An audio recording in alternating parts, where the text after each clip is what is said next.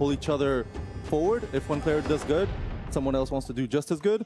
So having more than half of the roster at the World Cup is already a huge achievement. Right. But we're aiming for the top, obviously. Obviously, and you already have one player in that top spot, so things are going well. Let's take a look at how you got to that top spot, because Alihan was also sitting on 9 points. This was a showdown to find out who was going to climb to the top of the totem pole.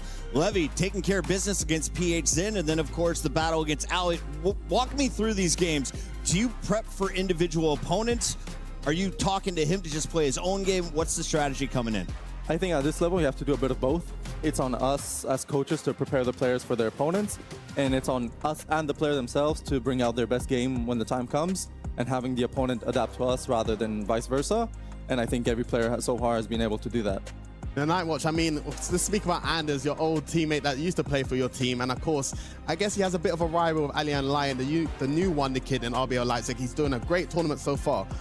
Coming from a coach's sport that used to work for Anders, what is your kind of, I guess, opinion on the beef between the two? Is it a little bragging rights? Is there actually a beef between Alihan? Because he seems like he's a nice kid. He just wants to get his wins and go home. But is there actually a little beef between them? I mean, I am also at this point hugely biased for obvious reasons, but I do think there's maybe some beef, rather one-sided, I would say. But I think that's also the nature of Anders. I also don't think you get to the top without having that kind of attitude. So it's to be expected, and I think it's fun also for the viewers. How much input do you have as a coach when things like that happen, when words are exchanged, when social media posts are posted, etc.? Do you have an impact in that? Do you sort of speak to Alihan about that? I mean, I'm sure that they all thrive on it. You get the impression that they have their own feelings. I mean, when there's a lot spoken about, it motivates them a little bit extra. I think it kind of depends on the player. Some get motivated by it, some get thrown out their game. I think Alihan is one of those that just focuses on himself. He just plays his game, scores his goals, and he does his thing, right? There's no beef, there's no ill feelings on his side, or even if there is, he doesn't show them. He's a really good kid, and there's nothing more to say to him rather than just do your thing. He doesn't really show any emotion, like he just said, Shells. So from your perspective, if you were going up against a man who not only is known as the Wonder Kid, and he's not giving you anything back when you're trying to get in his head a little bit, what do you do? I mean, everyone should know me. When I used to play, I used to be terrified. So if I had Anders screaming at me, I'll be pretty much in tears mid-game. I'm 27 years old, so Alihan Lion, I mean, might need to take some tips from him because he does look dialed in. For such a young kid, it's like he's come here to do a job. And I think with him, with that kind of killer instinct, he could go and win it all. I love it. When someone's barking at you, you just reply with, okay. They can't do anything about it. More frustration. You guys walked away with the win. Doing so, you are now at 12 points. What is it going to take, though, to reach the top 8? Because if you finish in the top 8 at the end of the league play, you are guaranteed top 16 in serious cash here at EWC.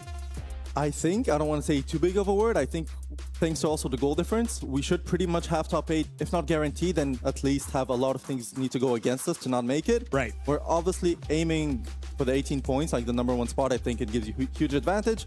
At the same time, I've always been of the opinion, it's also good to taste losses in group stages. So when you go in knockouts, you kind of know how to deal with adversity.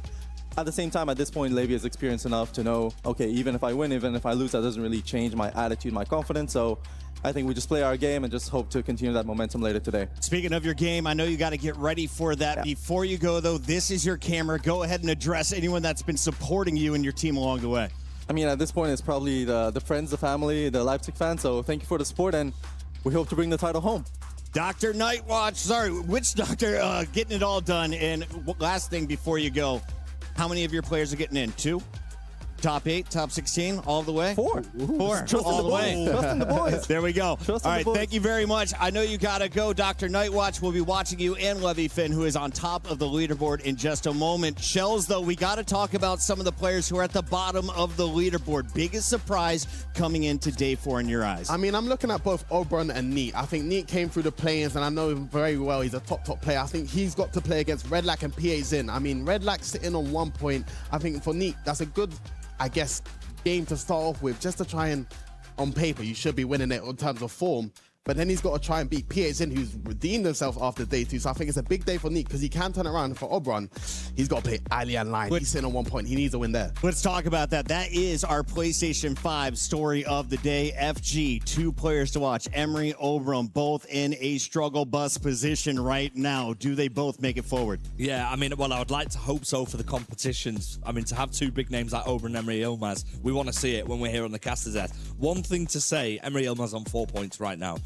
He's got 2 games where I think he will get points from. So I think Oberon's got the harder task today, based on where he's at. I would love to see it, and I wouldn't back against it. I mean, interestingly enough, we spoke yesterday about not having that day of play for reasons. Do you think, Shells, that has helped Oberon maybe a little bit more of a rest, you know, just to prepare a little bit more mentally, take a bit of time away from the screens for a day? Do you think that could potentially help him? I think as a player, yeah, I think it would definitely help, especially Oberon. He had a poor day 1 and day 2, so I think everyone's allowed to have an extra day to reset. Right. And I think if things go well, you want to keep on playing. So I think for every player can use it as an advantage. But for Oberon, I think he knows he has got a job to do, and we see him associate with winning all the time. So maybe the extra day rest has helped him a lot. Let's take a look at some of the big matches in this one. Samu versus Manu. That's the one, of course, we're looking at in the top left.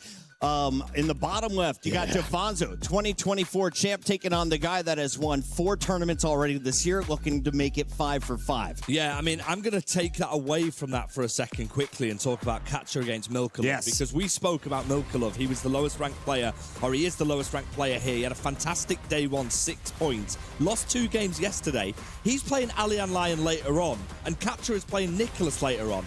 They're both on 6 points right now, Shells. To get into the qualification zone, you'd say they need at least 7 points. Will they be happy with a draw? Because that last fixture for both of them could be do or die. This could be a real story point because Milkalov could be the one who gets 6 points on his first day and doesn't even make it into the top. That'd be 24. insane. Yeah, I mean, it's quite hard because you don't want to really plan and think about ahead. You want to think about the games in front of you. But for Milkalov and Cassia, they're definitely looking at each other. This is a game where I'm most likely the easiest on paper to get the 3 points because they know the next matchup for them both, it could be very hard. But they want to get the job done, so why not do it in the first round? I was looking through the numbers. Emery Yilmaz is at number 25. Remember, only the top 24 make it through out of league play. So he is on the losing side of that cutoff right now. If you win, though, he's at 4 points. He'll be at 7. That jumps him up into like 13th place, FG. Yeah, absolutely. I mean, the margins are quite high. If you get 3 points, you're off to a fantastic start. A player like Emery Yilmaz, he gets a win. He'll be relaxed. He's super confident anyway, as it is. I expect him to probably get the job done here. And the Emery Yilmaz story will probably be that he makes it to the knockouts. Ladies and gentlemen, I just looked behind me and the stage is full. It is time to get in the games here at EWC. Continues today, too, as we get into league play with all of your favorite players.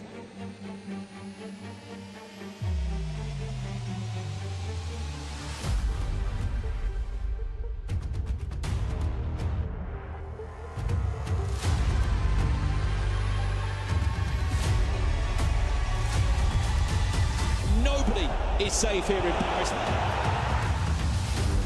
Lemmy David, ice in those veins. Whoa, whoa, whoa, hold on. That pass is unbelievable from Oberon.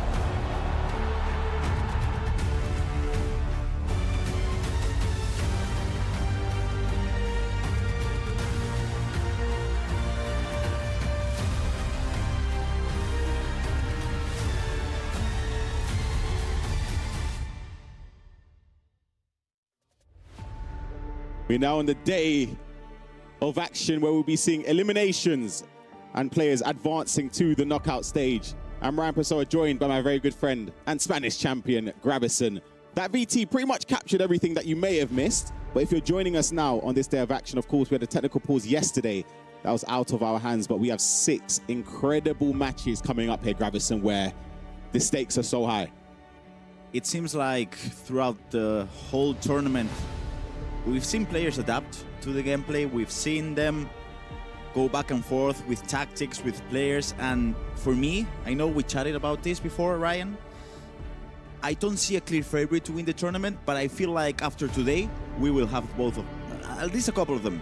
It's where the players start to pull away a little bit. Obviously, we'll be seeing the first stage of the knockouts later today, but round 5 and 6 features Samu Gamer up against Manu Bachore, Brees up against Nicholas, Smoke on your screen up against the unbeaten Levi Finn, Jafonzo, 2024 EWC World Champion against Anders Vergang, FC Pro 24 World Champion. That is a massive game. Emre Yilmaz up against Virgil, Katya against Milka Love. We'll try and keep you up to date with all the action as it unfolds. You spoke about dealing with different things, Gravison. How would the players deal with a delay? Not only a delay in terms of 10 minutes or so, but a whole day where they would have been preparing, trying to get up for it, and it didn't go that way. How would they be feeling in this moment?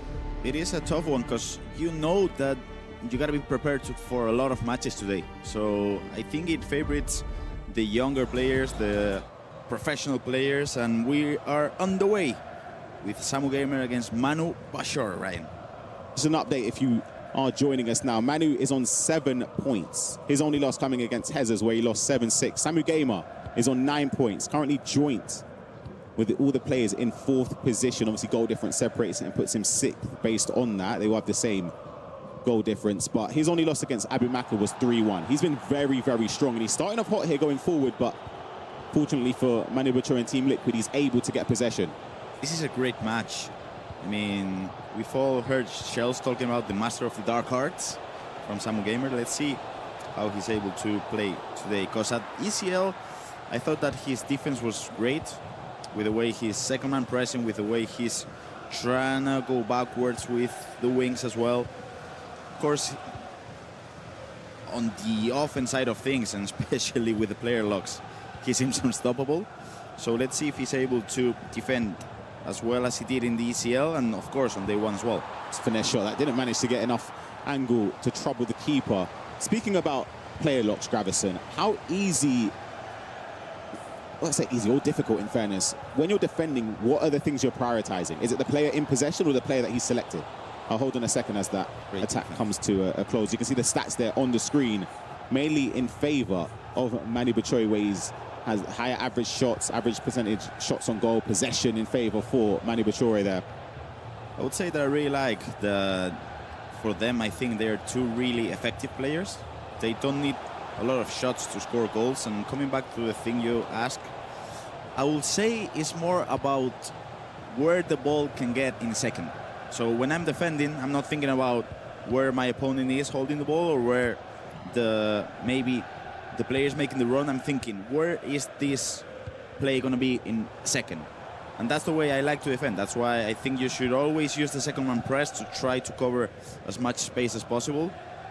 And that's why I think the intercept playstyle is so effective at the moment. An important win there, high up the pitch for Samu Gamer. You can see the players he selected as part of his draft. You've got Sancho, you've got De Jong in midfield. A lot of players using McTominay as well. It's going to be that man in possession now, trying to get the pass over to Due, who gets it all driven. Oh. As the footwork play style kicks in and it leads to a corner. An interesting way to take a corner here, Gravison. We've seen different versions of corners on FC 26 this year. It's beautifully worked, we can't find space.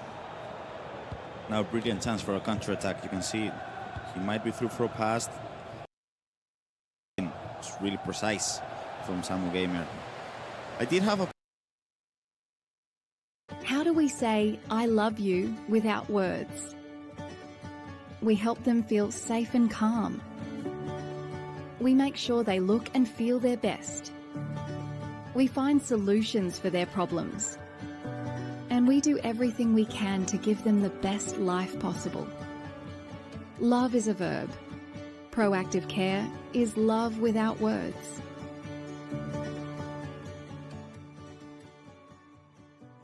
So, of course, now a chance for a counter-attack. Jude Bellingham, which has the low-driven playstyle. No, goes for a normal shot to make it 1-0. Samu Gamer scores the first goal. Jude Bellingham. Hey, that is, it sort of epitomizes there. One end of the spectrum, you should be scoring. Ruthless it can be. Straight down the other end, Samu Gamer takes the lead, and it's something where mentality is going to come here to prevail, because you need to forget that moment. Obviously, there are other games going on as well, and a key one for Team Vitality fans is this man right here. Brees taking the lead early on against Nicholas 99. Brees needs points, and he goes 2-0 up. If it stays like that, he'll be on 8 points, and Nicholas will still be on 7, so you could probably kiss goodbye to top 8. It is a similar start to the one in which they played last year at the quarterfinals of the AFC Pro World Championship. Brees did get the win, and it started like this as well, so curious one, Ryan. If we're being fair, at that moment in time when it was Brees up against Nicholas last year, most people would have expected Nicholas to win, and it didn't go that way. I did.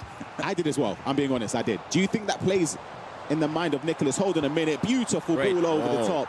Keeper comes out, but he can't close the angle enough.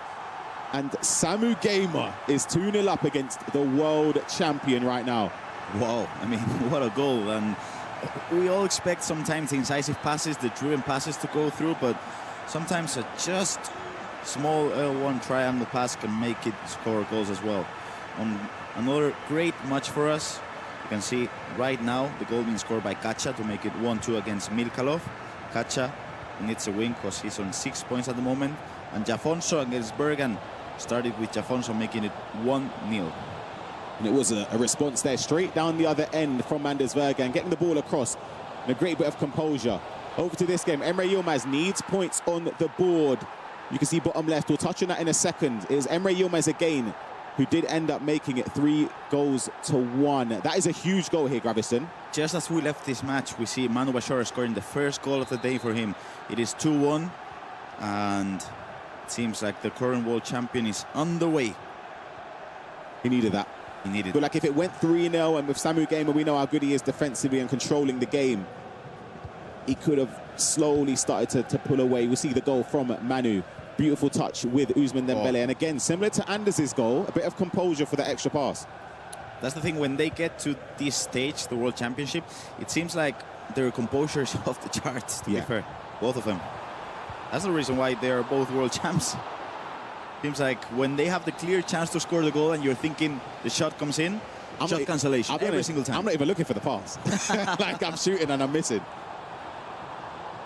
See Samu Gamer again, another corner where he's slowing it down a little bit, trying to play for maybe a clearer opportunity. See Due, is it going to work this time though? McTominay, so many bodies behind the ball as well, Gravison. It's going to be hard for him to find space. You can see the player locks coming in, trying to open up the pitch. Kika Nazareth. You can see he's waiting for the team press, and he wants to punish the team press with the player locks, which is smart from him. He's inviting pressure now, getting the ball backwards, and that's one thing that, if I'm honest, I'm not really good at the game at the moment, Ryan. Why do you think player locking is that important? I think with the attacking runs on this game, it's a lot better to get the runs that you want in an ideal world. Finesse shot again, Jude Bellingham seems to be the player making the difference for Samu Gamer. Patience prevailed in this scenario. I was just about to mention how hard would it be for Manu Bachori just to keep focused and keep level-headed, because for me, when I played, I wanted all action when I was coming into the games. I didn't want to slow it down unless the coach was telling me slow the pace down of the game and keep possession. Ultimately, I didn't really enjoy it. I found it hard to play against people that did that as well. I'd get frustrated, I'd pull a player out. Do you think Manu made a mistake anywhere, or was it just good attacking from Samu? I think it was really good attacking, as we see Levi Finn, the unbeaten man on 12 points, scoring another goal. You can see the reaction from Schmolk. He's not happy at all. And Levi Finn, I mean, I'm sure the Dr. Nightwatch is a happy man at the moment. And the Esports World Cup winner in 2024 scores the second goal. You can see the reaction coming in from Anders Bergan. Not happy, 2-1. Not happy at all. We're back over to this game. Manu Bachori trying to get a goal. Back in this game against Samu Gamer. Of course, just going over Smok there, of course, he'll be very, very disappointed if he loses the game. I know Levi Finn is unbeaten. That is a great finish. Finesse shot into the top corner. I was just saying, Smok needs points. So does this man right here. Manu Bachori wants to finish in that top 8. You heard from his interview. That is his aim. And in order to do that, he needs to win this game.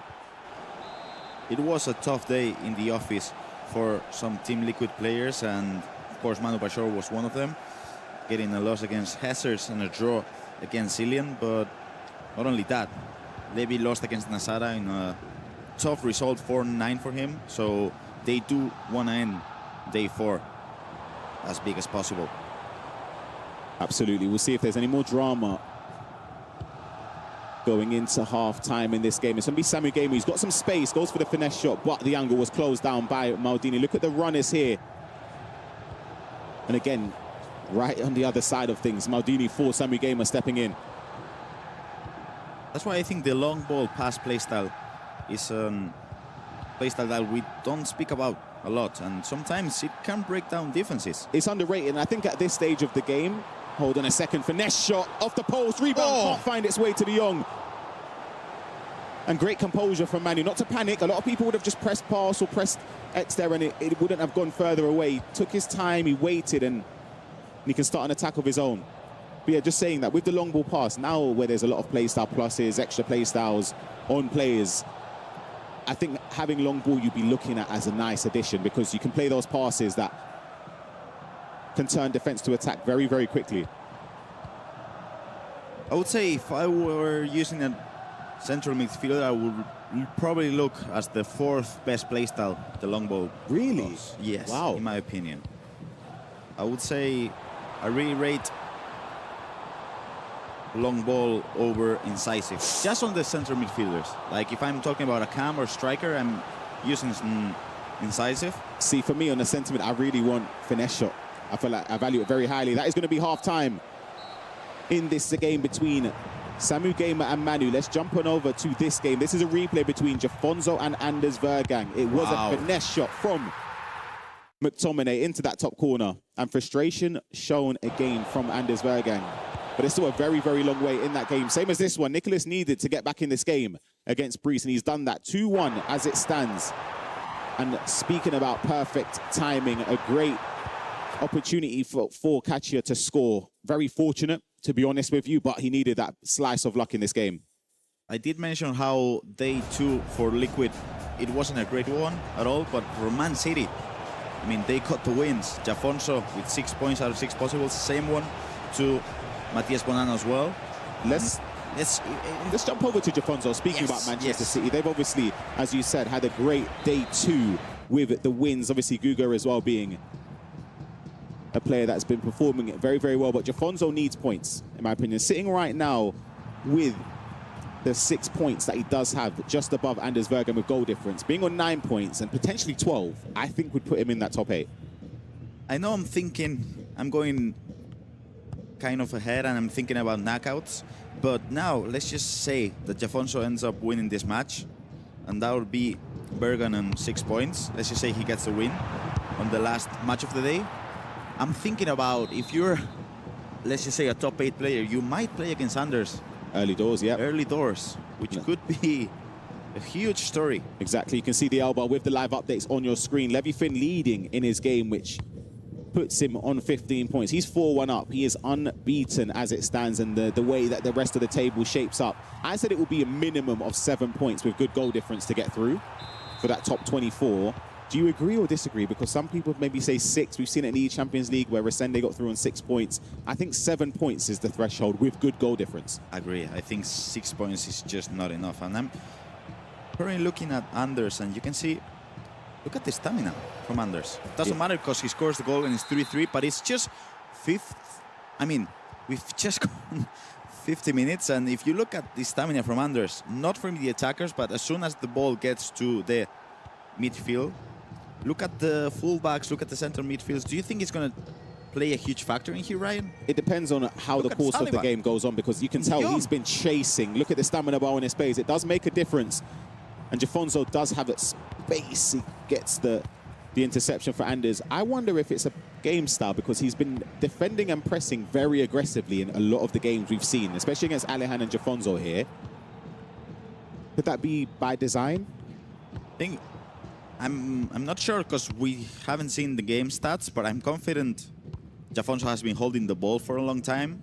It might be a team press thing. It's a finesse shot from Nicholas to make it 2-2 just before half-time. That is a replay in that game, and we saw it was 3-2 for Samu Gamer. It is now 4-2 just after half-time. We'll jump back over to this game live between Jafonso and Anders. Great ball. Is it onside? He is onside. He can't get past Salma. When I'm playing on foot champs, and I see a player using the team press a lot, I'm trying to hold the ball as long as I can for the stamina. Yep. Look at the runners though. De Jong's going to get onto that. Anders Vergang, beautiful play. Finish it as well. You see the pass coming in from Jafonso. It was a great goal by Frenkie de Jong. You see the runner and you know if you're Jafonso, you're in a big bit of trouble because there's no one you can play a switch to in time to try and intercept the pass. I think the mistake was done before that.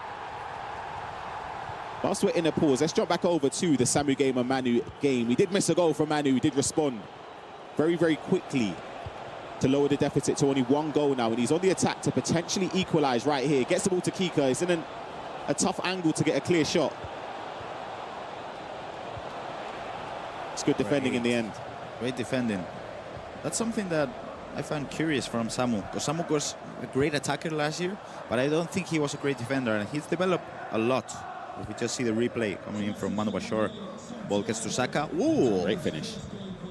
Game changer play start coming in. 4-3.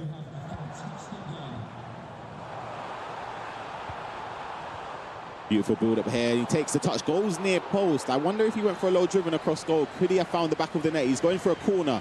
Played short from Samu, which he's done throughout this game.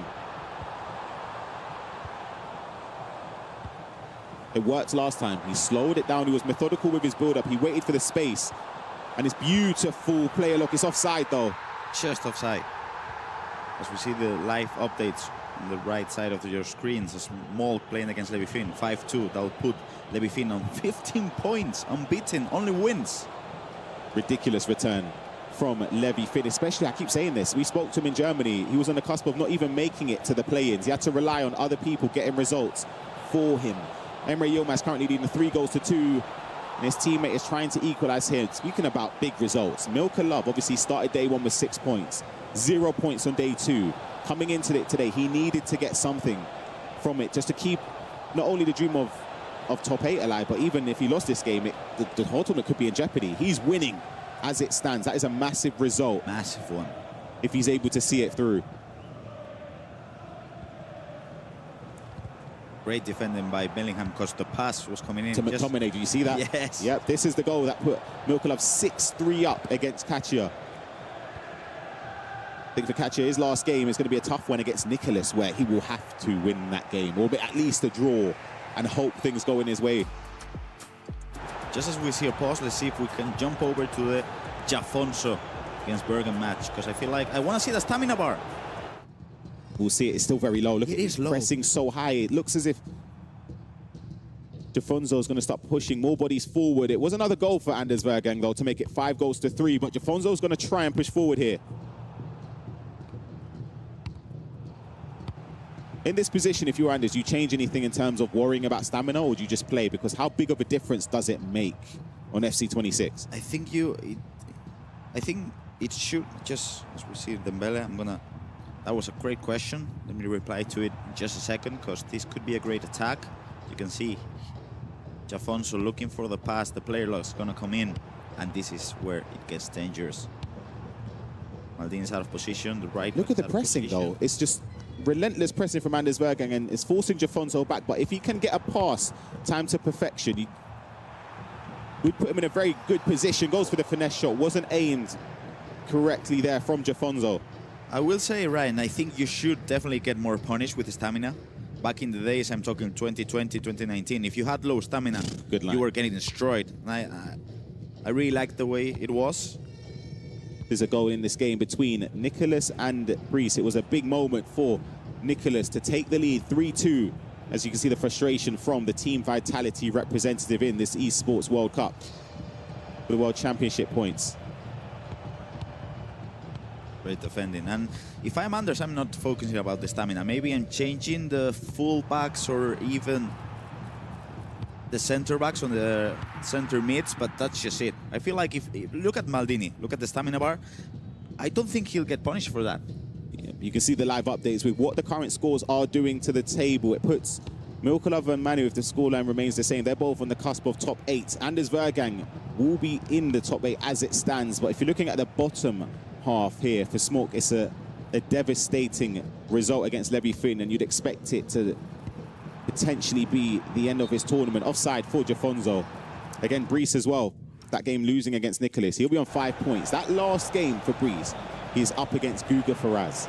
and he has to win the game if the scoreline remains the same against Nicholas. He has to win to stay in.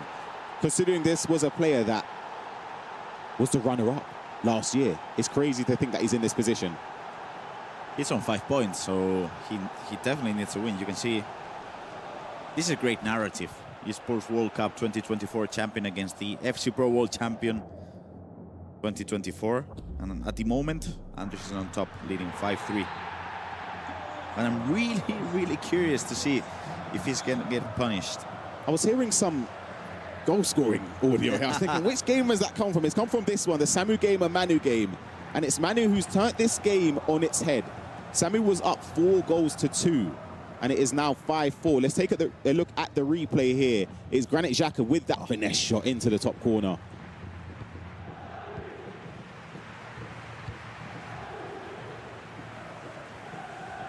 Oof.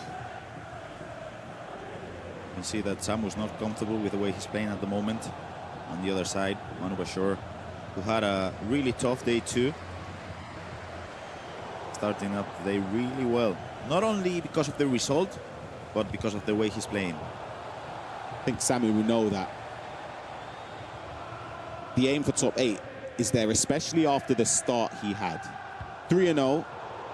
You're kind of expecting, you've got 3 games where you just need to win 1.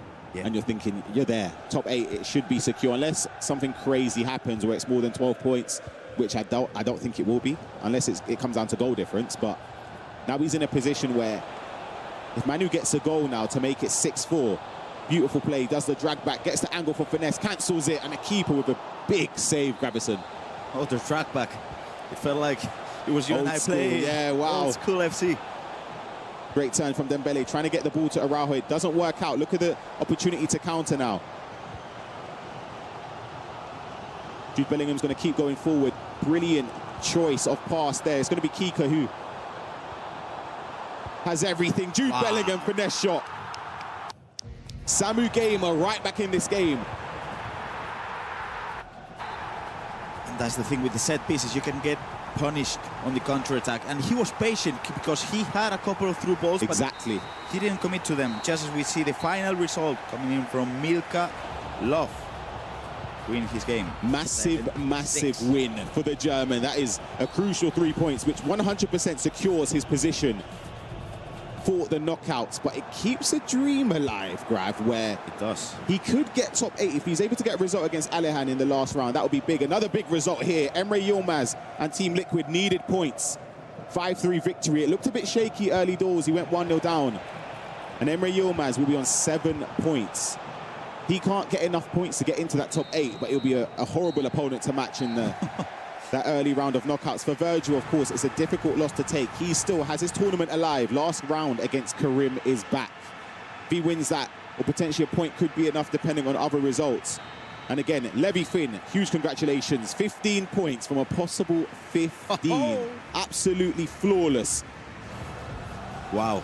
Player of the tournament so far. He's definitely one to watch. You could go the distance. I know it's only the group stage, but still, he's been ridiculous with some of the way he's been performing throughout the games.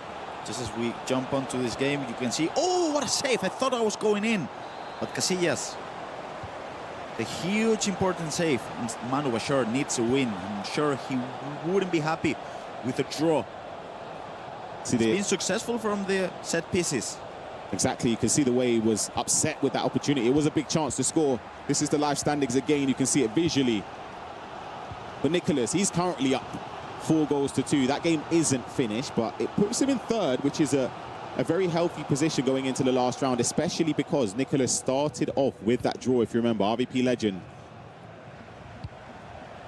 As you can see on the break of elimination, both Brice and Ilian, the team vitality players, I'm sure they need to push through their last matches, qualify for the knockout stage. You think Samu Gamer is playing for last attack? He started to push a bit forward now, bringing Giuliano there into an offensive area. If I'm Samu Gamer, I'm happy with the draw. It's not only about getting a possible point, you're taking 2 away from Manu. Look at the runners here. He could be punished though. Salma in on goal. Manu's got to finish it. Composure at its highest level there from Manu Bachore. Brilliant. to turn back and play the pass. A lot of people would have opted for maybe a finish there. The keeper came out to close the angle. But that is why he is a world champion. Gravison, that is unbelievable. We talk about the composure coming in from the world champions, both from Anders and Manu Bashar, and it feels like when it gets to these stages, they just trust their ability to win. As we just jump over to the Jafonso against Berg, and Jafonso needs to score into this one. Goes for a low driven, saved by Iker Casillas. You can see the possession from Jafonso, 62. It makes sense when you're playing. Hence why the stamina for Anders. And he's gesturing. We can't hear him, but clearly not happy with something. Clearly. When is he? We have a question from the Twitch chat from Phantom's Place. How many points does Bonanno have at the moment? That would be 12 points, Ryan? Yeah, Bonanno's unbeaten in this tournament. There was only a few players coming into today. That's Levifin, Bonanno, Hezes, and Umut that are unbeaten. So Bonanno, his next game is up against Paulo Neto. And last game for him today will be against Cristobal in the group stage. Let's see, can Samu Gamer respond?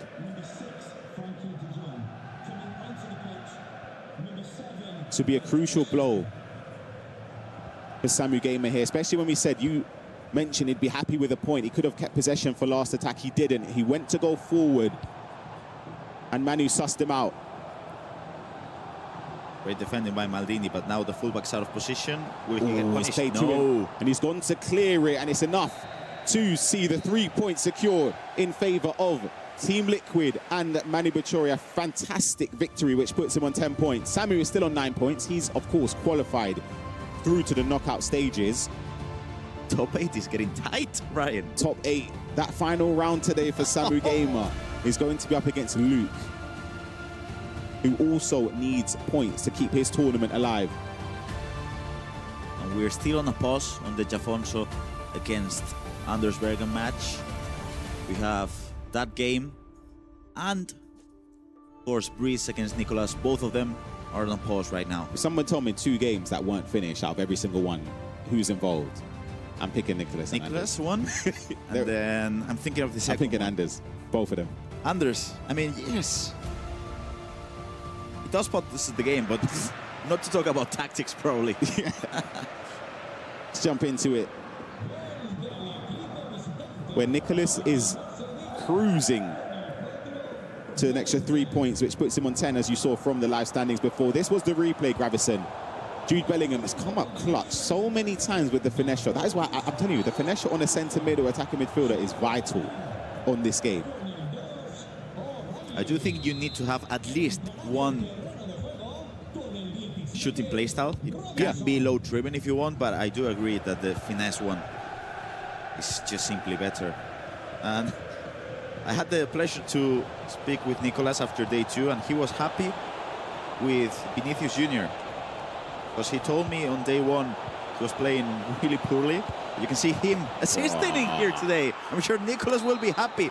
Vinicius Jr. is assisting, scoring goals. He's turning up.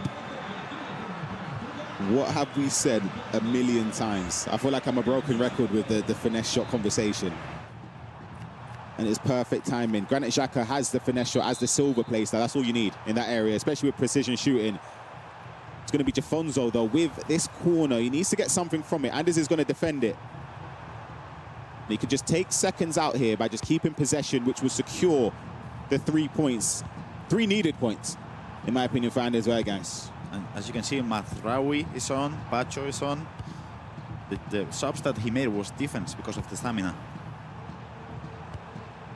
Has to play it forward there. Isn't going to get there as Araujo can step in.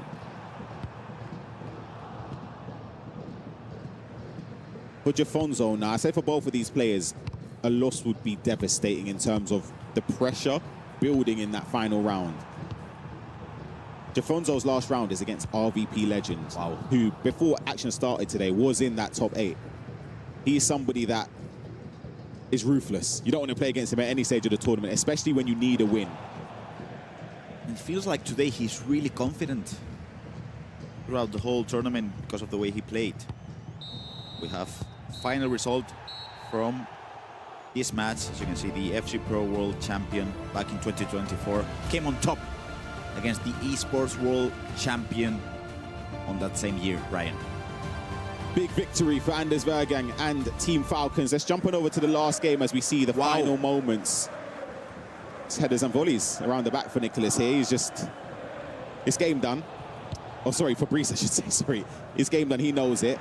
I will say for Fabrice, he's on 5 points. He was on -1 goal difference. That's tough, -6 now. 8 points should, if 8 points doesn't get you through, I'd be stunned. That would be really unlucky, I think. And it could happen though, that's the thing. But he needs to win that last game, obviously, otherwise his tournament and Team Vitality's hopes for pushing further in the tournament with Brees will be ended. But he's definitely got the ability to do it. He's shown it last year especially. But for this man right here, the Iceman, we speak about having a World Championship title to his name being the only missing piece. Could this be his year, Gravison? It could be his year. Could be his final year. Because he said it time and time again. If he wins the World Championship, he's retiring. He's going back to Buenos Aires. He's living his life. And let's see if he's able to do it. But first things first, we're gonna go for a quick break, Ryan. And to be fair, we have some big matches coming up. So grab a drink, grab some popcorn, and we'll be back after our break.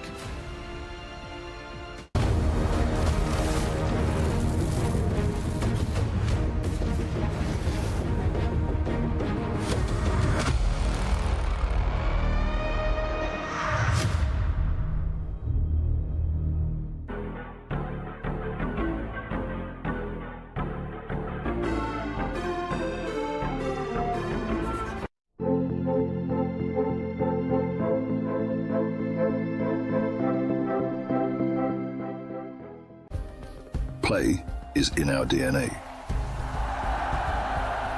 Whenever we let it out, it becomes our superpower. Now imagine an entire city being built to supercharge it. Kadir City, powered by Play.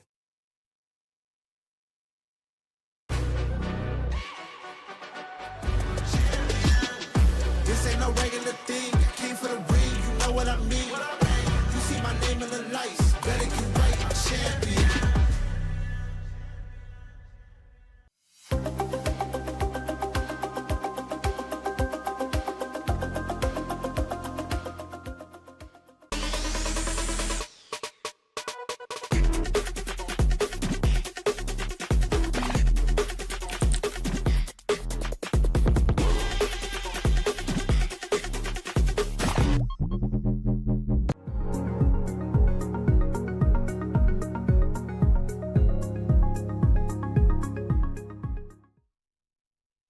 I am joined by Matthias Banana, who is currently sitting second in the standings right now. I mean, you've had a perfect week so far. So how are you feeling? You're 4 for 4. I mean, great start. No, of course, it's a really good start, but I need to win the rest of the matches. Like, I'm not sure in the top 8 still, so I need to win one more. So you think that's what you need to do to secure top 8? One more win will for sure get you in that top 8? I think with one draw, we are safe, but just in case win, no? The only player above you right now is Levi Finn. He's on +10 goal differential. You're on +4. Is that in your mind at all in terms of the rankings, in terms of the standings going into knockouts? No, in my mind now is my gameplay, play better, and improve every day. All right, Mati, we'll see if you can keep on rolling into the knockouts as well. If you can secure that win, I wish you the best of luck. My name is Emre. I go by as Emre Yilmaz. I'm 20 years of age, and I represent Team Liquid.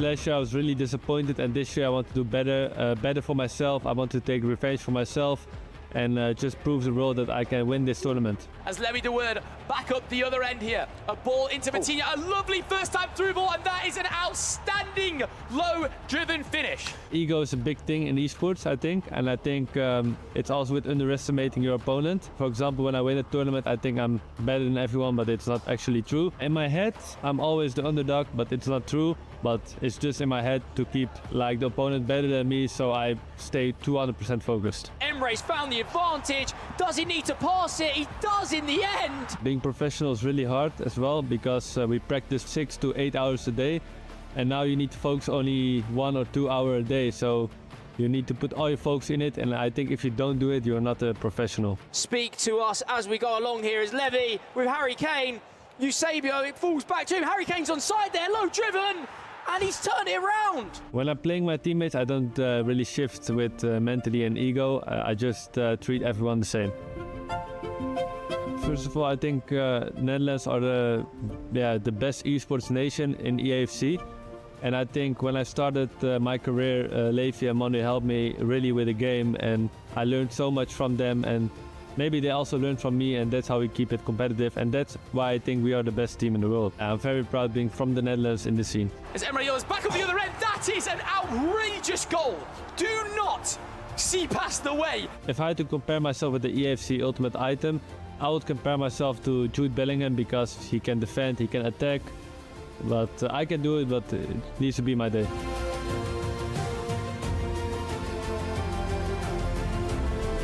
I think I have a lot of experience on LAN events, and I think I can use that against some opponents who don't have. But still, that's not enough, and I need to show my best level.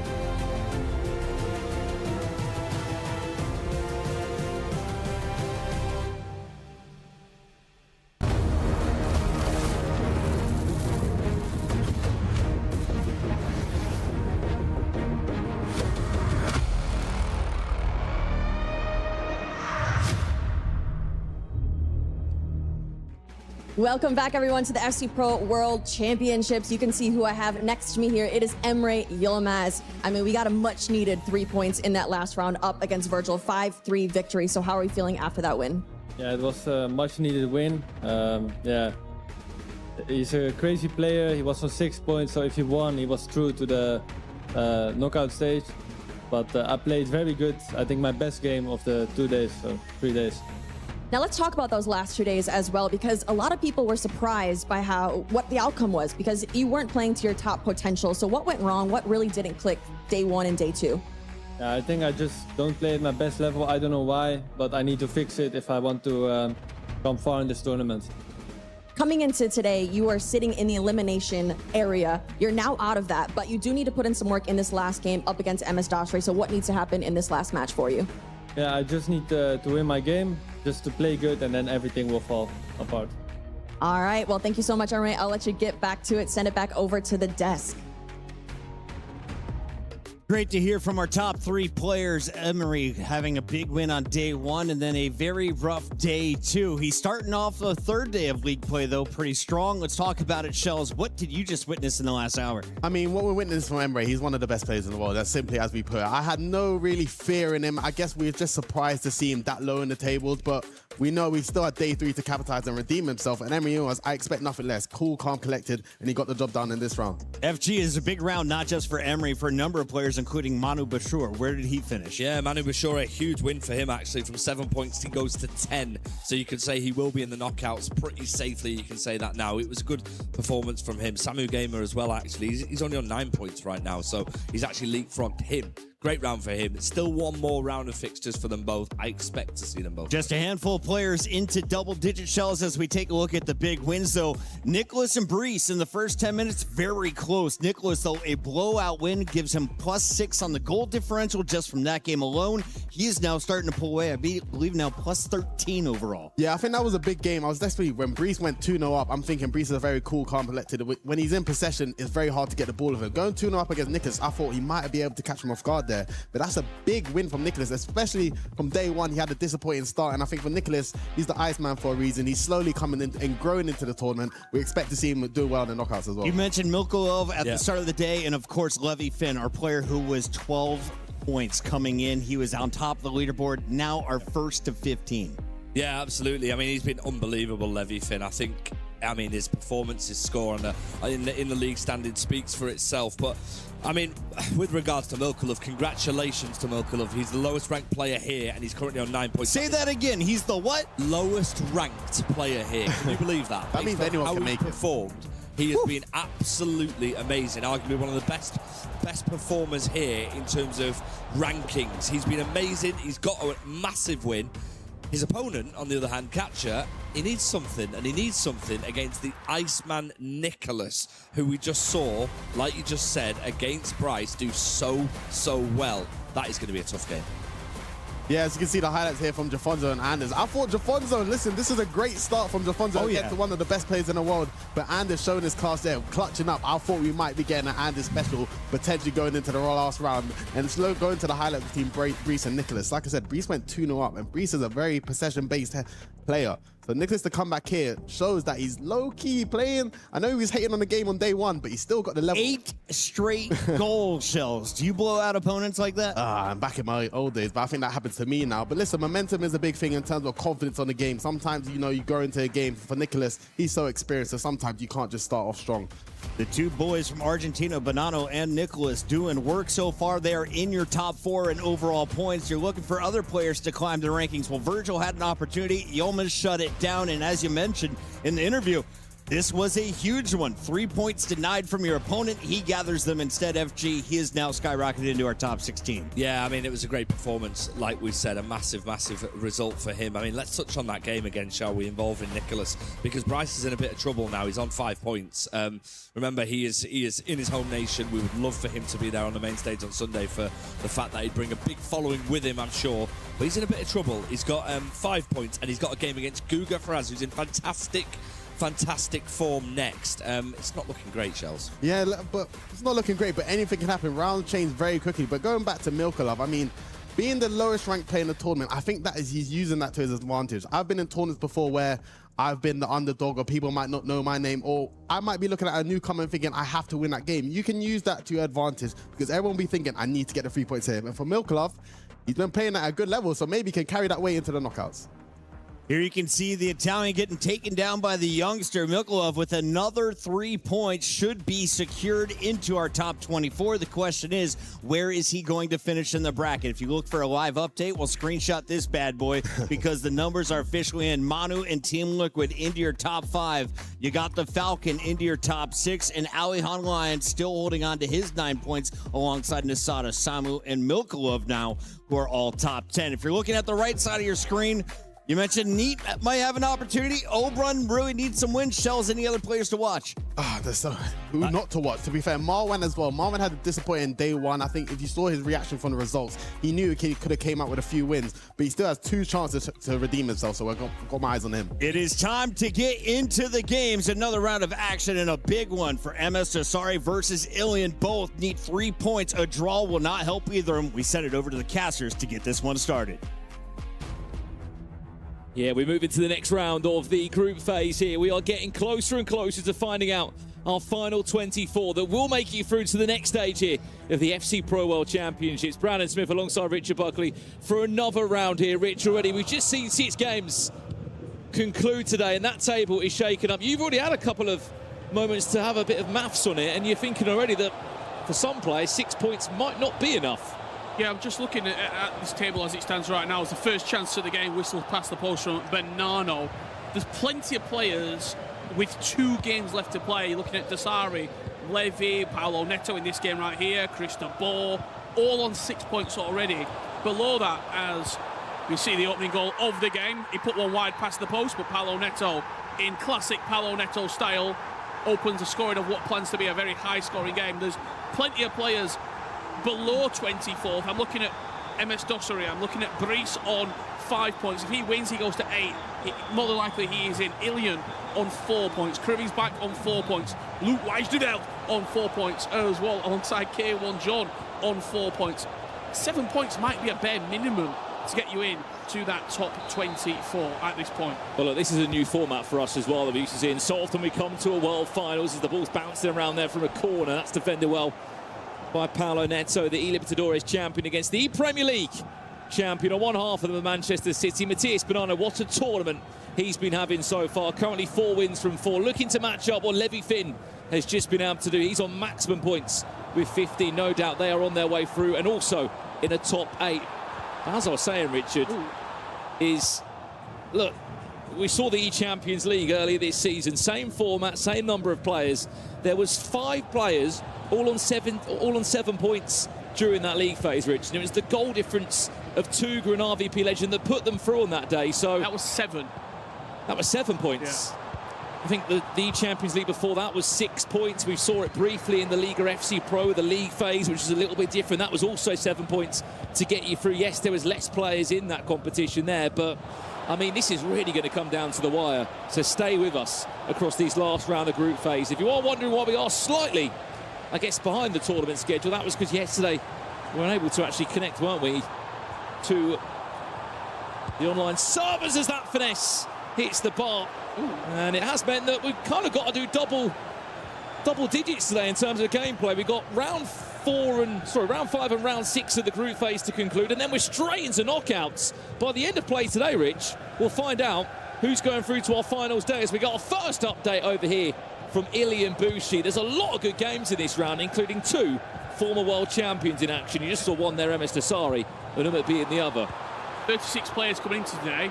By the end of play, we have 8 remaining going into tomorrow. We're going to be...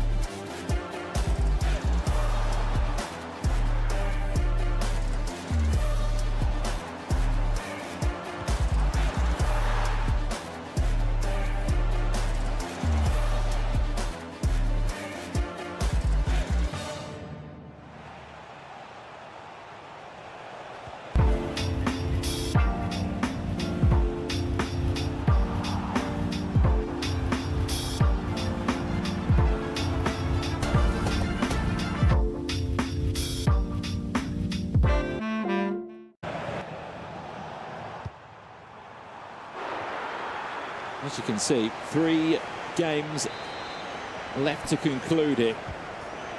A minute left to this one. Statement win. Real statement win for Karumi's back. 5-1 against Di Fernandez, who in his own right has had a pretty decent tournament so far. 7 points for Di Fernandez. This will be his second defeat.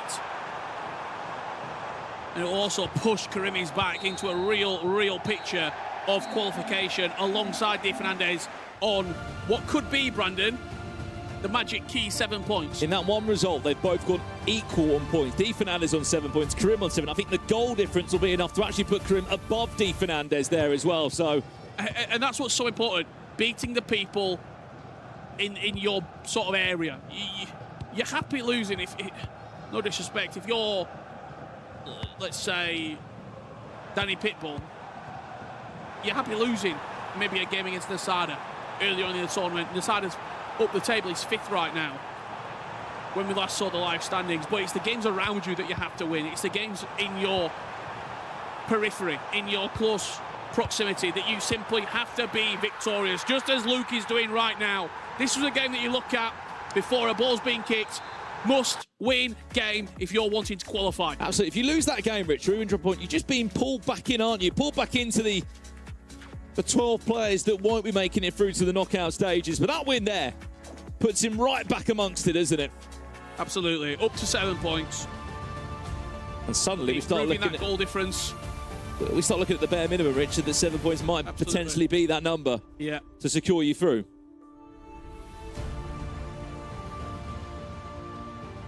Been a tough one for Adida, but I'm sure a learning experience. He's got a lot of quality.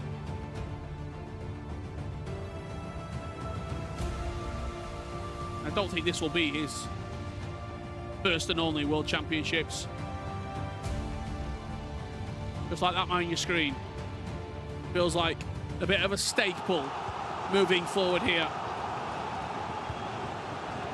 And a statement victory if it sticks here for Guga against the 2022 World Champion.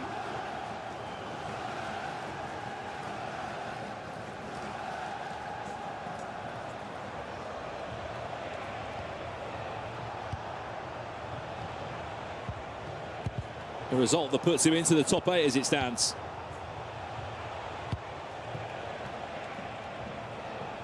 It's not been a bad season, is it, when you look at some of the games he's won? Wins against Nicholas in the Libertadores, a win against Larry David and Hezes in the FC Pro Open to kick off the year. And then, of course, when we was first properly introduced to him back in Atlanta, when he got that ticket into the FC Pro Open.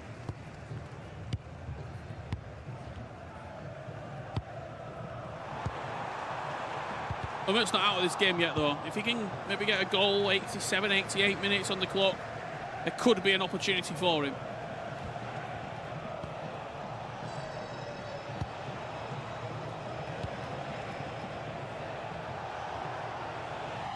One thing he has got in his side, though, Richard, he still will be on 8 points here. Yeah, I think he's safe on it, no matter what. Maybe the top 8 out of reach. But in terms of just qualifying through, which is the real bare minimum every player would look at and think, just top 24 is what I want to be aiming for. You can't even have the conversation, Richard, of like, oh, I wouldn't mind playing this person. Then no. It's just too impossible. I mean, look, some of the games that you're looking at right now, if it's 9 plays 24, 10 plays 23, are mouth-watering to say the least. There Nicely done. Back, but I just think it's too little too late. Guga Ferraz might be young, but he will not be unfamiliar to what he needs to do just to see this out with all the animations and the seconds that he can pick up from a slower start from kickoff. That's a full-time result there, and that is Umut's unbeaten record gone. As it stands, there's only 3 players left unbeaten in the competition. Hezes, Levy, Finn and Bonanno. And up next, Hezes is up against Nasada. Absolutely. Neat against Red Light. Oberon, Alihan, Lion. Some huge games coming your way. Added time of just 1 minute. Important win this for Luke. as we just said, not just to get amongst those bottom 12 players, but to ensure he cements himself in the top 24.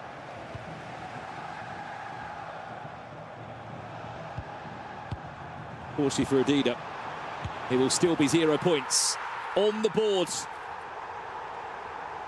But that's the kind of momentum when you want, especially after he didn't get to play yesterday. Players have had practice games, no doubt, Richard, but it can't quite compare to playing on the main stage here. And look, I think for Luke, no disrespect to Adida whatsoever, but that was a must-win game. If you're not picking up maximum three-point haul from that game, you're probably looking at the qualification getting away from you. Big win for Luke. He does what he needs to do. And coming up after the break, some absolute crackers. We've got Nasada and Hezes, Levi David versus Abu Maka. I cannot wait. I'll be back after the break alongside Ryan Pessoa to guide you through the games.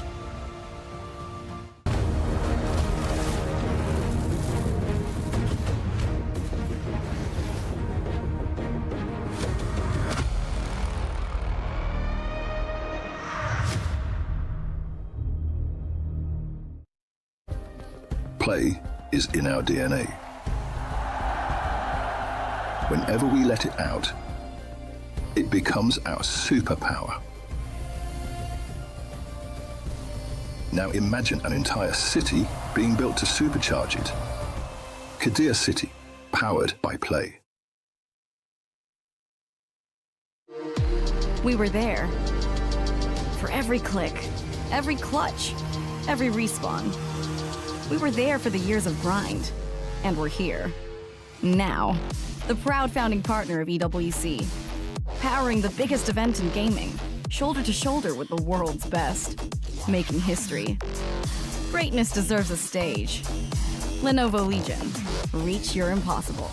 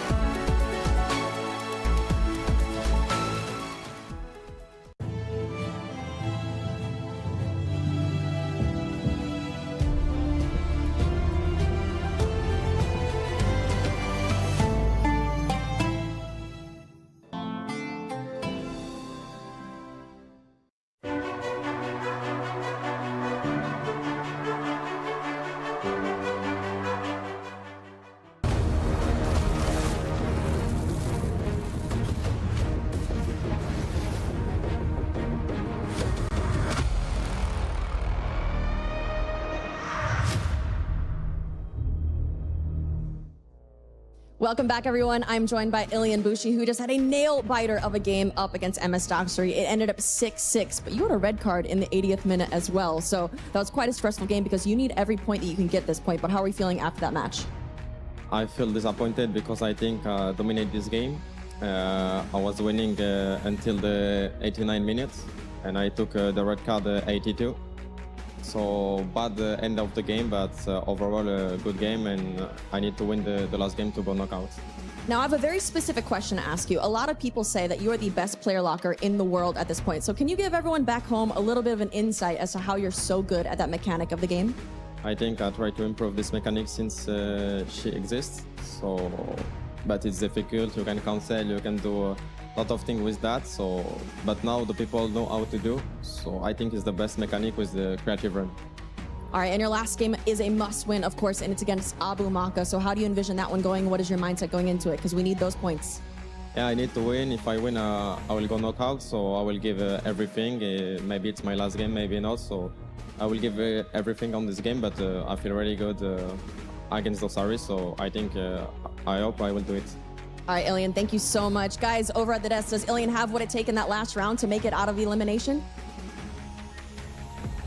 Well, we mentioned that a draw isn't going to be good enough. A little bit worried about him as we're looking at the math. 6 points seems to be the cutoff right now, but that is without 6 more winners coming in. So, Shells, Let's talk a little bit about what just happened. You said there were 2 stars we needed to call out that were on that elimination threat. Yeah. Who got big wins? Yes, both the Monaco boys, the E-League 1 champions, and both Marwan and Karim winning their games. And listen, if they didn't do that, I pretty much think their tournament was done. Now, Marwan has to play Nasada in his last game. But if you want to win the World Championship, you have to beat players like Nasada. So I think these boys bouncing back in day 3, anything can happen. FG, we're going to take a look at the updated standings. Any other standout games from that last round? I mean, we did just see our first elimination, our first official elimination. Adida is out. He's rock bottom. He's not got a single point. He can finish with 3. He can finish with 3, and it'll be interesting to see how he approaches it. He's a fantastic FC player. He's here on merit. It's just not been his few days, unfortunately. He is bowing out of the competition, but as we start to see, as Casey mentioned, we have got a massive game coming up. Ilian, he just conceded late on in that game. Them extra 2 points could have been huge for him, but now it sets up a tie against Abu Maka as we roll into the highlights. Like we just said, Matthias Bonanno, by the way. 2 perfect players now, right? He is on fire. And by the way, I did say on the first day nobody would do the perfect round, and maybe 2 of them. Maybe 2 of them. But listen, the guys that are coming up, of course, Matthias Bonanno and Levyfin, they're playing out of their mind, and they're most likely going to clinch the top 8 spot. But you see like Emre Yilmaz and Anders creeping in through the knockout rounds. Imagine playing Emre Yilmaz as your first game of knockout. If I was Levyfin or Matthias Bonanno, I would be fuming if that was first game. But as you can see, the highlight between Guga and Umar. Guga, I guess, kind of redeemed himself. We've seen him at previous tournaments. It kind of feels like he's drawing a lot of games, but he's come here to this first World Championship, and he's absolutely flying. Most likely qualifying for the knockout rounds. Guga with wins over Emery and another one now over Umit and Adida. That is going to put him into double digits. Is 10 points good enough for the top 16? Where does he finish? Oh, I mean, I think Guga will be looking at the top 8 now as a real possibility. He's through now to the knockouts. I mean, it's just where he's placed. That top 8, I think 12 points to be certain. Maybe 11, maybe 1 on 11 shells potentially. I think maybe one person might get lucky with 12 or maybe 11, but I think 12 will be safe. You don't get top 8 with 12, you can't really argue anything else. At the start of the day, I thought RVP Legend was going to be a shoo-in. He was coming off a massive blowout over Karim. He scored 12 points in that game. RVP on the losing end of this battle. What is going on? Yeah, I mean, RVP going into it, he had a strong day 1 and day 2, and I think for Karim, he started off very slow, but as you can see, the player talent in this group, in this whole tournament, anything can happen on their day. And Karim is a top player, and I think he's trying to clutch up to claim his spot, whereas RVP, I think he's through to the knockouts, but he maybe missed out his chance on top 8. And then, of course, MS Tasari saying last night on Twitter, I need one more win to make it through. He's at a draw. Yeah, well, he still needs one more win to make it through. I mean, it's going to be a massive game involving him a little bit later on. We're looking at the highlights of all these games, and again, the common theme throughout the whole weekend has been goals, goals, and goals. Adida played a massive part in this game, like he has in the majority of the games for him, and I actually thought at one moment he could have got something from it, because I think the scores were level at that point. You mentioned before, Karim is back, big win for him. He's up against Virgil next, who's on 6 points. Karim's now on 7. Yeah, the one thing I love about this format, it feels like everyone's getting their chain snatched. As you said, DOS was playing Ilian. They're basically playing for the same spot. That draw from DOS has potentially kept him in the tournament, because look, DOS has got to play Emre Yilmaz next round. He's on 7 points. DOS is on 6. So it's like, who's going to snatch their champion's chain? Let's take a look at those upcoming games. This is the end of round 5. Remember, we have 6 rounds, 6 games for every player. This will be the 5th for this group. Danny Pitbull sitting on 0, could still finish with 6 and make it through to a Saturday. Let's take a look at some of the other big ones. We've got Obrun looking for points. Levy DeWeird looking comfortable. Hezers and Nasada, both of them are playing for big double digits here. Well, that Obrun game is massive. We know about how important that result is. Ali Online, we've seen some fantastic performances from him. Obrun needs a win here. Yep. It's as simple as that. Otherwise, he will not be going through to the knockout stages. That is where we're at. Redlac as well. He needs to get a win himself as well against Neat, another tough opponent. These games mean so much, but now we're at the point in the competition where the results in this game might not just impact the 2 players playing, but the players around them. Shell's final thoughts as we get into our group of 6 here. I'm looking for the guys that are fighting to the death. And listen, I'm looking at Neat and Red Light. They're both on 3 and 1 point. Whoever wins is most likely going to have the only chance of making it through. This game is my highlight of the round. We got our eyes on the players at the bottom of the leaderboard, and of course, the players fighting for the top 8 to guarantee themselves a top 16 finish here at EWC. One of those players is Ali Online, and we caught up with him before the game. I'm joined by Alihan Line, who currently has 9 points coming into today's competition. You have a fantastic start. How are we feeling, honestly, in the World Championship so far? I'm feeling very good, and I hope to continue like this. Now let's talk about the goals, because you've scored 28 goals coming into today's competition. You are only behind Nasada so far. So is attacking football your main goal coming into all of these games? Because I've enjoyed every second. Goals galore. Yeah, I try to score more than my opponent. This is my goal this is my game plan. Now, of course, we have to ask about that very important matchup that you had the other day. It was against Anders. A lot of drama in that one, but you did come out on top, and there was not a handshake from the other side. So talk to me about that one. How are you feeling after that big win? It's good win, important points, but me, for the handshake, I don't care. It's his choice. Me, I just focus on my game. All right, guys, he is locked in. You've heard it here from Alihan Lion. Thank you so much. I'll let you get back to it. FG, a big smile on your face after that one. I love the rivalry. He doesn't care about the lack of handshake. Maybe they might face each other a little later on.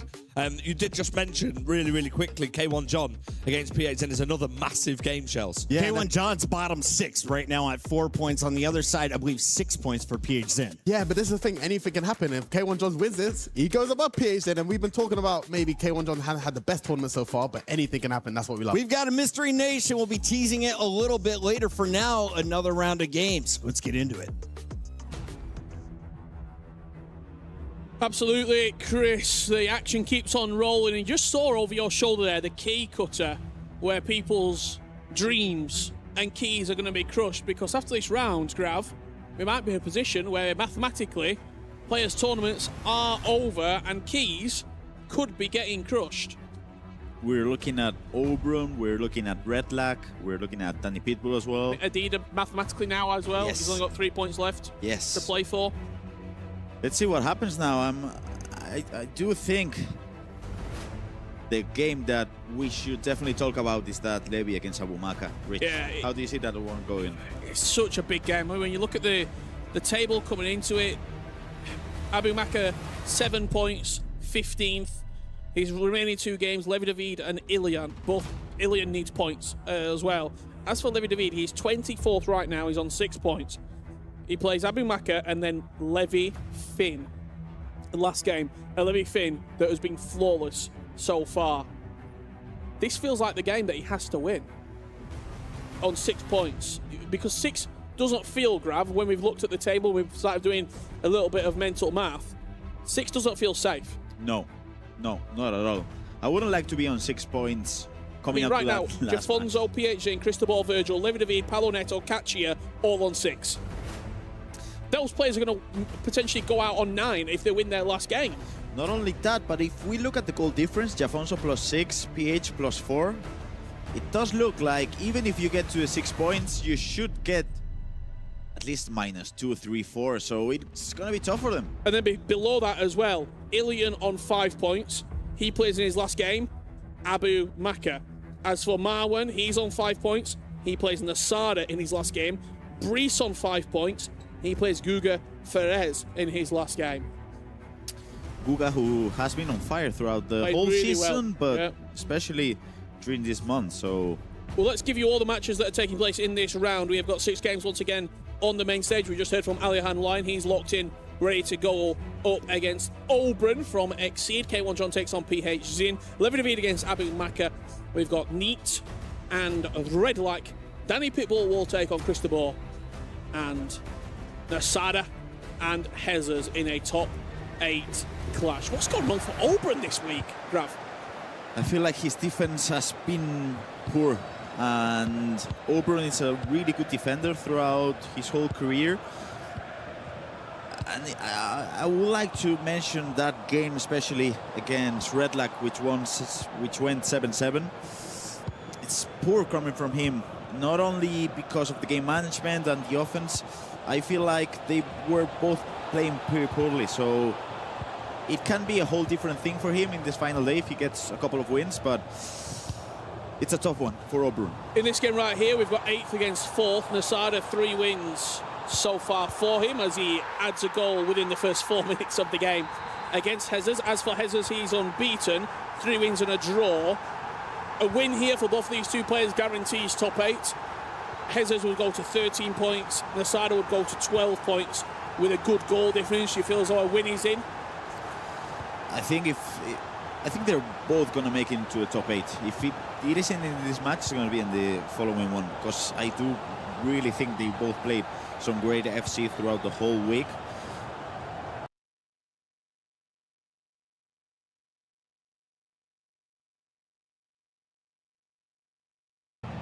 It's going to start very, very soon as these games start to slip away in the league stage. Coming into this game, Levi David has 6 points on the board, just about holding on to the final qualification spot into those knockouts. Having Macca a little bit more comfortable, 2-1-1.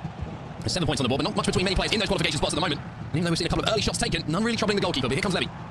Paraquello, little play lock inside, can be faked out, looks to the ball inside, it almost felt like that was destined to get a final touch on it. Goalkeeper beats into it though, and Abu Macca will keep this game tied up at 0-0. Here's Bellingham, at the other end now for Abu Macca.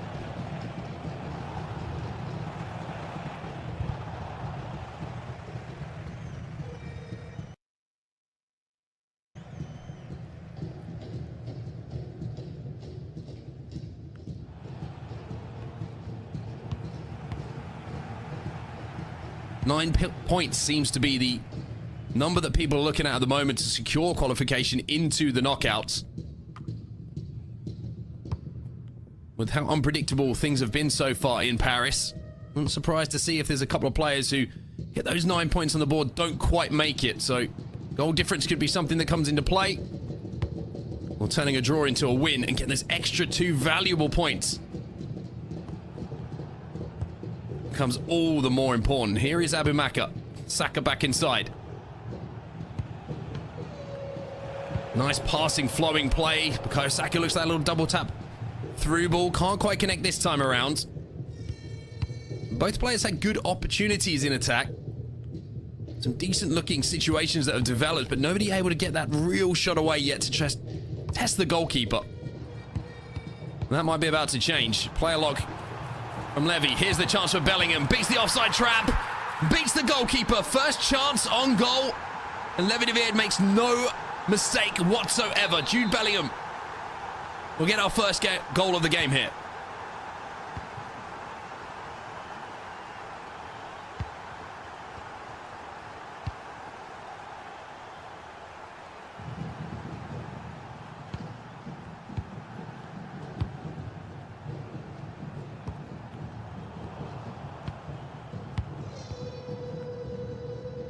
Given away by Abu Macca. Levi David will have a chance just to control possession now, control the pace of the game, control the momentum for a few moments after that first goal. Xhaka out wide to Parajuelo again. Looking for that run in behind, player lock instead into Musiala. Beautiful pass in here from Levi David. Looks like that ball roll inside. Abu Macca defends exceptionally well, and now with a run from midfield from McTominay. Maybe looking to go down the other end himself. Run from Saka on the outside. Chance to strike. O'Reilly just at the last second bites in to keep that clean sheet intact.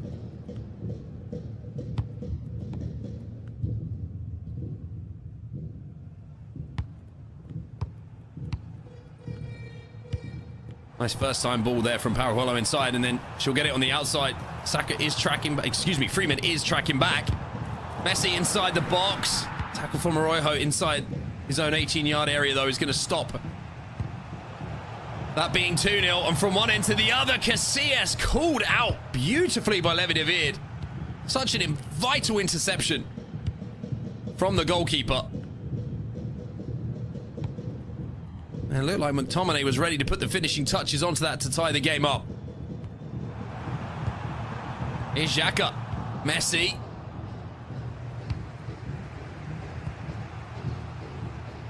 Nothing from that attack this time around, but Parajuelo inside the box. Chance to strike here. Casillas again equal to it. Great save from the Spanish goalkeeper. Corner then for Abu Macca. Goes all the way back to Maldini. Recycles the play. Paylock out wide here to McTominay. Another one into Vitinha. On the edge of the box, Jude Bellingham thinking about the finesse. Casillas again almost deja vu in the style of save. Tips that one around the post and still keeps that clean sheet intact for Levi David.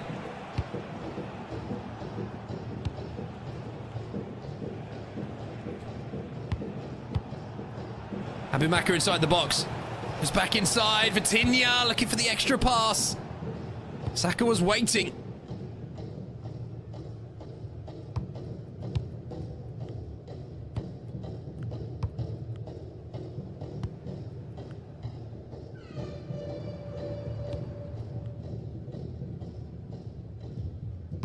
David keeping a clean sheet for longer than most players have managed so far at the FC Pro World Championship.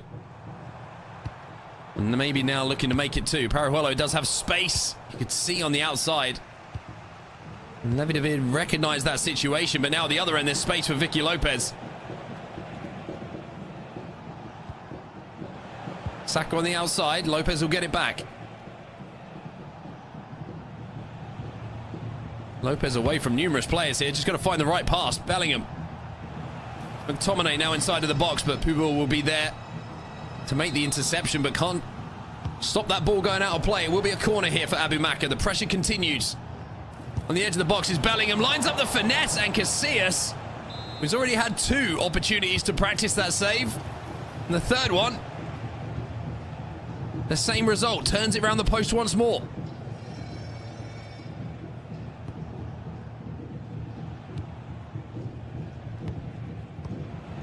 Pressure continuing to be applied by Abu Maka. Here is Vicky Lopez. Araujo manages to wrap a leg round to make that tackle at the last second.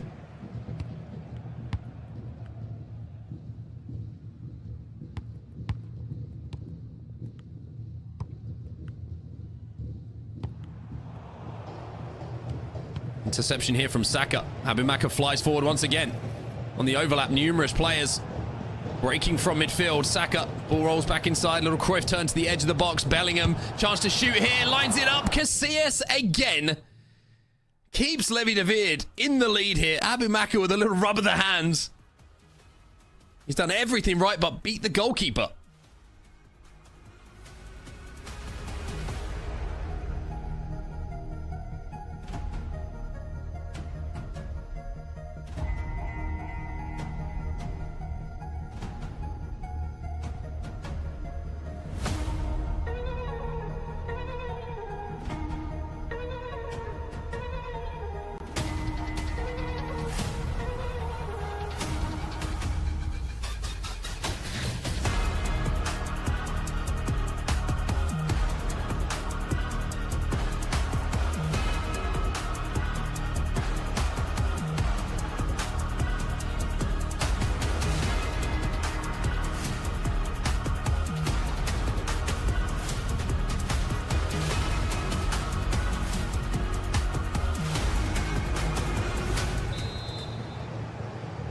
So yet another corner here for Abu Maka.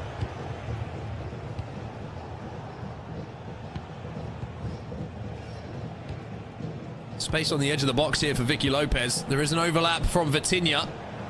Be careful in the tackle here. Levi David, Vitinha, that close dribbling. Maybe a chance for a strike here from Bellingham. Again, Casillas equal to it.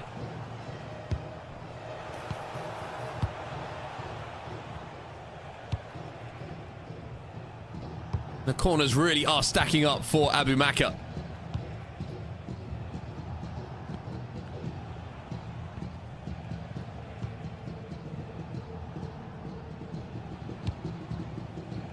Reverse ball into Vitinha. David squeezing with that offside trap. Forcing Abu Maka all the way back to his centre-backs. Good patience here. A chance for Parahuelo maybe to get around the outside of the defender. Maldini just about strong enough though. That's been the story of the first half so far for Abu Maka. So close so many times, but just cannot beat the goalkeeper and break the deadlock for himself. And Levi David, who's defended for much of this half, now has possession towards the end of it.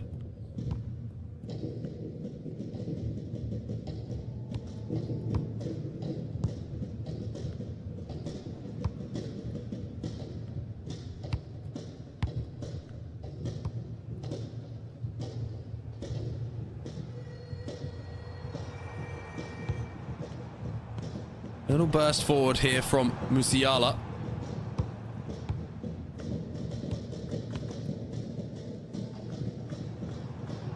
Levy will come forward towards the end of this half. Last attack this should be. Parahuelo around the outside. Play a lot going to be faked. Couple of step overs. Well defended by Abumaka, but there's a ball roll scoop. There's Parahuelo bursting around the outside. Chance surely to find a target in the box, but again cannot connect. And a low-scoring first half ends with Levy David up 1-0 here. But Abumaka had a lot of pressure in that first half as well.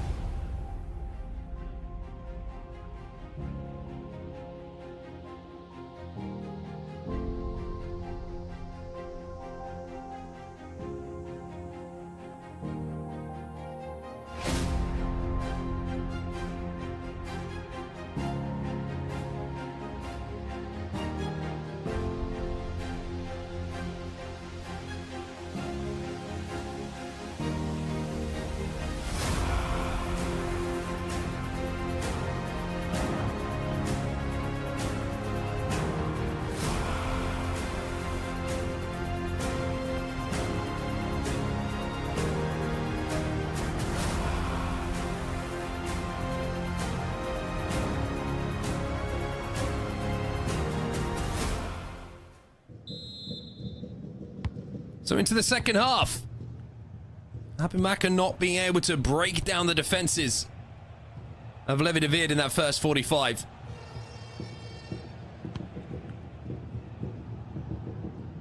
And a lot of the possession, controlled the game extremely well. But that final finish not quite been there yet. Maybe this is the opportunity though. Vicky Lopez out wide now to Vitinha. Looking for that cutback. We'll keep possession here.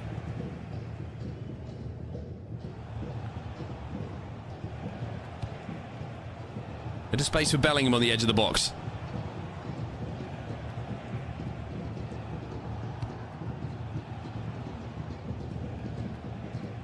And the pattern of play from the first 45 continues here in the second half. Abumaka just continually pressing and pressurizing the defense of Levy David. There's a beautiful Magidi spin, and the finish is there. It took a little bit of magic, but Abumaka found it. And that will be the equalizer, tied up at 1-1.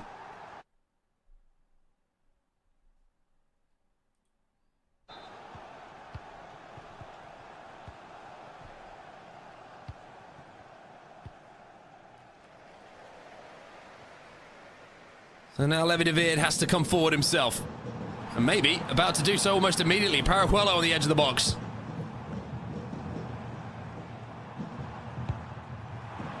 Play a lock out wide to Bellingham.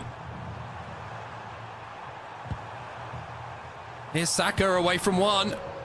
Tries to find that player lock again. Not going to be able to connect. And now Abumaka, having worked so hard to get back into this game, having controlled so much of the game, sends away Bukayo Saka.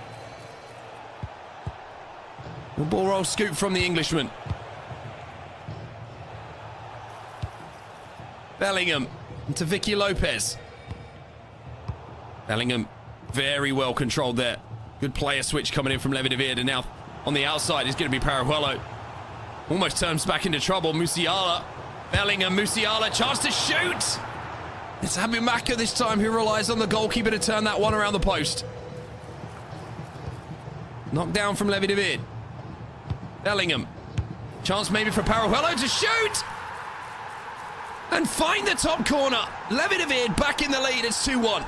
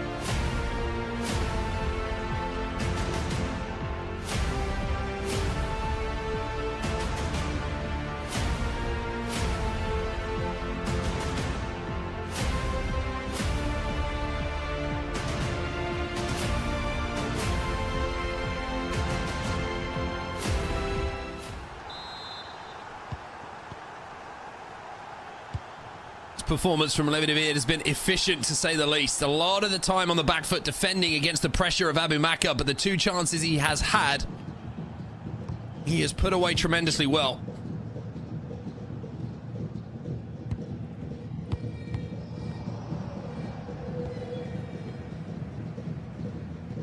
For Abu Maka, now needs to try and find a way towards goal again. Took him around 50 minutes to break down the defenses of Levidavid. And not enough time left in the game if he has to wait that long to do so again. Here's Messi. McTominay back to Messi. McTominay continues his run.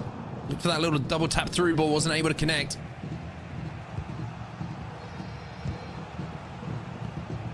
And here comes Abu Maka, flowing forward, flooding forward. And has to. Saka across to McTominay. Ricky Lopez looking for that first time ball to Saka. Levidavid will win that ball back again, though. It has been a bit of a defensive masterclass. Sometimes relying on the goalkeeper.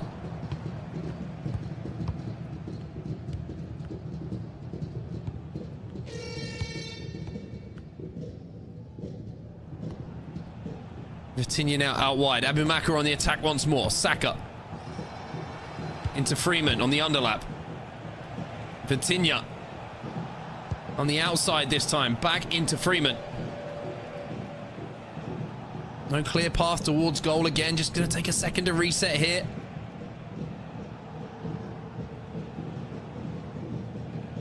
Freeman just dancing inside, just waiting for the opportunity to find that pass that's going to be the killer one.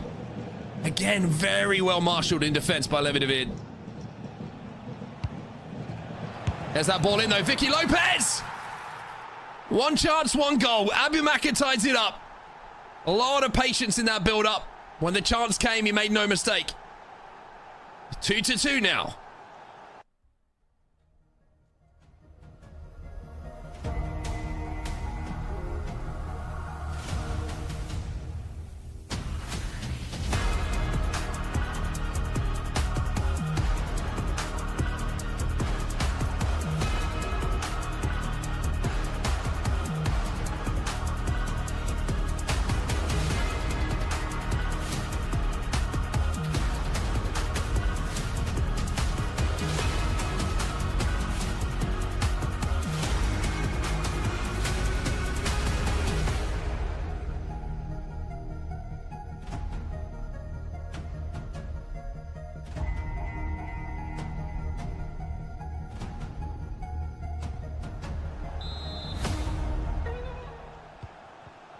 So having trailed twice, Abu Maka once again finds an equalizer in this game. Now, is there a winner in this one?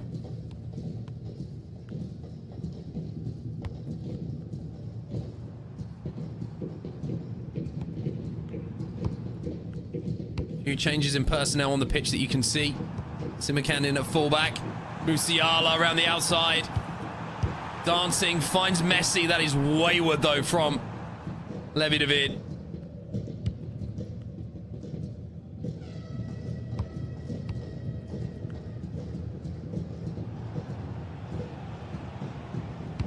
João Neves through the middle momentarily. Excuse me, Vitinha is the player who was making that run. Saka. Back to Vitinha, Bellingham round the outside. There is the goal! Into the lead for the first time in this game goes Abu Maka. Dembele just drifting wide and finding that finesse shot into the top corner. And the pressure has paid off here for Abu Maka.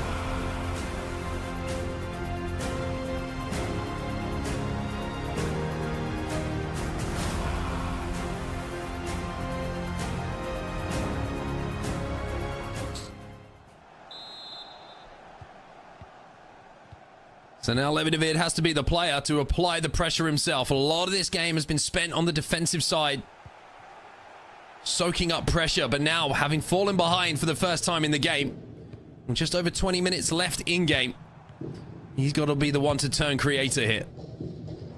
A bit of space for Simakan to step into the center of the pitch. Wasteful pass though. And now Abu Maka. It's now his chance to control the game.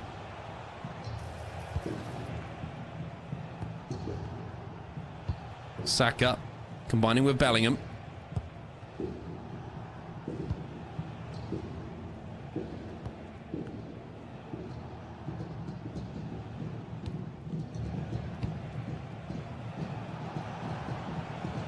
Saka around the outside. Ball roll scoop again to get a little half a yard. Good tackle from João Neves though. And a player lock into Lionel Messi. Parahuelo is away on the outside. Instead going to go back inside here to Musiala. Scott McTominay bursting from midfield, trying to get round the outside. Saka now with a chance. Has to make this count. Save from the goalkeeper. Corner now. Touchdown to Parahuelo. We've had a goal from here already. Almost a second.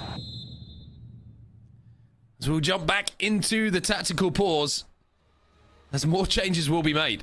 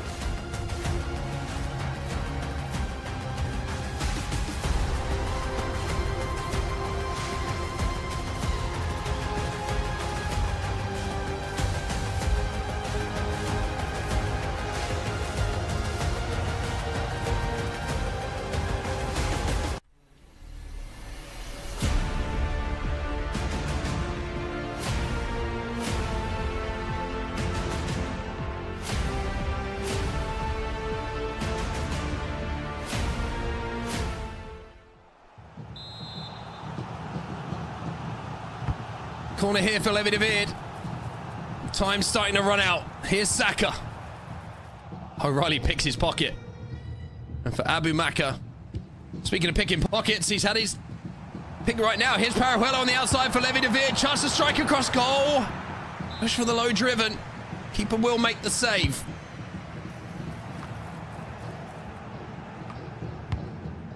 McTominay, Parahuelo, Simakan. Pressure building from Levy.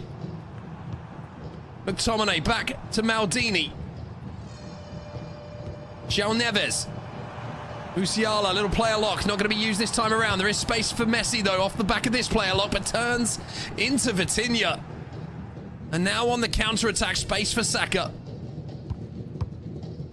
And Abu Maka will now control this game, slow it down just a little bit. Or maybe he's just going to look to release Freeman here. Kivior coming across to deal with the advancing run from the fullback. Parahuelo, though, going to steal that one back. That's going to be a frustrating moment here for Abu Maka. Is that one he's going to regret, giving that ball away when he had control, still has this lead. Messi wide to Parahuelo. First time in. Musiala goes for the extra pass when it wasn't really needed. Had a run at goal there. Could have taken the goalkeeper on. Expecting the defender to be switched to manually by Abu Maka to try and cut that pass, but Levi David, that's an opportunity. And now at the other end, Saka has acres of space to run into. Tries to go around the outside of the defender, can't beat Casillas. The pressure comes in at just the last second. Neves out wide now to Parahuelo, inside.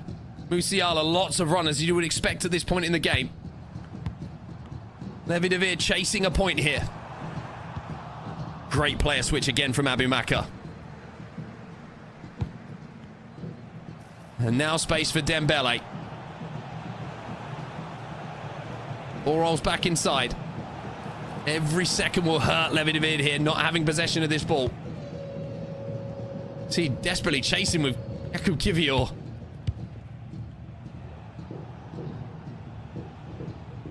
And you get the feeling that Abu Maka's not going to make the same mistake he did a few moments ago. Going to take this one a little bit more slowly, but the offside trap will give Levi David one more chance, one more opportunity with possession at his feet. Into the 90th minute we find ourselves. João Neves looking to orchestrate something. Oh, look for that ball out wide, but Paruello was there. It's a poor pass, in all honesty. And now at the other end, Ousmane Dembele for Abu Maka to finish this one off, lifts it over the goalkeeper. And having survived a bit of a scare, Abu Maka, now 4-2 up, will be collecting the 3 points here in round 5.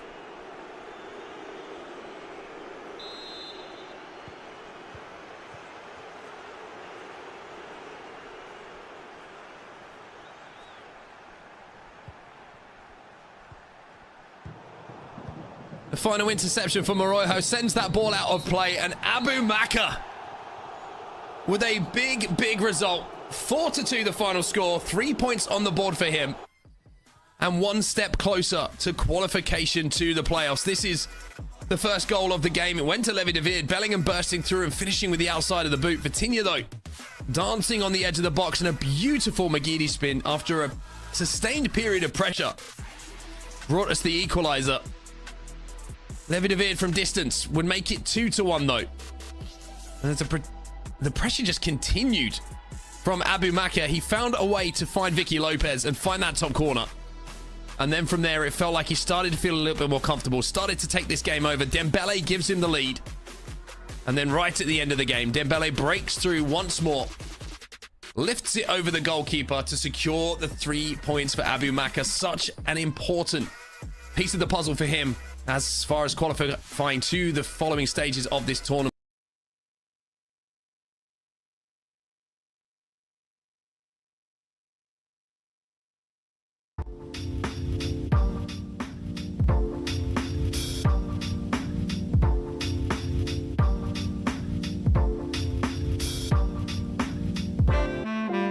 You see my name in the lights, better get right, I'm champion.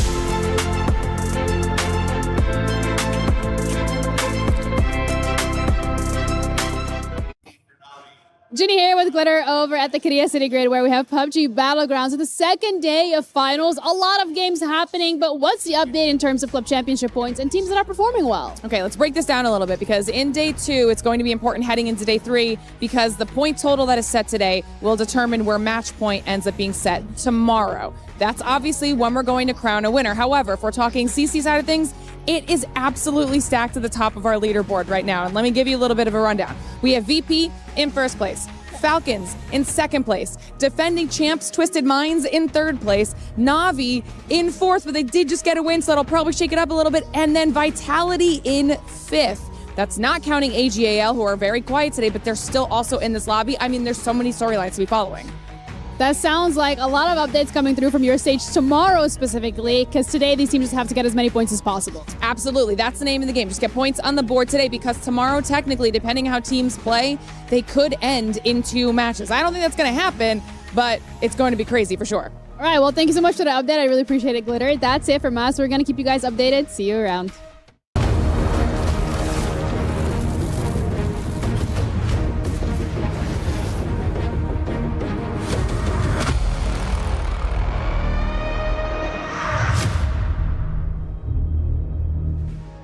Hello, everyone, and welcome back. I have Chris DeBoer with me here on this stage. Chris, a very important win there that you just had up against Danny Pitbull, because you started round 5 in 22nd place, which is very close to that elimination. You've skyrocketed all the way up the standings as well, and you're now in the possibility of getting in that top 8. But talk to me specifically about that Danny match, because that was a must-need win.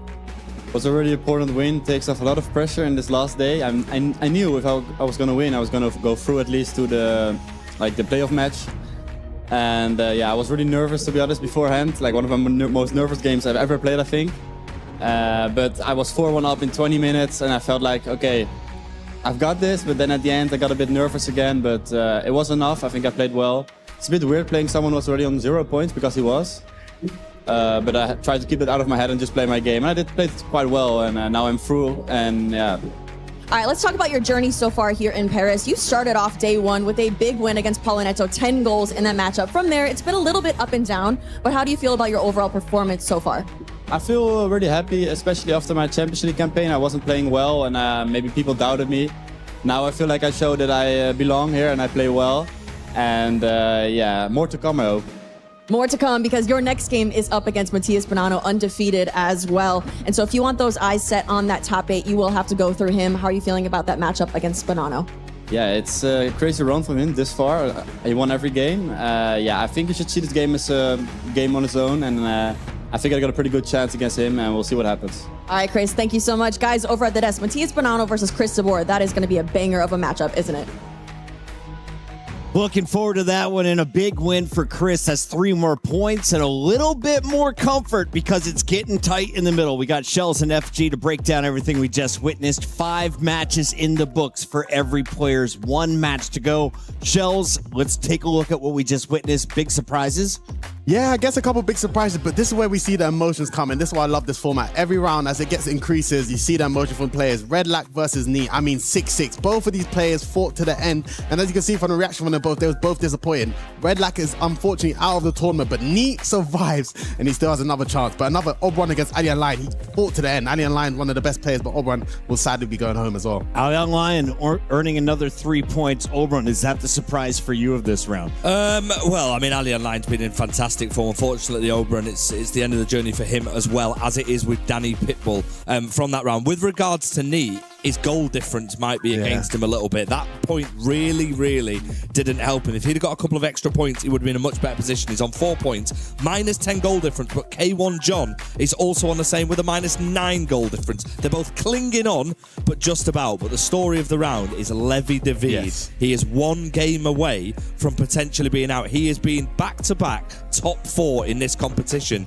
He's inevitable for the knockouts. Well, he might not be making it. Yeah, as you can see the highlights between Nasada and Header. I know most of these players have already gone through to the knockouts, but talking about Levi the Weird, going into the tournament, we've always spoke about Levi. We know how good he is and what he can do, but he's always kind of hidden behind Manu Bacho and Emre Yilmaz. And like I said, he's only 1 game away from missing out on the tournament. But as you can see from the highlights here from that game, Levi the Weird's taking on Abu Maka. Levi started off 1-0 up against Abu Maka, but Abu Maka seems to equalize. But I think Levi, I don't know what it is. He doesn't seem to always click or can't seem to get all the final strings pulled together, but he still has a chance to redeem himself. What's the age difference between these two, and what's kind of their big level tournament experience? I think they're quite similar in age, to be honest. No, Abu Maka might be a little bit older, but Levi the Weird has been competing for the last 4 or 5 years, and he's been at the top ever since he came to the team, I believe in 21.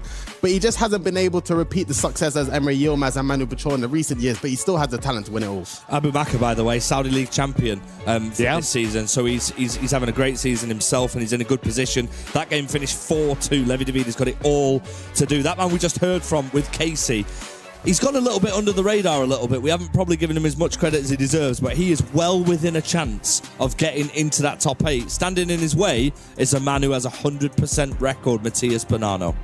Alien Lion on your screen going up against Oberon. This was tight for a while, 5-5 going down to the final minute. A crucial go-ahead goal, and that is another 3 points for Alien. As we take a look at this one, Neat and Redlock, the 2 players that could not afford a draw, both facing elimination. What do? Earn 1 point each. If you look at it, though, Redlock was 4-1 up at one point in this game, so from Neat's perspective, it was a great comeback from him. I think both players were really, really disappointed. Neat going into that game, looking at the position, he needed needed a win there no matter what, and he didn't get it. I think we might see the end of Neat now pretty much, unless he has a fantastic game. He's got P8 in next. Not an easy game at all. I mean, for Redlac, his commiserations to him as well, and I think being 4-1 up and you let a lead like that and now your tournament's over, it's definitely going to sting for him at home. But the only UK player to make to the World Championship, he should be proud, but unfortunately his tournament is ended there. Neat coming through the play-ins, entered this match with 3 points. He will exit the match with 4. He is minus 11 when it comes to that goal differential, as you mentioned, though. As you take a look at the big board, Levy Finn, Bonanno, the 2 perfect players. Nisada earning 3 more over Hezers, a big win there. Hezers is going to fall out of your first group into 9th. Remember, top 8, what do they get? A guaranteed top 16 finish as they get a bye through the opening round. Yeah, absolutely. We're looking at this, and we're looking at that elimination bracket as it stands. Catcher has got a massive game. Yeah. He's got the Iceman Nicholas next. He's on 6 points, like you see. He really does need a win in that one because it's so tight at the bottom there. There's so many players. Ilian, of course, still in with a chance. Again, another player who will need a win. He's got Abu Makar up next as well. There's so many big games here.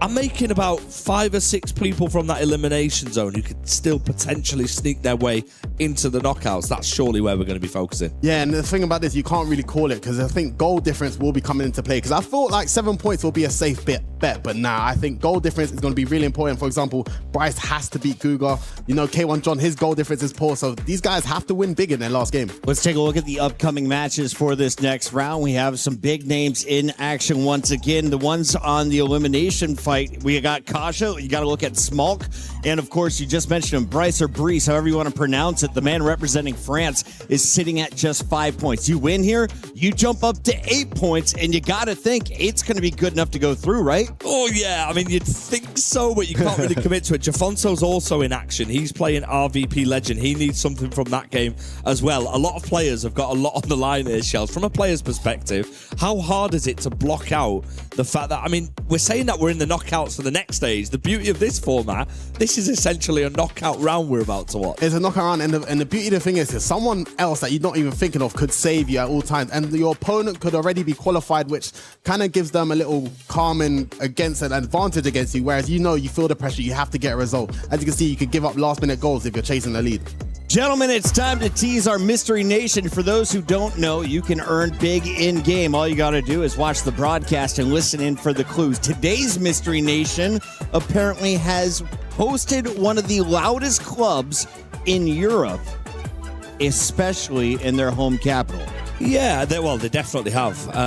The letter of the country begins with a T, shall we say. Yeah, a couple of former players from Manchester City have gone there recently to that league. Nathan Ake is now playing in that country.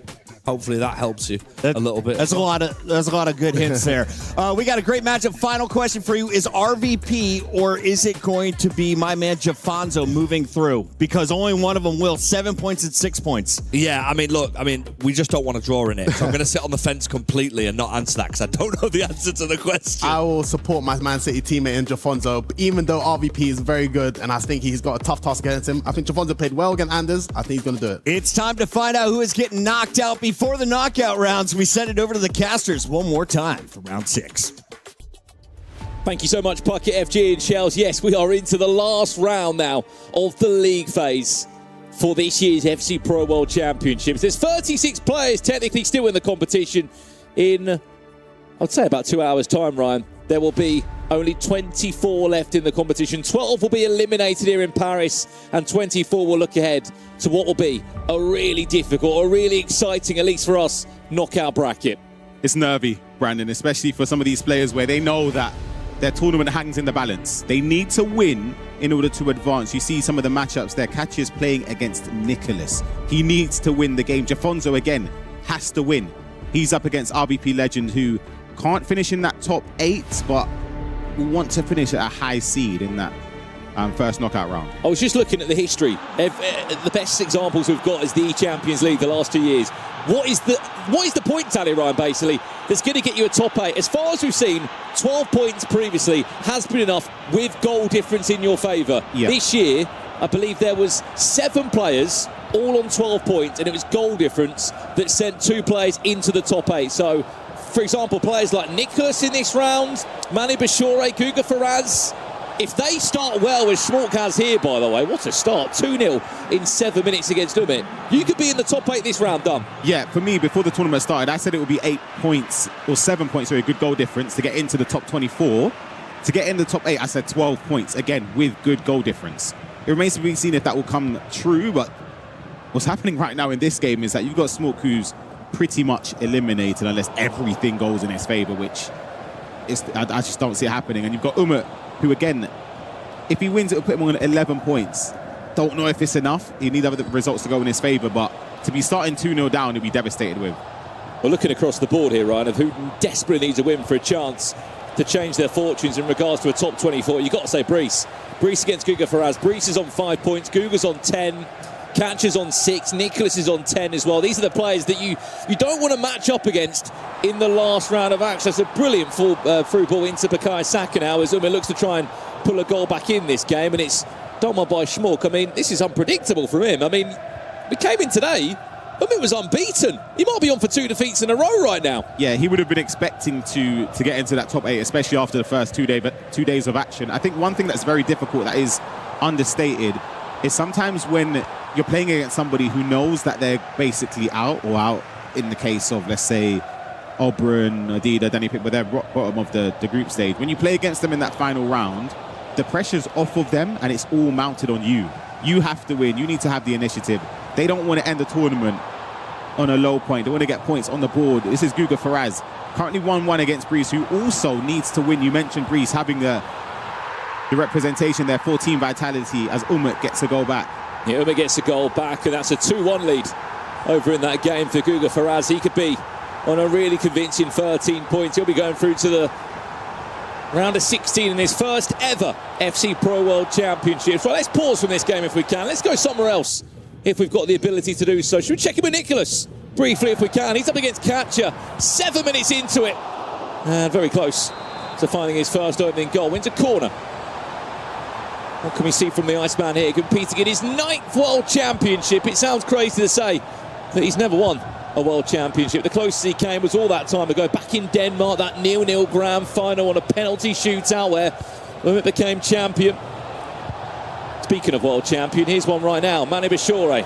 I love that pass he does all the time. It feels like it's a Team Liquid thing, and that is a perfect example of it there in this game. For Kachu, takes the lead against Nicholas. As we said, Kachu coming into this game 26th place on 6 points. So he needs to win this game. A draw, I don't think it's enough. His goal difference is -3. So I think it wouldn't be enough on 7 points, -3 goal difference to push him in. A win would do wonders for him. Nicholas! Just why. Well, look, coming into this tournament, Ryan, it was Italy that had the most representation, so to say. Unfortunately, 3 players are very close to already being eliminated. Oberon, Danny Pitbull gone. And if Schmork doesn't win this game against Umit, you can rightly so that he'll also be eliminated. I even think from the competition. I just still don't see it being enough. I mean, yeah, you're right. The goal difference swing. Yeah, and especially when you've got Levy and Paolo Neto right on 6 points. And they're not technically through yet. Nah, it's a difficult one. I think it is. Unfortunately, tournament over. You never know. Crazy things have happened, but you just would need every single thing to work in your favour, and the odds are just firmly stacked against him. Well, if we can, let's go somewhere else and give you an update from. Where shall we go? Let's check in quickly with RVP legend against Jafonzo in the right bottom corner. Let's check into that one. This is a crucial one as well, Brandon, for Jafonzo. I know we mentioned it before, but he has to win this game. Well, RVP's on 7 points, Ryan. Jafonzo's on 6. That's the live standings on your left now. We'll keep you up to date with how that unfolds and the fantastic team behind the scenes that will continuously have to update that with every goal that goes in. Remember, this round 6 is split up into 3 parts. There's 36 players, 6 games per part of the rounds.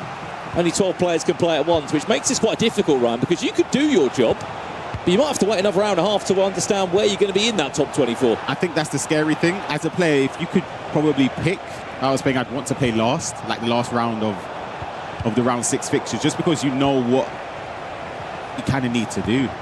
The goal difference, etc. as well. I was saying this to Richard as well, Ryan, sorry, that you can't start thinking about, oh, I want to play this person in the knockout. Oh, no. You've just got to get in there, haven't you? Yeah. The aim in this competition here isn't to worry about who you're playing in the first stage of knockouts. The aim is getting there. Once you get there, the dream can begin, because you're not touching this. You're in the conversation of being the potential world champion. But yeah, it doesn't matter whether you're 24th or 11th. Claudio Pina now off the post. Jafonzo coming so close from that free kick to doubling his lead. He still might be able to do so now, as he takes the time to try and angle up a potential shot. Player locks into Ousmane Dembele, then falls to Pino, who will cleverly disguise the finish. Casillas' toe gets in the way. And there will be another corner for the 2024 Esports World Cup champion.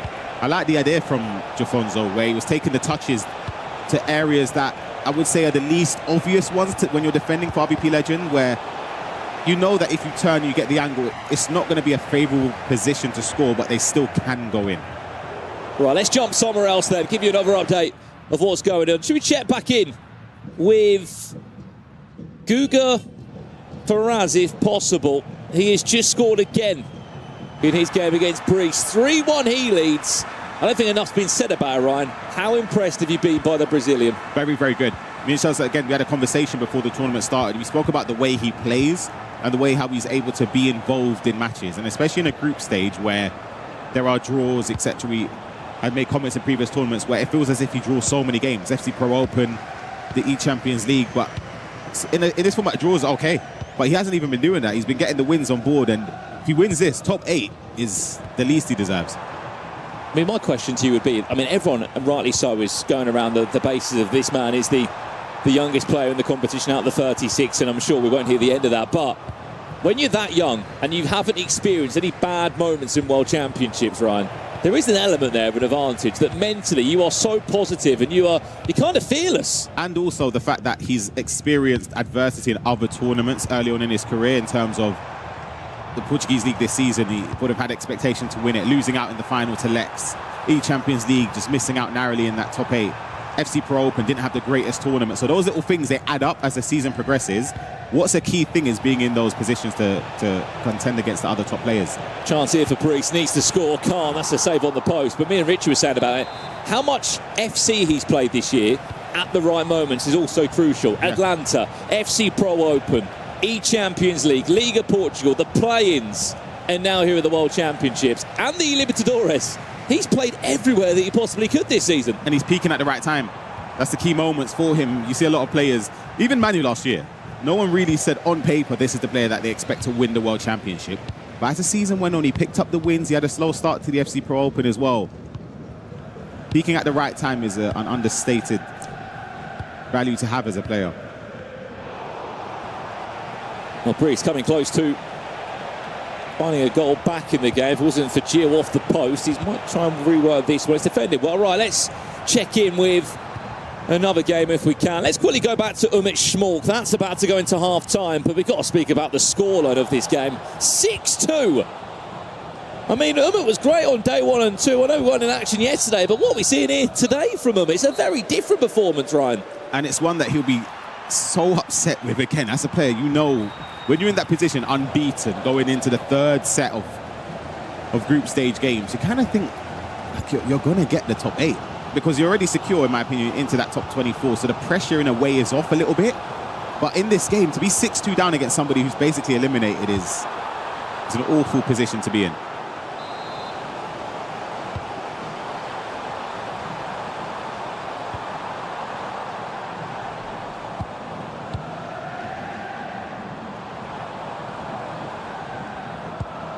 Nicholas still hunting for a goal back in the game, that one. Unable to make it through. An update here, we have got an equaliser from Samu Gamer, who is currently on 9 points. I mean, look, he could get himself on the cusp of the top 8 here, Ryan. Wins his game, 12 points. If he can get a few goals, who knows what can happen. I mean, Adida, he might be on his way out, but go out with a smile on your face here. I mean, if he can go and get a result, which he might be on to do so, against the 2-time world champion, how on earth is this happening? But this is what I'm saying, Brandon, and I said that at the start, is that it's very difficult. Is that onside? That could be a goal number 2. Big save there for Nicholas. It's the pressure of playing somebody that's already out and has nothing to play for when you need to win. And there's a thing there, I'm telling you.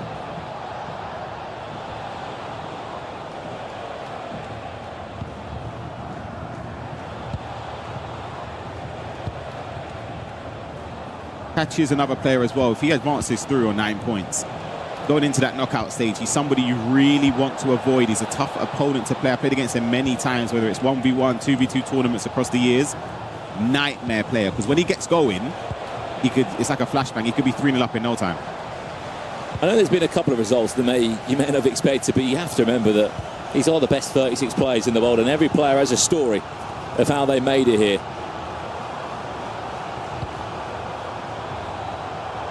Absolutely incredible.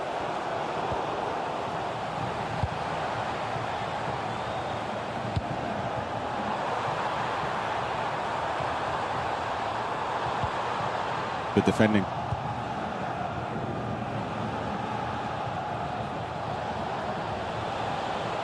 Let's see this attack coming from Catcher.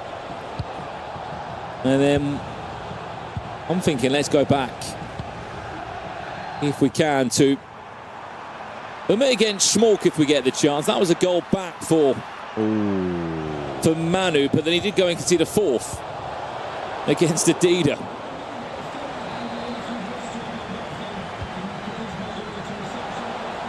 As we join it live now, 8-2, Ryan. He knows two things here, Schmolk.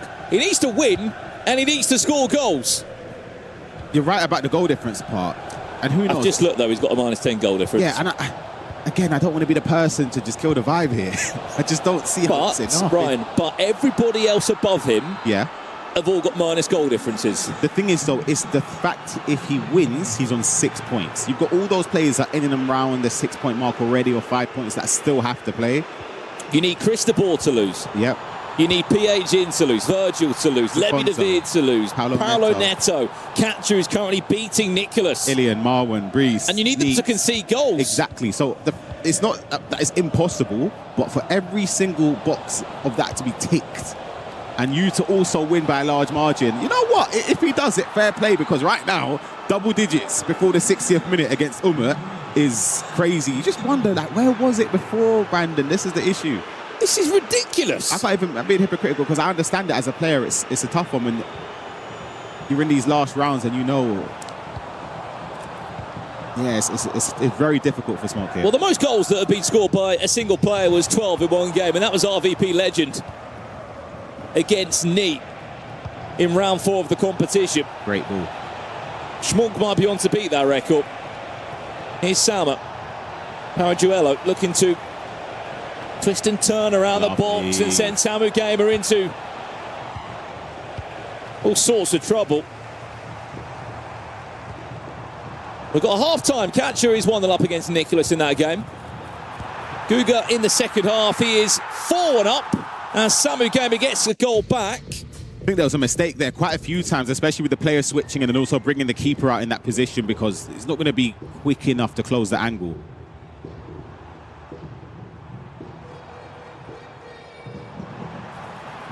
It's possible. I think we jump back over to the Umut game here, who needs goals if he's going to spark any sort of cover, or goal difference could be a big difference on who he's going to play. Gets a goal back. Maybe that just sums up the day for Umut right there, Brandon. What is the mentality like in this moment, Ryan? Because if you were playing this tournament right now and I said you're going to lose your first 3 rounds, but you're going to win and draw your last 2 rounds, and you're going to pick up a bit of momentum, you'd rather that, wouldn't you, than be on the side of Umut? As in, would I be on 7 points then, you mean, if I win that? You would still be going through in the top 24. Okay. Oh yeah, if that case, absolutely. Versus Umut here, who's on 8 points, I believe, but he's lost his last, looking to lose his last 2 games, going into the knockouts. And we haven't got, you're not going home, you're not coming back tomorrow. Yeah. You're playing again in an hour.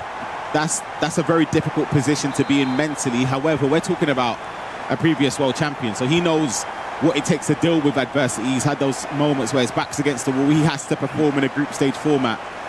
And when he's somebody that we know has come so close so many years. Wow.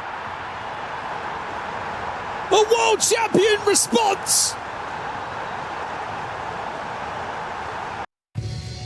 And he needed that, didn't he, Ryan? He was trailing by 2 goals on 2 different occasions. Why it's important here, you ask? He played this very format in the E-Champions League, and he just missed out on the top 8 on goal difference. He had to go the long way round. This time, it's in his hands, and so might be the top 8. could be a pivotal moment. So could this for Nicholas. Is he defending well, or is he just getting fortunate with some of these blocks, Ryan, that we're seeing? Hearing the drums going on. Who's that for? Is that... How nice is it as well, Ryan, to see Vinicius Jr. in the side for Nicholas? Oh, great. We never really get to see him, do we? Incredible player, Vinny, on this game and in real life. He's just so good going forward. So is Samu Gamer, 3-3 against Luke. Important. Puts him as it stands on 10 points. What a finish. Catcher as well into that top corner. And the celebration from the Italian, because he knows he has to win to keep his tournament alive. Well, I was speaking earlier to Venny yesterday, in fact. He said the Milk of Love game was the game that we had on paper that we were going to win, ideally. That did not go to plan, did it? Nope, not at all. But he's able to win this, though. That game is in the past. You forget all about it. And it's also in Nicholas's hands at the moment to also lock in the top 8. As you can see, Nicholas out the top 8. Manny Bashir, he's in the top 8. Sorry, Nicholas could be out the top 8. 10 points, I don't think will be enough. I don't think it'll be enough. Again, you're relying on all those other players that... Nah, no way. With 9 and 10 points to draw or lose every game, I just don't see it. 12 points is the lucky number. 12 points and a good goal swing. Extra pass is beautiful. Xhaka. Manu, is this where he starts to pull away? You'd expect so.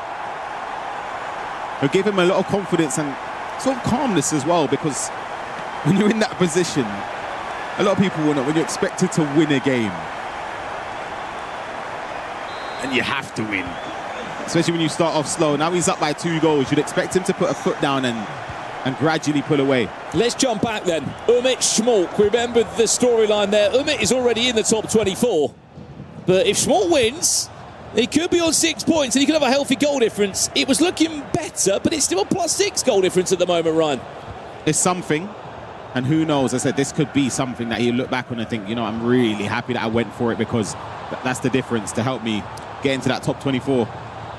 Player lock. Didn't really work out. We've got an update also. If we can get a replay, we'll hold for it. But oh my, Schmolk, what are you doing? Oh dear, oh dear. What a big goal that could be to concede from just that. But the update I wanted to give you, if we can get a replay, catcher against Nicholas. First, we've got this one for you. Wow. That puts Jafonzo out as it stands. That is crazy. And you can see the frustration as well. Jafonzo's on 6 points. That would put RVP Legend on 10. Most definitely in the top 24. There's so many big hitters in and amongst that 9th to 13th spot, which is scary. Jafonzo.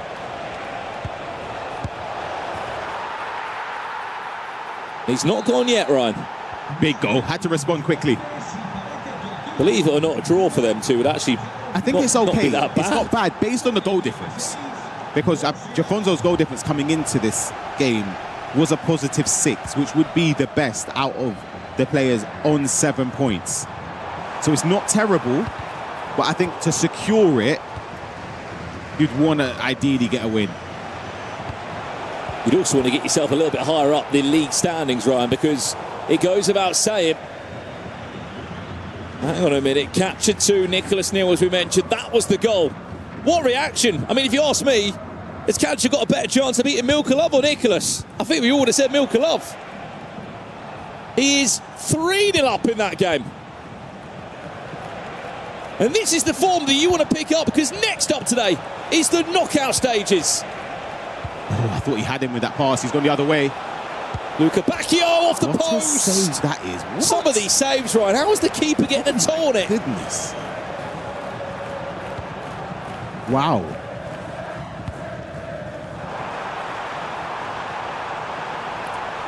Nicholas has got a goal back, we're hearing. That's only 3-1 now. Lucky for Jafonzo there. He's ended up winning the ball because he jumped in and he could have been punished. Bottom side of your screen. Can't get enough space. I mean, Ryan, where do you want to look? We are into the closing stages of all the games. This is the goal back for Nicholas. As we hear, there's been another goal that's gone in. RVP Legends. He's 4-3 up. This is the closing stage for a few of these players' tournaments.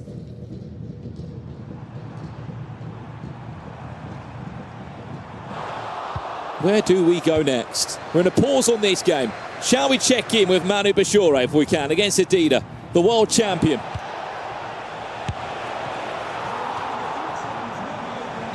(6-4) he leads, but at one point it wasn't this plain sailing for him. He was actually trailing by 2 goals, not once, but on 2 different occasions in the game. 11-7. That goal difference is slipping away from Smolk and so is his tournament.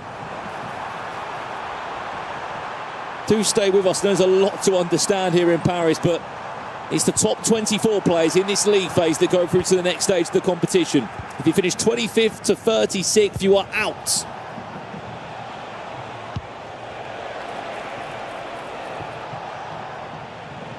I'd like to say from here, Ryan, Manu looks pretty comfortable.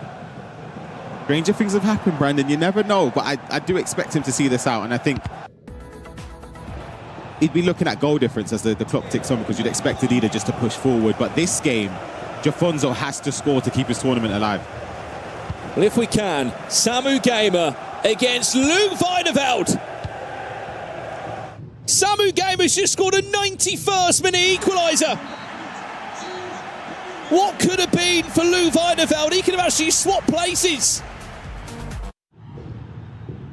Sorry, 6-5. I'll calm down. I thought that was an equaliser. It's a 6-5 win for Luke Weideveld. That is huge for him. Sorry, they will swap places.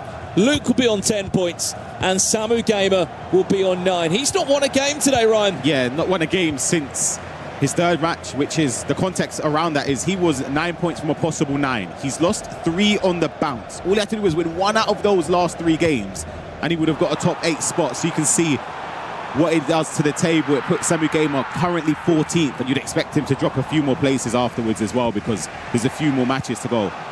Absolutely. Just to confirm, both of those players are most definitely going through to the knockout stages. Jafonzo, big chance. Adam Walton, there's the overlap. Salmo's the angle there. There's another save from the keeper, and it will be a corner. I can't believe he didn't play that pass down the middle. Can't believe it. Keika Nazareth plays short. Salmo, will she look to try and finesse it in or rework it round the box for a potential angle to finesse it in? Need something here, Brandon. Arajuelo, Keika, Luca Bacchio, Shahanoglu looking to manoeuvre around in such a small area. That's the chance for Musiala. Wow. It's a block from Pacho. Full-time result. That might be the end of Jafonzo's tournament. But it won't be for our VP legend. There's the celebration. He's most definitely into the knockouts. But we're not done yet, Ryan. Let's jump somewhere else. Wow, Nicholas. No way. He was 3-0 down. He might be on for a comeback. These are the moments as a player, if you're catchier, you're nervous because you know your goal difference isn't great. You need to win. It's offside. In this moment, Ryan, can you feel that momentum against you? You can feel the Iceman, and you can also feel that you've gone from 3-0 up in such a confident position. Your knees knocking against each other as well, because you know that you don't want to give it away, especially being in such a strong position against somebody as good as Nicholas. Because you know that there's going to be a time, you're not going to dominate the whole game against Nicholas. There's going to be moments where you need to make it count, and it felt like he did. So for Nicholas to turn this around so well, yeah, it's scary for Katia right now. But where's this one going to end up? Another goal would help drastically to ease those nerves. I'm nervous for him, I'll be honest. A lot of you in the chat want updates on Brees. I don't think you want an update on Brees, I'll be honest, because he's not in a great position. He is still trailing, and by quite a few goals against Guga Faraz. Chance, Nicholas! It might be his 9th World Championship, but there's still ice in those veins. 3-3.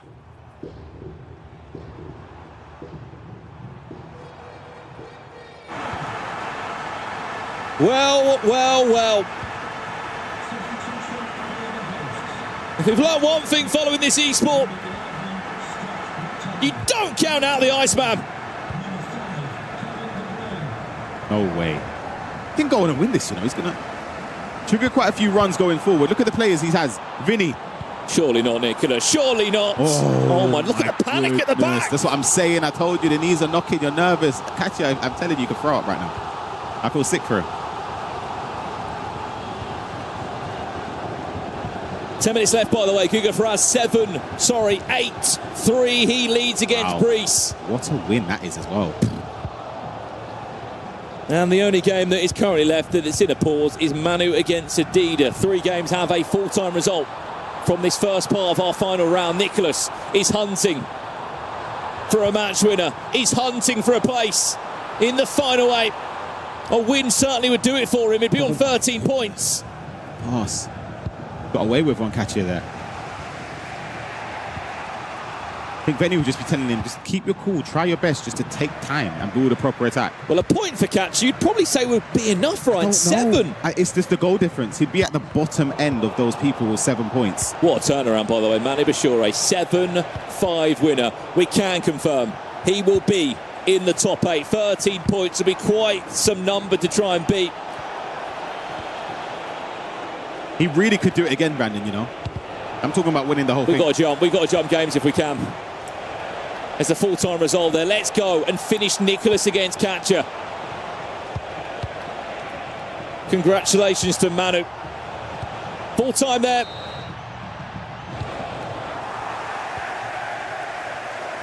Let's go to it now if we can. Nicholas against Catcher. Nicholas is on the hump. No way. Added time of 1 minute. No way. Ref. Was there a pull? There was. Oh, it's... But what can happen from here, Ryan? Nicholas loves a free kick if you know him. He might go for goal, you know. Is he going to shoot from it? He's that type of guy that just goes for goal and scores. Çalhanoğlu He's for Nicholas. Shoots! Scores! Nicholas! At the death! Might just be on his way to the knockout stages in the FC Pro World Championships.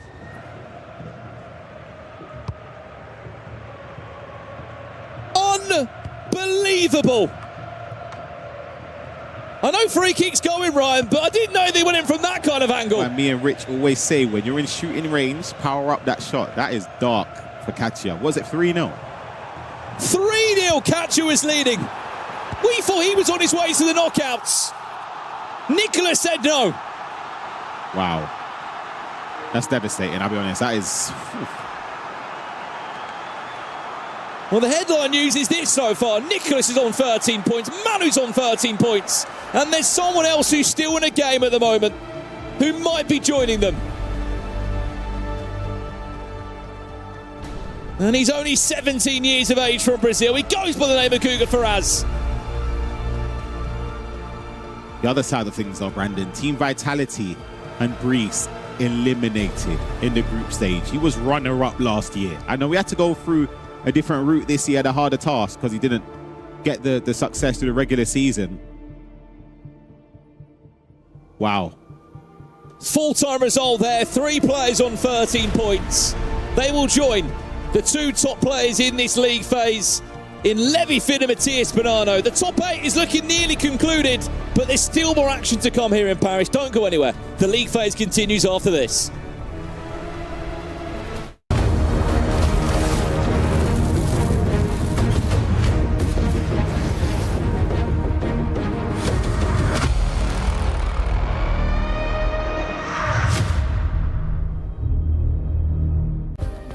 Play is in our DNA. Whenever we let it out, it becomes our superpower. Now imagine an entire city being built to supercharge it. Qiddiya City, powered by play. We were there.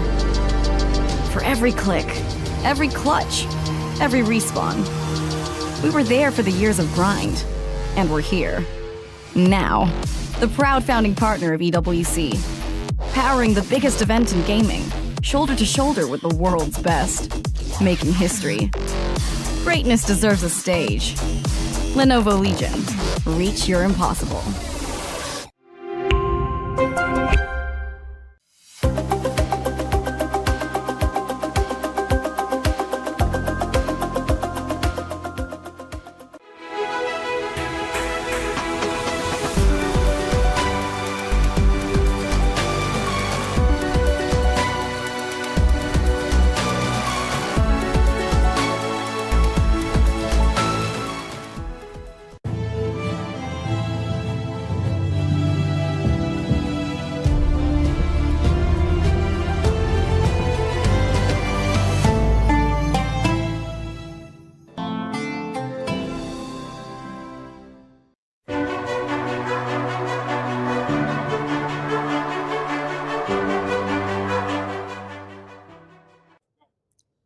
over at the Lenovo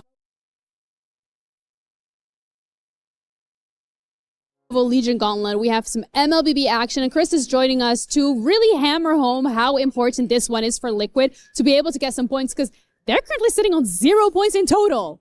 They are, but we were just having a conversation in the sense that you win one game and you are back into it. I mean, look, that's easier said than done when it comes down to EWC. The competition is very, very stiff. But MLBB still could be that game for Liquid.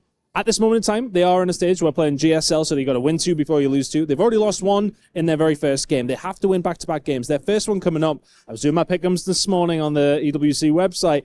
It was a look at that plug. 95% win coming, 95% chance win coming through for them. So you would expect them to be able to take it absolutely.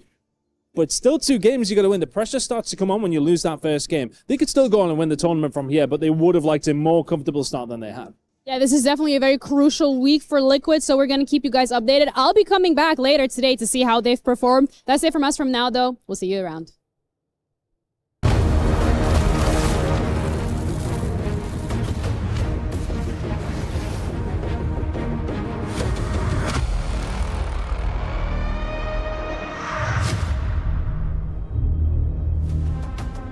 Welcome back, everyone. I'm joined on the stage by Luke, who had a very important game up against Samuel Gamer end-to-end. Talk to me through that last game, because it was a must-needed win for you.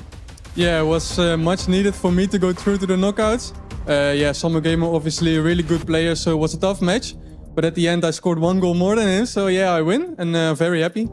Now, you're currently sitting 10th in the standings. Things could move around because we do have another round to go. But I have to ask, after day 1, you were sitting on 0 points. So what happened? How did you turn it around? Because you definitely did.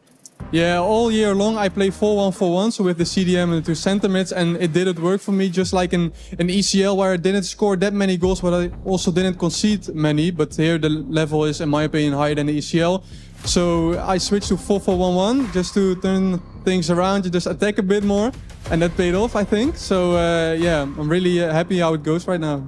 All right, well, whatever you did, it absolutely worked, because it's looking like you are going through to those knockouts. But what is your mindset? Does it change at all going from league phase into knockouts? Because it is a bit of a different competition starting in a couple hours. Yeah, obviously every loss is now killing, but I'm still unbeaten in 4-4-1-1. So let's see. Now I'm just seeing the next games, and then we will see what comes, and hopefully I will win.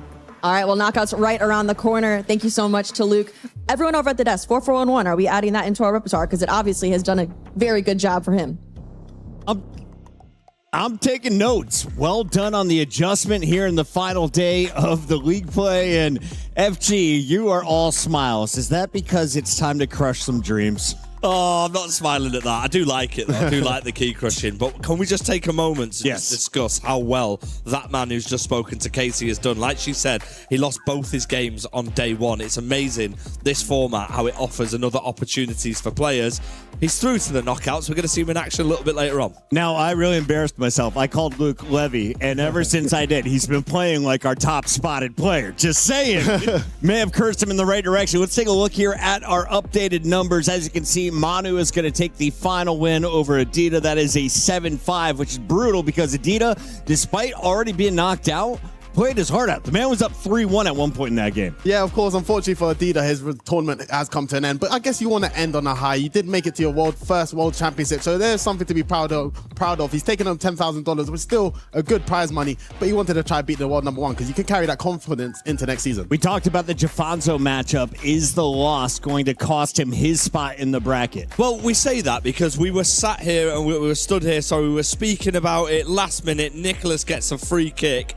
That goal has changed a lot for Jafonso. It's still not in his hands, of course. Yeah. He's played all of his games now. We've seen it all happen. But what a goal by Nicholas. On the other side, from Catcher, that could be pretty detrimental to him. I think that means that he is out of the competition. We're waiting to confirm that when we see the league standards in a minute. But Jafonso now, he needs to watch this next round of fixtures, and he needs to hope results go his way. Now, if you put yourself in that position, it's out your hands. It's not ideal, Shells, but he's still in there. He's 22nd, as you can see. So Catcher is outside of the top 24. Keep in mind, he has the same amount of points as Catcher, Levy, and Smolk, right? All at 6. So it could come down to the goal differential of the final players. But Catcher is not playing again now. He is out. That goal, Shells, from Nicholas, the Iceman, the last kick of the game. Ryan Pessoa said it on commentary. He is scary from set pieces. Well, I tell you what, Catcher's having nightmares because he's been knocked out because of it. And he was leading, but once again, we've seen Nicholas coming back once again, showing his composure, and he's found another win. As soon as that free kick and I saw it was dead ball with Calahonu, I knew this could be a goal, and that has unfortunately put Catcher out the run for his money. But Jafonso, like you said, still has a chance. And these players on 6 points, their goal difference is keeping them in for now. Players on the far right side still to go in the next round. We're going to see Marwan up to bat. Are we going to see an opportunity for him to have an epic final day of action, FG? He's got a massive game, but unfortunately he's playing Nasada. I mean, 6th place at the minute, 12 points. He's been an absolutely fantastic form, one of the best attacking players in the scene as we roll through the highlights. This game had it all, Shells. It always goes down to the last kick of the game in this format. This is another great advert for this format. Yeah, I mean, this format is just great. But once again, I'm going to give praise to Nicholas. He started the tournament off slow, but he seems to always fight. And when you play FC this year as well, when your opponent has a 2 or 3 goal lead, it feels like it might just be too far reach. But for Nicholas, he's found his way to claw a 3-point victory once again.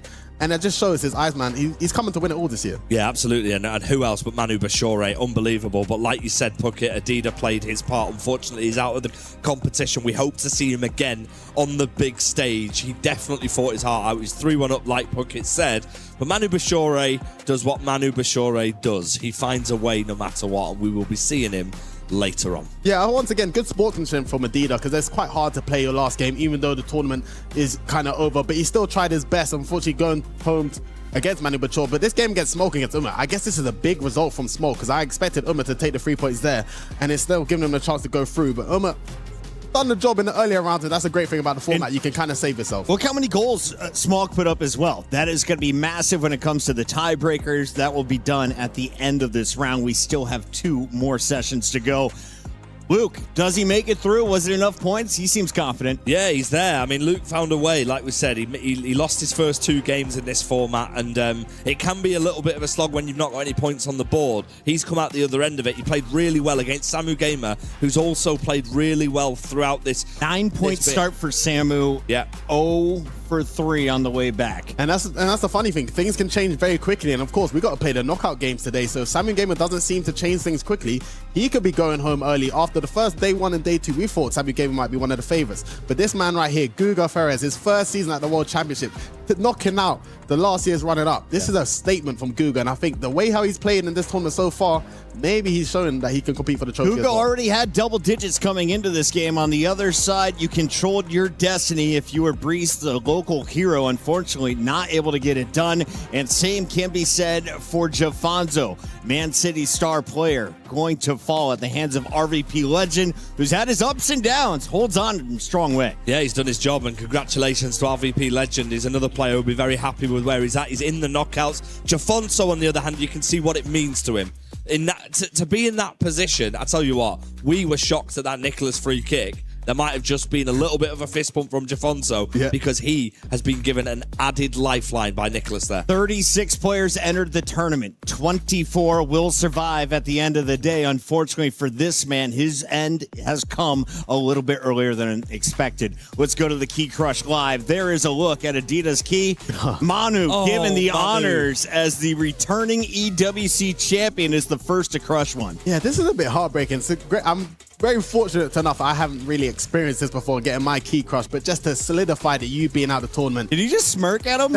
I would be doing the same thing. If I beat someone out, I would be smirking as well. But to see my key getting crushed, I'll be devastated. A bit of added motivation for Manu. He's not only crushing the key, he has an opportunity, if he does win the tournament, or whoever does, to take, I think, 3 parts of other people's keys. I mean, Manu's done it before, and Shells, do you remember whose key he took? I mean, I think everyone will be putting Anders in their trophy if they could, because he just causes a lot of drama. Oh, and he is the number 1 player in the world, but I wouldn't be surprised. I was worried he just bent it, but that is a full-on smash, break, and shatter. Our first key destroyed here at the hands of the returning champ. I absolutely love to see it, you know. I mean, I think the key concept here that they have at EWC is incredible. It adds to so much drama. And it also sort of makes it real that you've been eliminated. Once that sound goes and it crushes the key, it is all over. And unfortunately for a few players, it already is all over. Any surprise to see that an American was the first one knocked out of a competition? You know what my biggest surprise is today? Puckett so far has actually predicted every single player he thinks is going out. So before we started everything off camera, we were like, Puckett, name us your 12. You'll get a present from us if you do it, but you're actually like four down. I'm crushing it right now. I'm crushing it right now. I'm told we got to get to an interview. Guga has scored 13 points, and he's on the floor with Case. Right, guys, I'm with Guga Faraz, who is currently sitting 13th in the standings right now on 7 points. Guga, you have an up and down, pretty much competition so far, but how are we feeling going into the last day of the league phase? Really confident today. We have more 2 games, so I think I'm going to win both games, so let's do each. Now, top 8 is very, very important. What needs to be done today for you to secure that top 8? Because you're close. It's definitely possible, but what do you need to do today?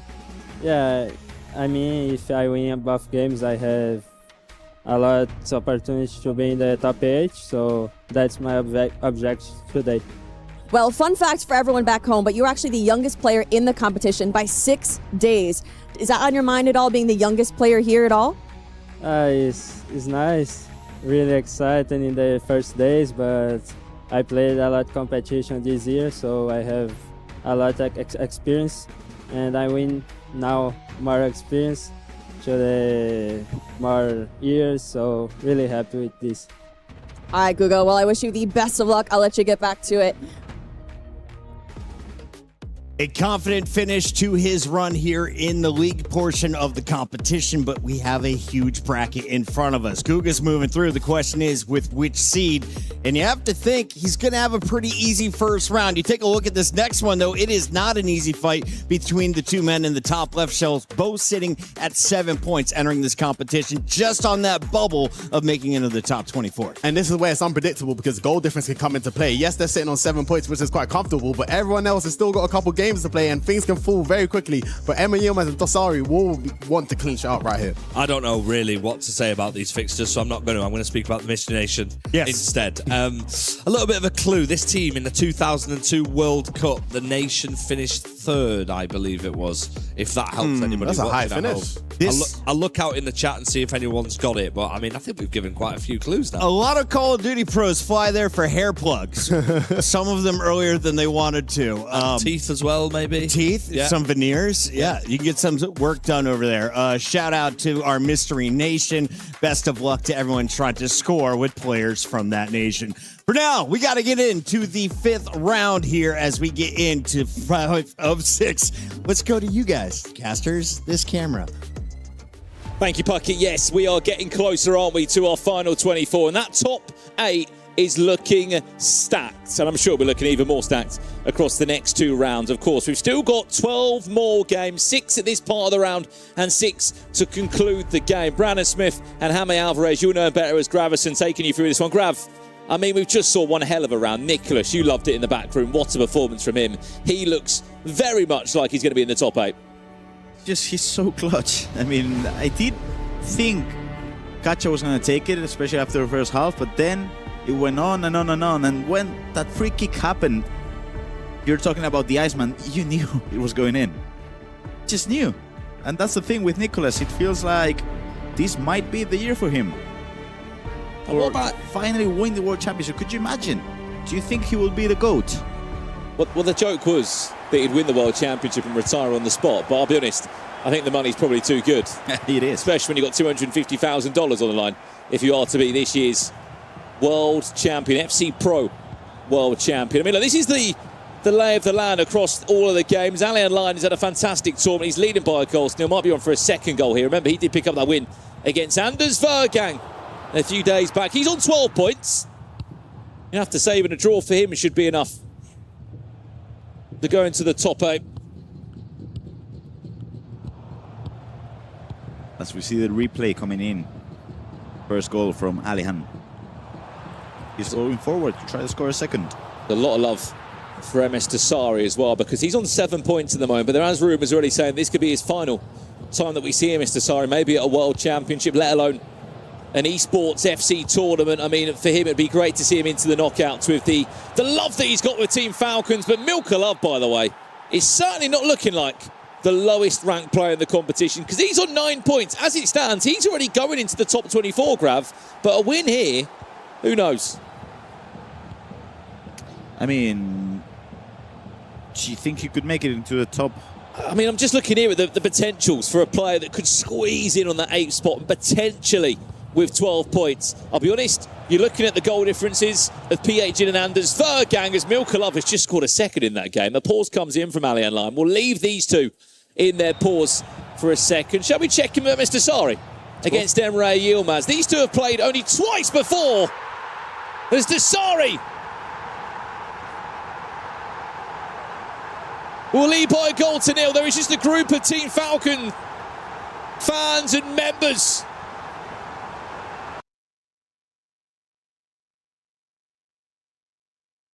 To the point, the last 2 times these two players matched, it was actually once this year in Atlanta. They played in the group stage on the qualifier to the FC Pro Open, where Emre Yilmaz won that game. And it was back in 2023 before they matched in the playoffs.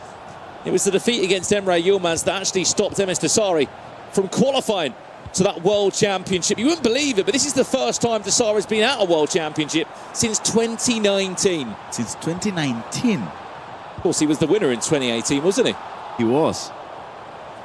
Runner-up in 2019 as well. I mean, it's one of those though, Grav. You could win a World Championship, and you could do nothing else in your career, but you still have aura. You still have that World Championship feel. You're a World Champion. No one can take it away from you. I hope, I'm praying to the FC gods that MS Desari doesn't retire after, or at least plays another World Championship, because I'm his biggest fan, to be fair. I love him so much. He's done so much for the sport as well.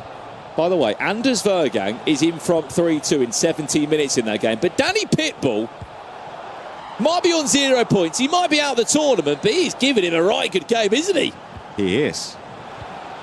And that's a match that we've seen quite a few times already throughout the years. And to be fair, Danny has beaten Anders a couple of times, so he can go over for the third. Here's Ousmane Dembele. There's the finesse, and it's over the bar. I mean, where do you want to go, Grav? Because I'll be honest, we've got a couple of games here where our eyes are going to be peeled. To check him with Anders against Danny Pitbull for a bit, because there's been another 2 goals in that game since we left it. There's been 7 goals in 27 minutes. Let's check into it if we can. The #1 ranked player in the world, Anders, against Danny Pitbull. As it stands, Anders is on 9 points. He's got a +9 goal difference. But is it the case that defending's just out the window for Anders, or because he concedes a lot of goals, he goes through again, scores? Just, I mean, no, Anders. I mean, he was dangerous enough, but now he player locks. What's going on, Brandon? يا فيرغانج يا سلام.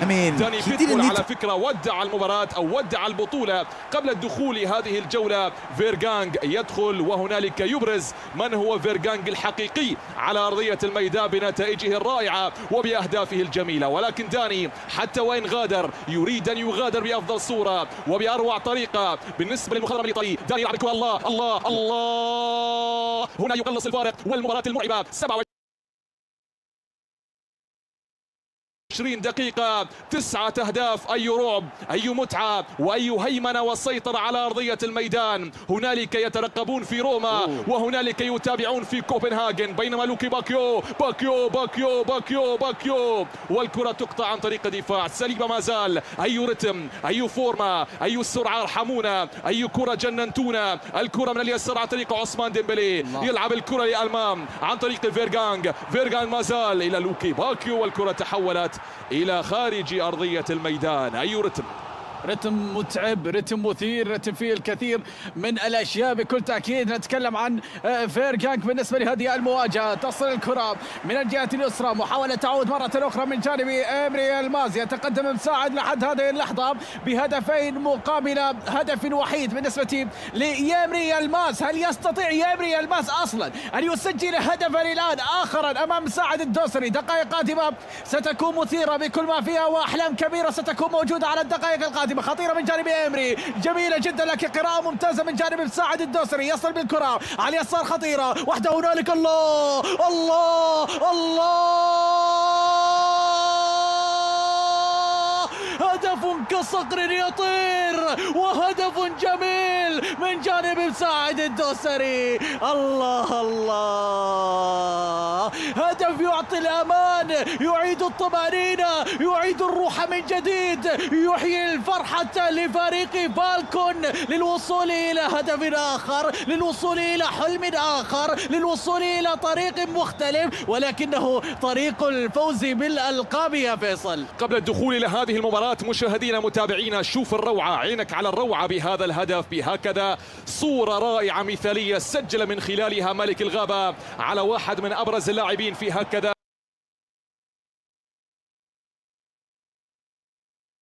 بطولة مشاهدينا تجمع نخبة اللاعبين، فوزين خسارتين وتعادل لكلا اللاعبين قبل الدخول للجولة السادسة، ولكن مساعد الدوسري يدخل إلى هنا من أجل الضمان ويضع إمري الماز في موقف لا يحسد عليه، لأنه إمري حاليا ب7 نقاط. هنالك خطورة كبيرة ومراقبة كبيرة من جميع الأسود المشاركين قبل الدخول لهذه الجولة السادسة في آخر المباريات لبقية اللاعبين 18. الكرة فيها صورة أخرى على 6 مباريات. أبو مكة من هنا يستقبل 4 أهداف يا إلهي في مباراة تجمع إيليان وأبو مكة، ولكن أبو مكة تقريبا بهذه الوضعية سيذهب إلى مباريات الملحق مشاهدينا الكرام. بينما هنا بيتبول الذي سجل 6 الأهداف على اللاعب فيرغانغ بطريقة جميلة جدا في الشباك الدنماركي. إيليان أقوى دفاع بالبطولة قبل هذه الجولة أبو مكة، ولكن ماذا يحدث في هذه المباراة؟ إيليان بوشي اللاعب الجزائري المميز يسجل ويسيطر ب4 أهداف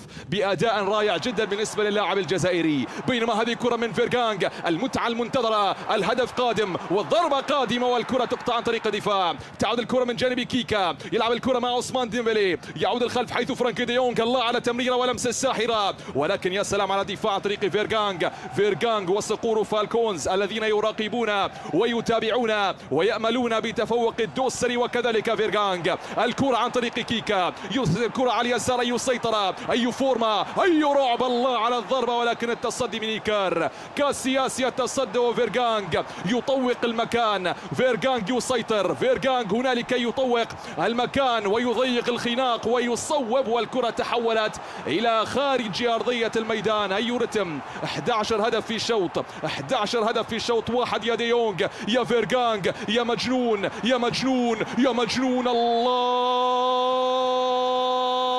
أي جنون، أي جنون يا فيرغانغ، أي جنون يا فيرغانغ، أسطورة اللعبة الذي لن يكل ولن يمل أبدا إلا في حال حققها لثاني مرة. نهاية شوط جميل جدا من جانب داني بيتبول وفيرغانغ في تنافس كبير، رغم ان داني بيتبول قريب من الخروج من البطوله الا ان يقدم اداء لافت، يقول انا اخرج بفوز او تعادل اخير افضل من اخرج بخساره وبدون نقاط على المستوى كامل. لكن خطيره هذه الكره ومساعد تقدم بالهدف الرابع، الطريق اقرب الى كل شيء. مساعد فالكون يعني صحيح انه يقول بانها يعني تقريبا ستكون هي اخر بطوله له على مستوى المشاركات في البطولات الرسميه، وسيحاول بعدها ان يكون على المستوى الاداري بكل تاكيد. بالنسبه لمساعد، واحده تصل من الجهه اليمنى الى يلماس على الجهه اليسار، لكن الكره تعود مره اخرى الى رميه التماس. هل يكون بالدقائق القادمة هدف يحيي الآمال، هدف يعيد الروح، هدف يصعب المهمة على يلماز؟ هنالك شيء، وهنا الآن أبو مكة، أبو مكة خاسر في مباراته أمام إليان، لكن أبو مكة من جانب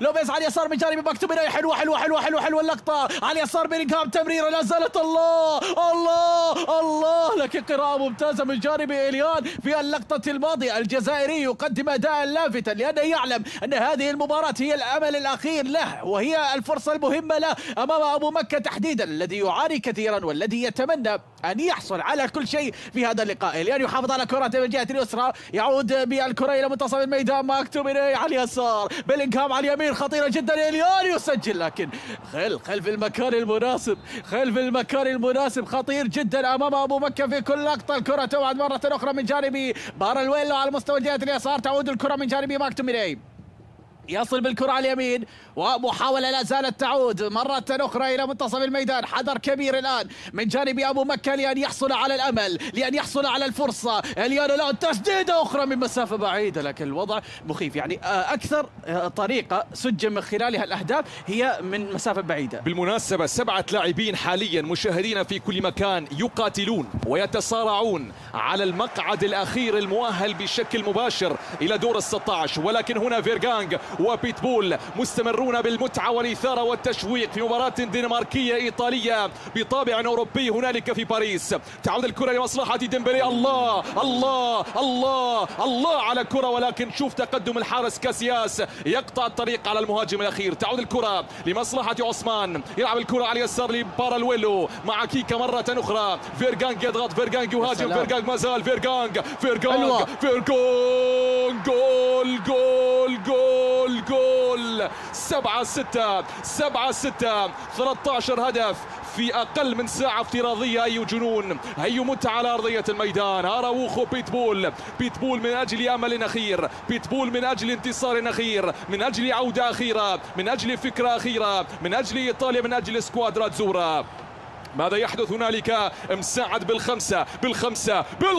الله الله الله الله. الإعادة على 5 مساعد في شباك إمري الماز. يهيمن ويسيطر صقر فالكونز هنالك في شباك إمري الماز. الكرة بتصل على اليسار لمصلحة الإيطالي. الكرة الإيطالية من أجل تعادل، من أجل كرة، من أجل فرصة وضربة، ولكن فيرغانغ يلعب على المرتدات عن طريق كيكا. مرتدة لمصلحة كيكا على اليسار عن طريق بارالويلو، ولكن يقطع طريق استام مع جود بيلينغهام مرة أخرى لمصلحة كيكا في وسط الميدان. دوران، لمسة واحدة، لمسة ثانية من ديمبلي إلى كيكا. أين الطريق؟ أين المفر؟ أين الثغرة؟ أين الفرصة؟ أين الضربة؟ أين التصويبة؟ خطيرة. الله،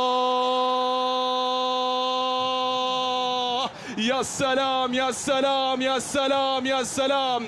هنالك يزأرون في روما، هنالك يتابعون في ميلان، هنالك يراقبون من تورينو. الكل يدعم بيتبول في مواجهة ملك اللعبة. الكرة بتعود خطيرة من نيت وبي اتش زن في مواجهة اسبانية برازيلية بطابع آخر، أوروبية لاتينية يا ولد. الكرة عن طريق بي اتش زن في وسط الميدان. خطير نزرت، جول جول جول جول جول جول جول جول.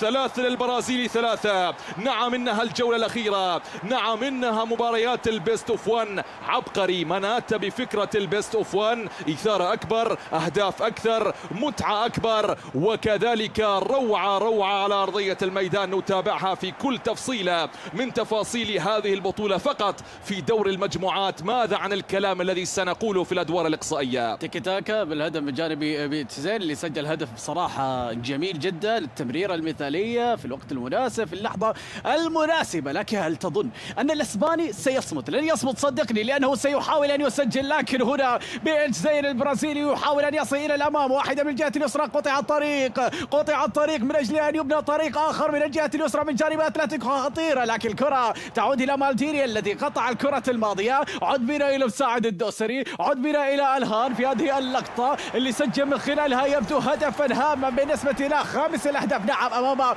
ميلكالوف في هذه الأثناء. ألهان أقرب من أي وقت مضى إلى الدوري القادم. لاعب مميز جدا، لديه الإمكانيات، لديه الحلول. وصلت الكرة خطيرة من جانب صلاح، جميلة، لكن الكرة قطعت. وصلت إلى الأمام. واحدة من الجهة اليسرى، البلغاري يحاول من الجهة اليسرى ليعود بالكرة إلى مالديني إلى أورايلا على اليسار. ديمبلي إلى بيلينغهام، يبحث بيلينغهام عن الفرصة، عن المرور من الجهة اليسار، لكن الكرة تعود إلى منتصف الميدان. عن ماذا تبحث؟ عن السؤال الأهم، عن الجواب الأكمل. عادت الكرة خطيرة، لا زالت الكرة على اليسار. واحدة من دي بروين. الله الله الله، يكتب، يسجل، يرسم، يأتي بهدف آخر. بالسادس يعيد الأمال. وفيرغانغ أتى بالثامن. الله يا فيرغانغ. 9 هي التسعة من الدنمارك. ضرب فالكون أخضر، فالكون في الطريق الأخضر من أجل العلامة الكاملة، من أجل الوصول إلى الدور القادم. واحدة تعود إلى هناك يا فيرغانغ. تريد المزيد من الأهداف، تريد المزيد من الفرص. إذن ائتي بفيرغاغلي يسجل، ائتي بفيرغاغلي يحاول، ائتي بفيرغاغلي يفكر ليصل ليسجل. هو لاعب إن وجد الطريق صدقني لن يتثانى عن الوصول إلى مرماه أبدا، وسيسجل في مرمى داني بيتبول. يقول لا ستخرج بدون أي نقاط يا داني بيتبول. خطيرة الكرة، مرات قراءة ممتازة خطيرة، مرات داني بيتبول. كاسياس يتصدى للقطة الماضية إلى ضربة ركنية من الجهة اليسرى عن طريق داني بيتبول. استام يعود بالكرة، داني بيتبول قطع الطريق، لكن الكرة من جود بيلينغهام على اليمين. محاولة لا زالت خطيرة، الدخول من الجهة اليسرى وانتوام لا مهارة، حلول دخول أمام مالديني ديونغ تمريرة، لكن قطعت هذه الكرة لتصل على مستوى الجهة اليسرى. داني بيتبول يقدم أجمل مبارياته قبل المغادرة، هو غادر رسميا ولكنه يقدم مباراة رائعة، وفيرغان كذلك يحاول أن يتفاعل مع هذا الضغط الرهيب الذي يقدمه اللاعب الإيطالي، وينظر كثيرا كما نتابع الكاميرا بالنسبة لمدرب فيرغان، ويتساءل لماذا يقدم داني بيتبول في حال غادر هذا الأداء الجميل. الله على كرة، الله على الريمونتادا، على الريمونتادا، على الريمونتادا. أبو مكة يعود من بعيد، جول جول جول جول. هنا فيرغان يسجل، وهنالك أبو مكة يقلب الطاولة على إيليان. الكرة في وسط الميدان لمصلحة ديمبلي، يلعب الكرة مع بيلينغهام. أي جولة، أي روعة، أي قمم، أجمل جولة في دور المجموعات. الكرة على اليسار، يلعب الكرة بيلينغهام، تقطع الكرة في وسط الميدان لمصلحة لوكي باكيو مع كيكا في وسط الميدان مرة أخرى. الكرة البينية، المهارة الموجودة. داني بيتبول يقدم مباراة للتاريخ كي يعود إليها اللاعبين حتى في حال غادر البطولة، كي يعود وكي يستثمر اللاعبين الأداء الموجود على أرضية الميدان. دقائق قادمة ستكون من نار يا فيصل. أكيد المهمة القادمة هذه نشاهدها من جانب مروان الذي يسجل الهدف الرابع 6-4 في تلك المباراة. نشاهد أيضا مباراة أخرى في الجهة المقابلة، هدف سيأتي، لكن الكرة مرت من جانب فيرغانغ لتصل على الجهة اليسرى. عادت الكرة من جانب كيكا، واحدة للأمام واحدة للأمام يا داني بيتبول. حاول إذا استطعت. لن تستطيع لن تستطيع لن تستطيع. كاسياس موجود، لا جول من جانب داني بيتبول حتى وإن تأخر. جيبونا أبو مكة، جيبونا أبو مكة، جيبونا مساعد، جيبونا اللاعبين. طبعا هنالك في جهة أخرى علي في ديربي مغربي بين اللاعب نسادة واللاعب مروان. صحيح. نسادة حاليا بهذا الانتصار الكبير يصبح في الصدارة. نعم، نسادة المغربي لاعب اسي فرايبورغ من الدوري الألماني يصبح بالصدارة ب5 انتصارات وبخسارة واحدة. 8-4 مباراة أليهان وميلكالوف متابعين في كل مكان. أليهان حاليا هو الثاني، هو الوصيف، 15 نقطة للاعب الذي لم يخسر إلا مباراة واحدة. الكرة بتصل في وسط الميدان عن طريق كيكا دار، كيكا يتقدم، كيكا يحاول. الله الله الله الله على التصويب والفكرة وعلى الحارس. ركلة ركنية تلعب قصيرة، ترسل ما زالت مستمرة. الكرة لمصلحة كيكا، لمسة في الجهة اليمنى عن طريق ديمبلي ما زال يعود الخلف عن طريق وارتون مع استام. الله الله الله، جول جول جول جول. ميلكالوف يقلص الفارق. نعم، ميلكالوف الموجود حاليا في مراكز الملحق في المركز 17 بشكل مباشر بالأحداث المباشرة وبالترتيب الذي يتجدد في لعبة الكراسي الموسيقية متابعينا. وهذه الكراسي الموسيقية إلى الآن لم تعزف لحنها الأخير ولم تعطينا شيئا أخيرا بالنسبة لهذه المواجهات. بكل تأكيد فخورين جدا بهذا الأداء الذي يقدم في هذه الجولة وبهذه المباراة اللي تقدم فيها فارس الخبر، فرسان الخبر والقادسية. عطنا واحد يا أبو مكة، عطنا واحد يا أبو مكة. نريد هدفا سابعا، نريد ثامنا تاسعا، نريد عاشرا نفرح، نريد فرحة لا تنتهي، نريد أحلاما لا تتوقف. أخبرني هل لديك شيء لي، أخبرني هل لديك شيء لي أم انتهت كل الأمور بفوز بسداسية؟ إليان لا زال يبحث عن الطريق، هذا الجزائري يبحث عن الفرصة. قراءة ممتازة، قراءة ممتازة. احذر من الأخطاء الآن يا أبو مكة، إذا أخطأت الآن ستندم صدقني، ولا أريدك أن تندم صدقني، ولكن الأخطاء تكلف الكثير في مثل هذه المباريات. حاول وفكر وحافظ على كل ما تملكه من أمل، من حلم، من دقائق. عادت الكرة على اليسار، محاولة بتعود من جانبي الجهة اليسرى من جانب أبو مكة. أشعر أن هنالك هدف، لكن لمن ومتى سيأتي؟ إلى أين ستذهبون بنا؟ اذهبوا بنا إلى من يصنع الإنجاز، اذهبوا بنا إلى من يأتي بالإعجاز، اذهبوا بنا إلى من لديه حلم يريد أن يتركه. هو خطوات أخيرة، هي لحظات كبيرة. الله الله، لا زالت يا مساعد، لا زالت الله. هي دموع الأفراح وسعادة المحبين وفوز ثمين غال كبير. يا مساعد يا خطير، يا مساعد يا مجنون، هدف يسجل بهذه الطريقة عن طريق ملك الغابة. أسدهم افترسهم، أسدهم أكلهم بهذه المواجهة. ياهي مباراة مثيرة ينهيها كما يريد إلى الآن بفوارق كبيرة. نتكلم عن 5 أهداف هي الفارق، لكن مباراتنا سادة أيضا مروان جيدة. بالجهة المقابلة عليهان لا زال في مباراته متقدما، وبكل تأكيد دقائق قادمة ستكون مثيرة. هذه واحدة من يلماز على اليسار، محاولة لا زالت تعود. يلماز يحاول، واحدة على اليسار، موسيالا على اليمين، راح فيها يلماز لكن قطعت الطريق. كرة بتصل مرتدة، وصلت بعد ذلك لمصلحة إمري يلماز، وهذا هدف إضافي أيضا موجود في مباراة آليهان وميلكالوف. ولكن في هذه الجولة أداء رائع من فيرغانغ، وكذلك من مساعد، وكذلك من أبو مكة، وكذلك من سادة. جولة القمم، الجولة الأجمل في دور المجموعات يا ولد. الكرة بتصل لمصلحة آليهان، 9-5 نعم لآليهان، 9-5 للبلغاري الوصيف حاليا في جدول الترتيب. الكرة من جمال موسيالا، ما زال موسيالا يدور، موسيالا لآليهان. الله الله الله الله الله، يا سلام. آليهان ممتاز، آليهان فنان، آليهان غدار، آليهان مشاهدينا من أقوى الخطوط الهجومية بالبطولة، يسجل ويصل إلى أكثر من 47 جول. بأجد ونيت المباراة الإسبانية البرازيلية المستمرة وإلى حتى هذه اللحظة. على فكرة أبو مكة حاليا مباشرة إلى دور ال16 بهذا الفارق وبهذه العودة وبهذه الروح وبهذه الشخصية، مباشرة إلى دور ال16، وهو حاليا في أمان، لأنه معظم اللاعبين القريبين من اللاعب أبو مكة القريبين منه على مستوى النقاط يبتعدون عنه بفارق التهديف، إلا في حال فعلها هيتزر في الجولة الأخيرة واستطاع أن يسجل أكثر من 5 أهداف بالفارق.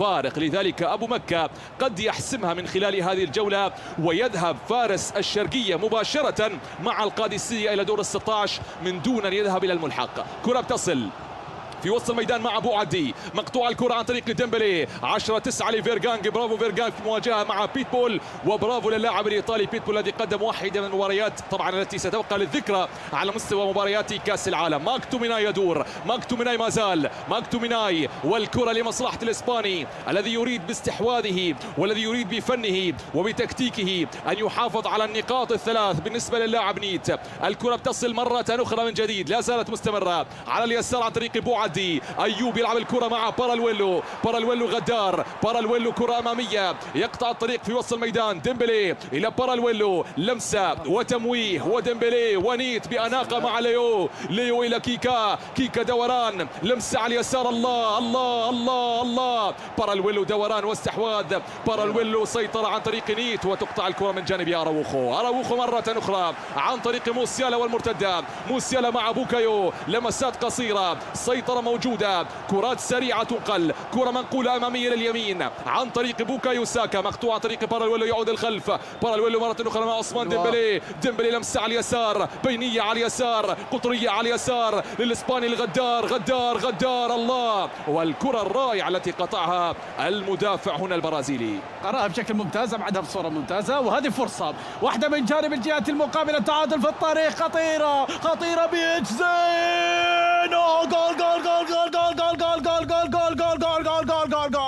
جول برازيلي، جول رائع أبو مكة أيضا. يا سلام، حلو الكلام، حلو المباراة، جميل المباراة، عطرة الثامن، عطنا الثامن يا أبو مكة. ابني الآن على هذه المواجهة، اصنع حلمك، ابدأ مرة أخرى. أنت من تملك الإنجازات، أنت من تحاول من أجل ذلك، أنت من تريد تقديم المزيد، أنت من تريد الجديد، أنت من تريد أن توقف الجميع، أنت من تبني أحلامك وتتكلم بلغة الإنجازات. الله يا خيل، تصدي نقاط 3 وأمان. 82 دقيقة يبحث عن محافظته عن النتيجة بكرة الآن تعود خطيرة، لكن خيل يتصدى لهذه الكرة، واحدة من اليسار، واحدة خطيرة من اليسار. أبو مكة حافظ على هذه النتيجة، حافظ على هذه الفرصة، يسجل إليان. الوضع صار يخوف الآن، مباراة ماراثونية وصارت مرعبة يا فيصل. إليان لأنه يبحث عن انتصار أخير يجعله يقفز إلى المراكز التي تؤهله إلى الأدوار الإقصائية هنالك ومباريات الملحق، بينما أبو مكة يريد من خلال هذا الانتصار متابعينا أن يوسع الفارق وأن يصل إلى الثامن الآن. ديمبلي ديمبلي ديمبلي، الله الله الله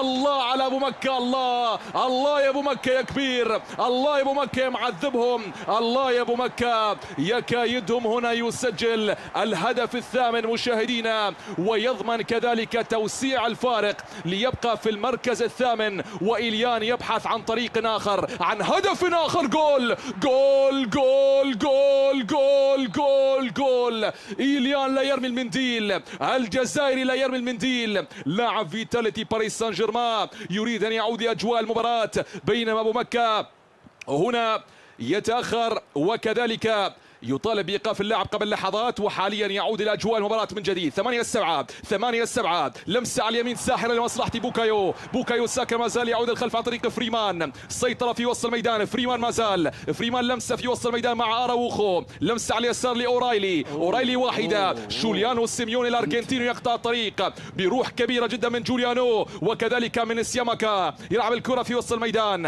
الكرة على اليسار. دي برويني، سيطرة موجودة، لحظات أخيرة، لحظات قد تكون فارقة في عملية التأهل المباشر لأبو مكة إلى الأدوار الإقصائية، إلى دور ال16، إلى دور ال16، إلى فيتينيا على اليمين، إلى فيتينيا مع بوكايو.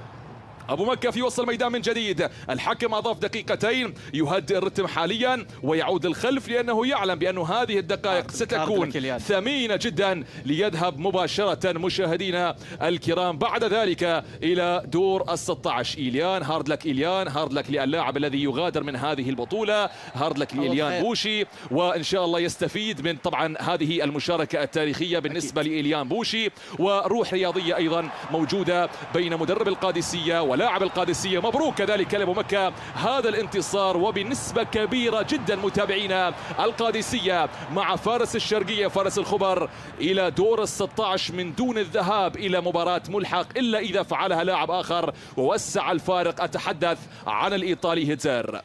المبروك أبو مكة على هذا الأداء الكبير بكل تأكيد. ومباراة أيضا أخرى تنتهي من جانب نيت وبي اتش زين في تلك المباراة بفوز الآنيقي. نيت في مباراة كانت مثيرة للغاية وفارق الهدف الوحيد.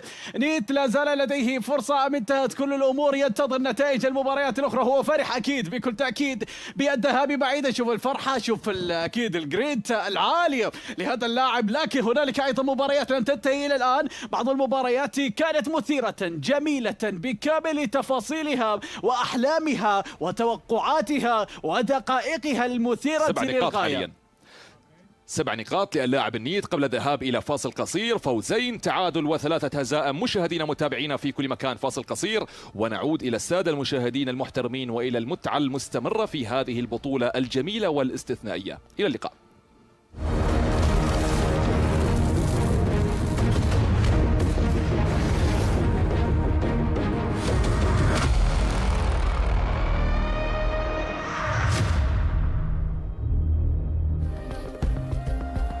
كأس العالم تحقيق قوة اللعب، قوة كلنا نتشاركها، تجمعنا وتكملنا، ومن هذه القوة بنينا مدينة القدية. اللعب يحين.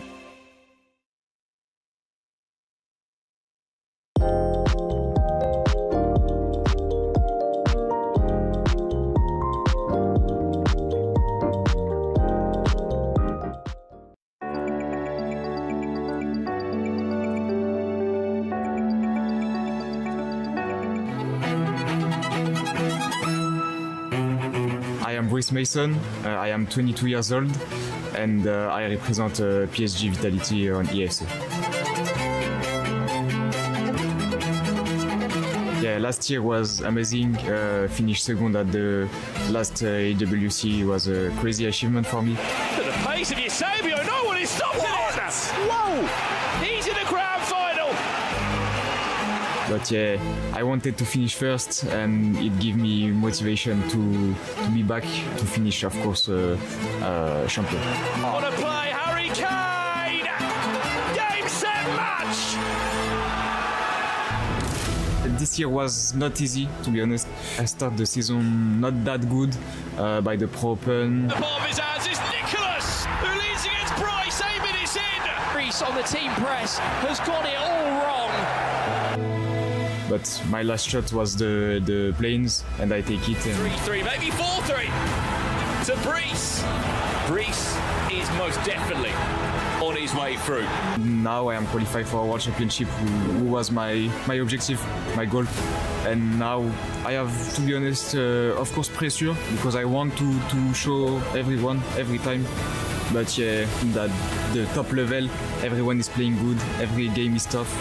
And yeah, I just come and play my life. Playing in my home country, of course, it's special, to be honest. It's really good. But yeah, I think I didn't have any advantage. But maybe the fan at the end can be an advantage. Of course, I invited some family and friends. I hope I will give my best for them.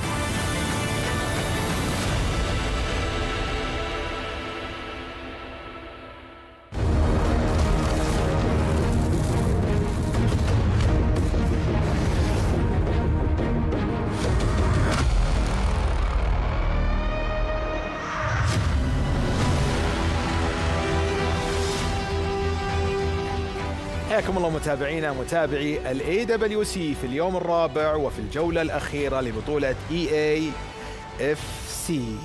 احنا قلنا الجولة الرابعة هي الجولة السادسة والأخيرة، واللي ودعونا فيها لاعبين، وفي لاعبين خلينا نقول عززوا من حظوظهم وتقدموا الأمام وتأهلوا إلى المرحلة القادمة. المين ماتش مساعد الدوسري ضد إمريالمس 7-4، أداء كبير من مساعد.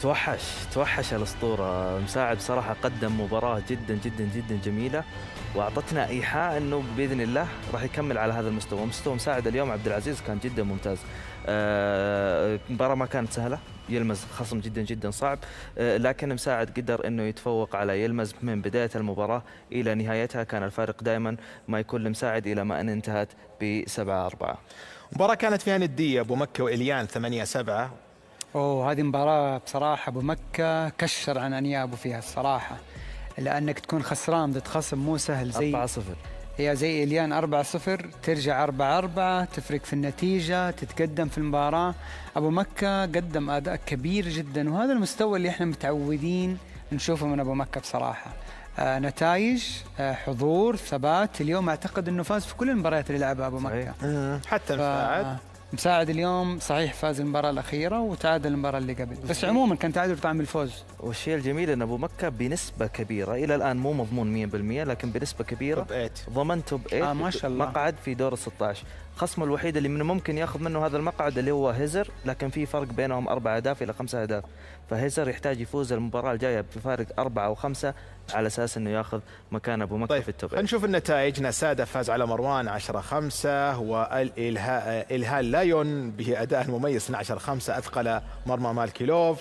مساعد 7-4 فاز على إمري يلمز. فيرجانك وداني بيتبول 10-9.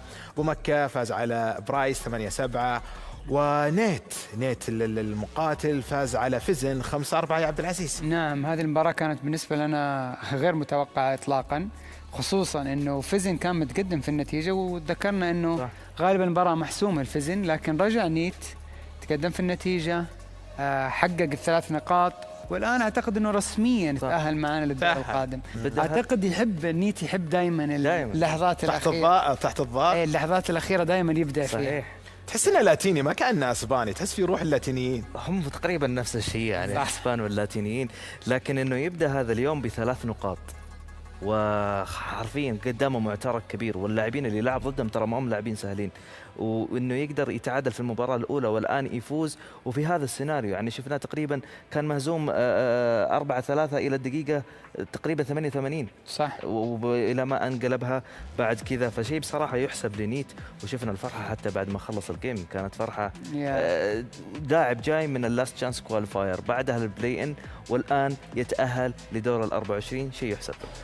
الأسطورة مساعد الدوسري ولقاء وحديث عن البطولة.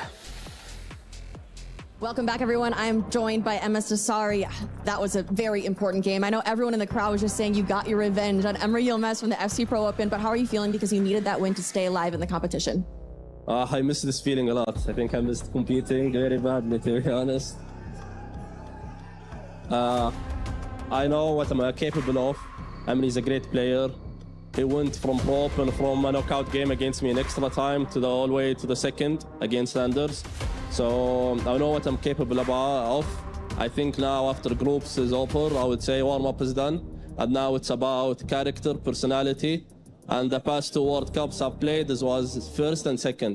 So I think nobody had a high chance of podium finishes above me. Absolutely. You love to see it.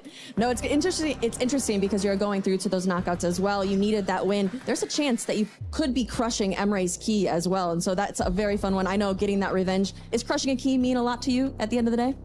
Crushing every liquid key means a lot for Falcons.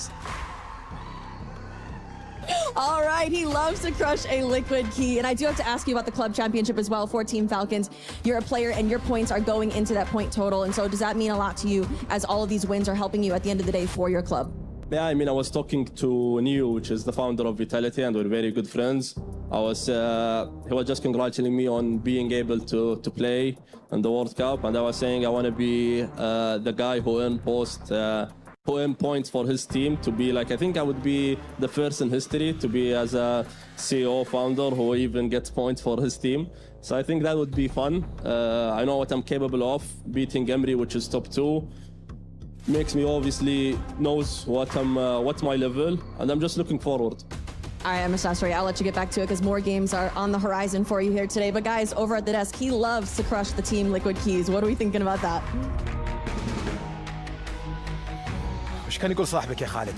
والله قال اشياء كثير، لكن الابرز انه يحب يكسر مفاتيح لاعبين ليكويد، انه بين منافسات كبيره. لكن مساعد تكلم انه حاليا هو تجاوز مرحله صعبه، هو عارف قديش يعني ايش اللي يقدر يسويه. امكانيات مساعد هو يعرفها اكثر من اي احد ثاني، وهذا شيء يعني كلنا نعرف إمكانية مساعد الحقيقية. تكلم عن أنه أيضا الآن خلصت مرحلة المجموعات، وصل لمرحلة اللي ممكن اللاعب يقدر يظهر فيها الشخصية، يقدر يظهر فيها الخبرة اللي موجودة عنده، والخبرة موجودة عند مساعد، كلنا عارفين هذا الشيء. لكن كلام جميل بصراحة من مساعد. لا، وسألت عن فيتاليتي بحكم انه يعني في الإعلام في مناوشات بينهم وبين فالكونز. قال لا، يعني كان هي تقول ان السي او جاء يعني يهني، راح لك ايش قال لك؟ فقال له قاعد يهنيني، وكيف اني انا كرئيس يعني ممكن يكون رئيس منظم اني اجيب نقاط لفريق، وما تدري ممكن مساعد يفرحنا ويفرح العرب بتحقيق لقب AFC. اكيد عندك تعليق عبد العزيز. فعلا يعني وصول الى الادوار الاقصائيه شيء جميل جدا، بس اعتقد طموح مساعد انه يحقق اللقب، وهذا طبعا طموح حق مشروع، وان شاء الله يقدر يحققها السنه هذه. في برضو من ضمن المباريات اللي هو داني بيتبول صعب المباراة على فيرجانك، تمكن فيرجانك من الفوز عليه. المباراة اللي كان يطالع فيه اندريس يقول ايش فيك انت شادة يا فيرجانك هذا ما له حل. طيب زي ما احنا شايفين التوب 8 الى الان: نسادا في المركز الاول، إلهان في المركز الثاني، ليفي فين في المركز الثالث الالماني، بونانو في المركز الرابع، نيكولاس في المركز الخامس، جوجا فيريزا اتمنى قلت اسمك صح لا تزعل مني في المركز السادس، مانو باتشوري في المركز السابع، وابو مكة في المركز الثامن. اما البقيه اللي من التاسع ل 24 متاهلين: فيرجانك، رزفان، مساعد الدوسري، لوكفيد، هازارز، فيزن، سامو جيمر، كريس ديبور، مالكيلوف، اوميت، كريم ازباك، إمري يلمز، دي فرنانديز، نيت، جوفنسو، وفيرجل.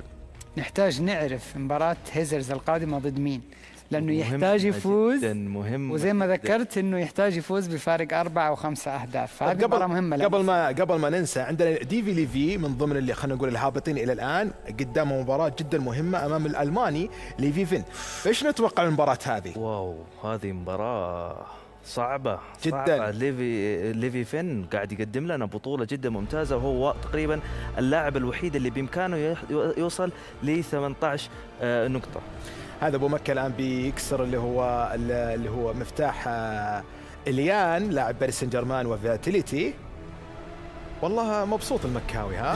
حب يكسر من حقه الصراحة على المستوى اللي قدمه في المباراة الأخيرة في الجولتين. اي والله أبو مكة قدم أداء كبير للأمانة في المباراة الأولى وحتى في المباراة الثانية، والآن قاعد يكسر مفاتيح الخصوم، وهذه أشياء يستمتع فيها أبو مكة ما شاء الله عليه، لاعب مميز للأمانة. او من ضمن الجماهير مو معطينا حقه. نتكلم عن لاعب كان توب 1 في السنه الماضيه بدايه السنه اذا ما كنت واهم، ويعتبر من التوب اذا كان هو في اعلى ليفل له، او خلينا نقول في البرايم، فيعتبر احد المرشحين. ولكن خلينا نقول بدايته كانت ضعيفه، ولكن الان بدا يرتفع المستوى، وهذه تكون سمه من سمات الابطال.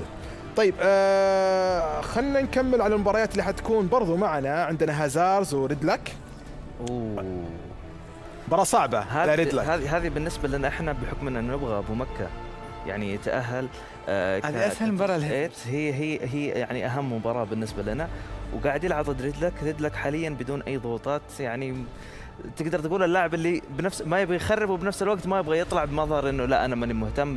ممكن يسوي زي داني بيتبول زي اديدا، ينشب الهازارد هنا. وهذا الشيء بصراحه اللي نتمناه. نتوقع حاليا فرق 4 أهداف او 4 أو 5 أهداف، فيما لو جابها هازارد راح ياخذ مكان ابو مكة. ما ودنا هذا الشيء يصير، لكن هو هازارد بالنهايه ضامن التاهل على الاقل الى دور ال 24 والملحق، فهذا الشيء كويس. مع هو قديش هو يبغى يكون توب 8 هنا ممكن يفرق معه.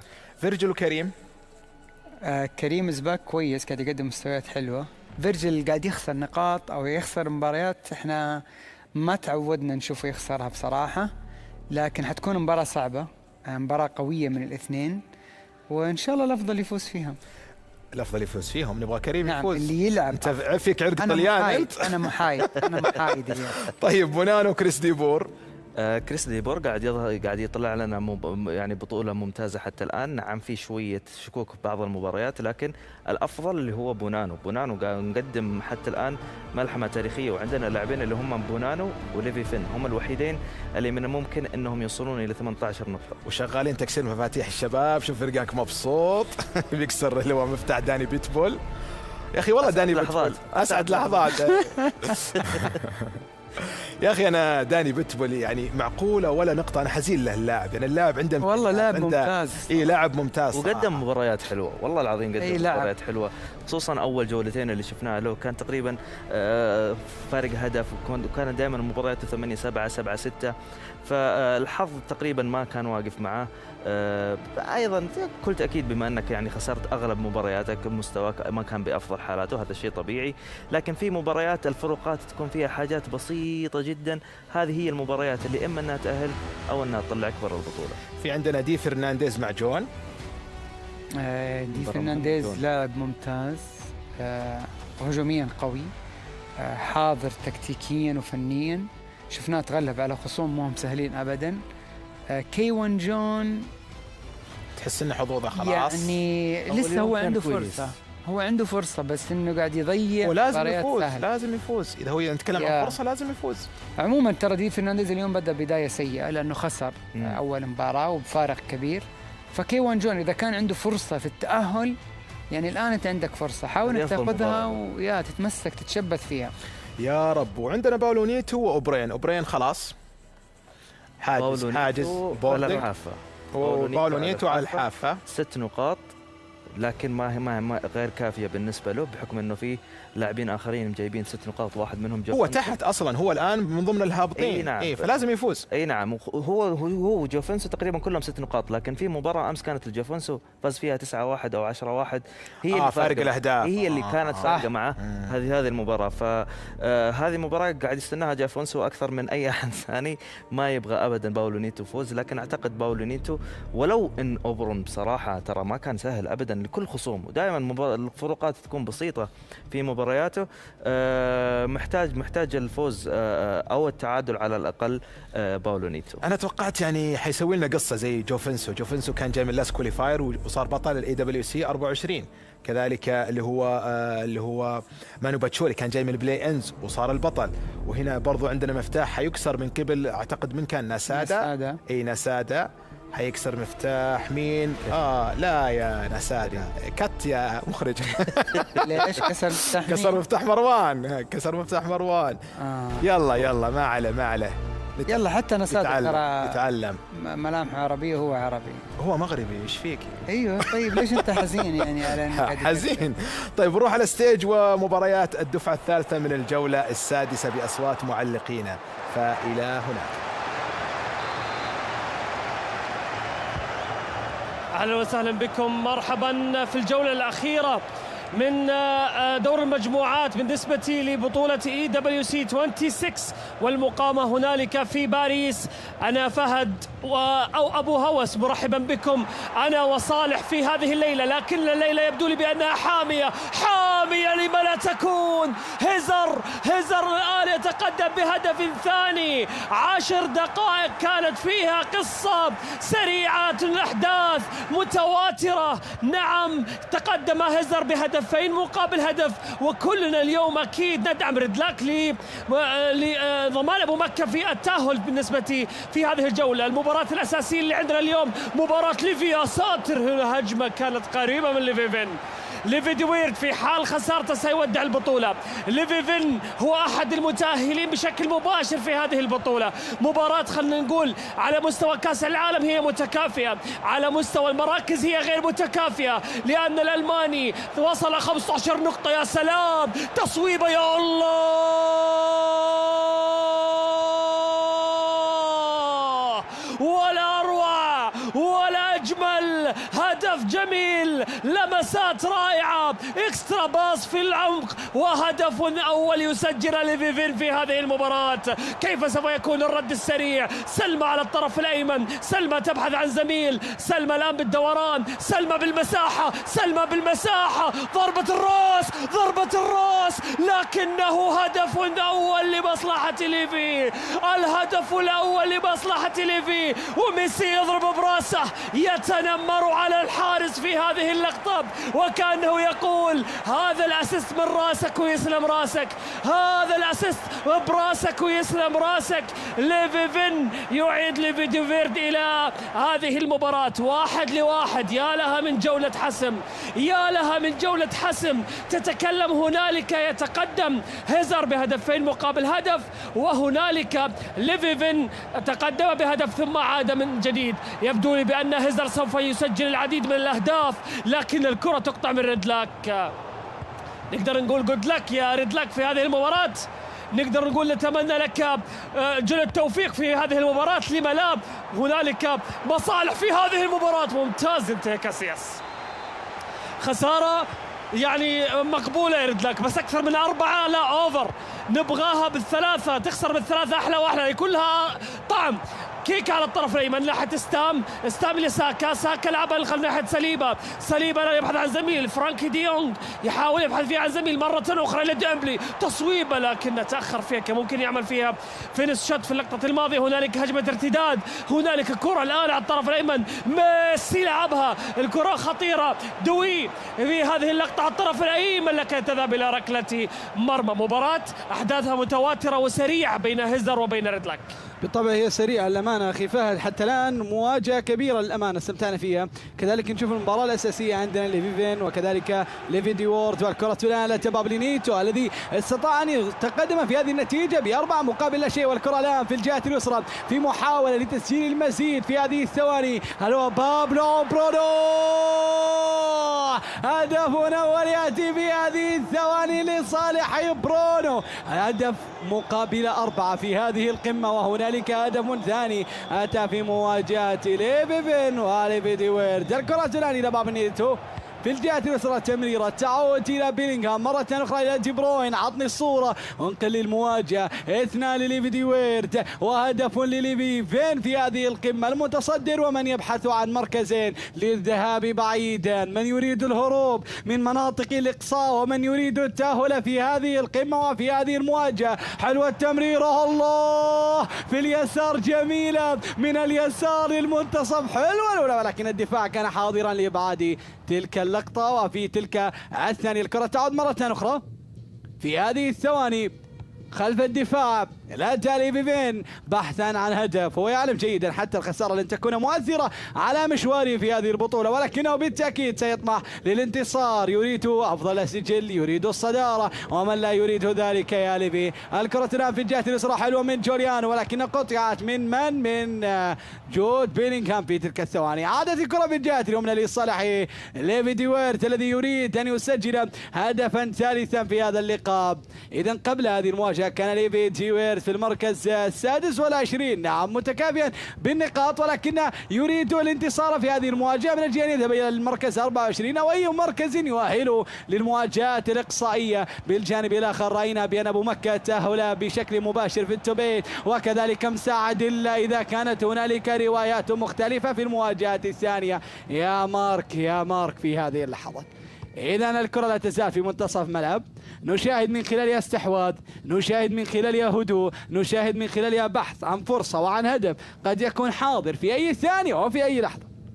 كرة في الجهة اليمنى عادت أولى جميلة من ساكا، عادت إلى موسيالا جميلة من جمال إلى جود في اليسار. فينيسيا تأتي من سلمة في هذه الثواني، بل بنبلي جميلة في الخلف لا تزال من هناك تأتي، ولكنها قطعت لا تزال حاضرة. ضغط عالي والضغط النفسي أعلى وأكبر وأشمل، ومن هنا نرى هدف بونانو ل4-2 في تلك المواجهة. ولا زلنا في هذا اللقاء حاضرين، ولا زلنا في هذا اللقاء الذي لم يبوح بكل أسرارها. الكرة لدى ساكا يعيدها إلى شاكا بالخلف في هذه الثواني. وين الصورة؟ أعطيني المواجهة لبونانو وكريس في هذه المواجهة. 4-2 لكريس في هذه القمة. رشدنا الهدف الثاني لبونانو، ولكن حتى الآن لم نشاهد الكثير. بونانو الليلة كانت لديه مواجهة وعاد وقدم مباراة كبيرة للأمانة، وهنالك سيناريوهات كثيرة شفناها في هذه البطولة. وعلى سبيل الذكر للحصر شاهدنا مواجهة أبو مكة من 4-0 حتى رأينا التغيير والانتصار وكسر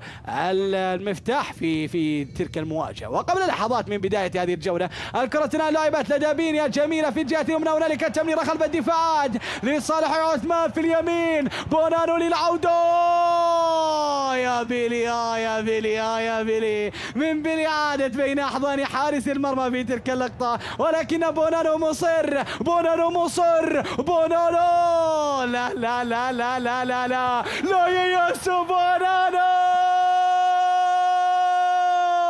لا يا سبحانه.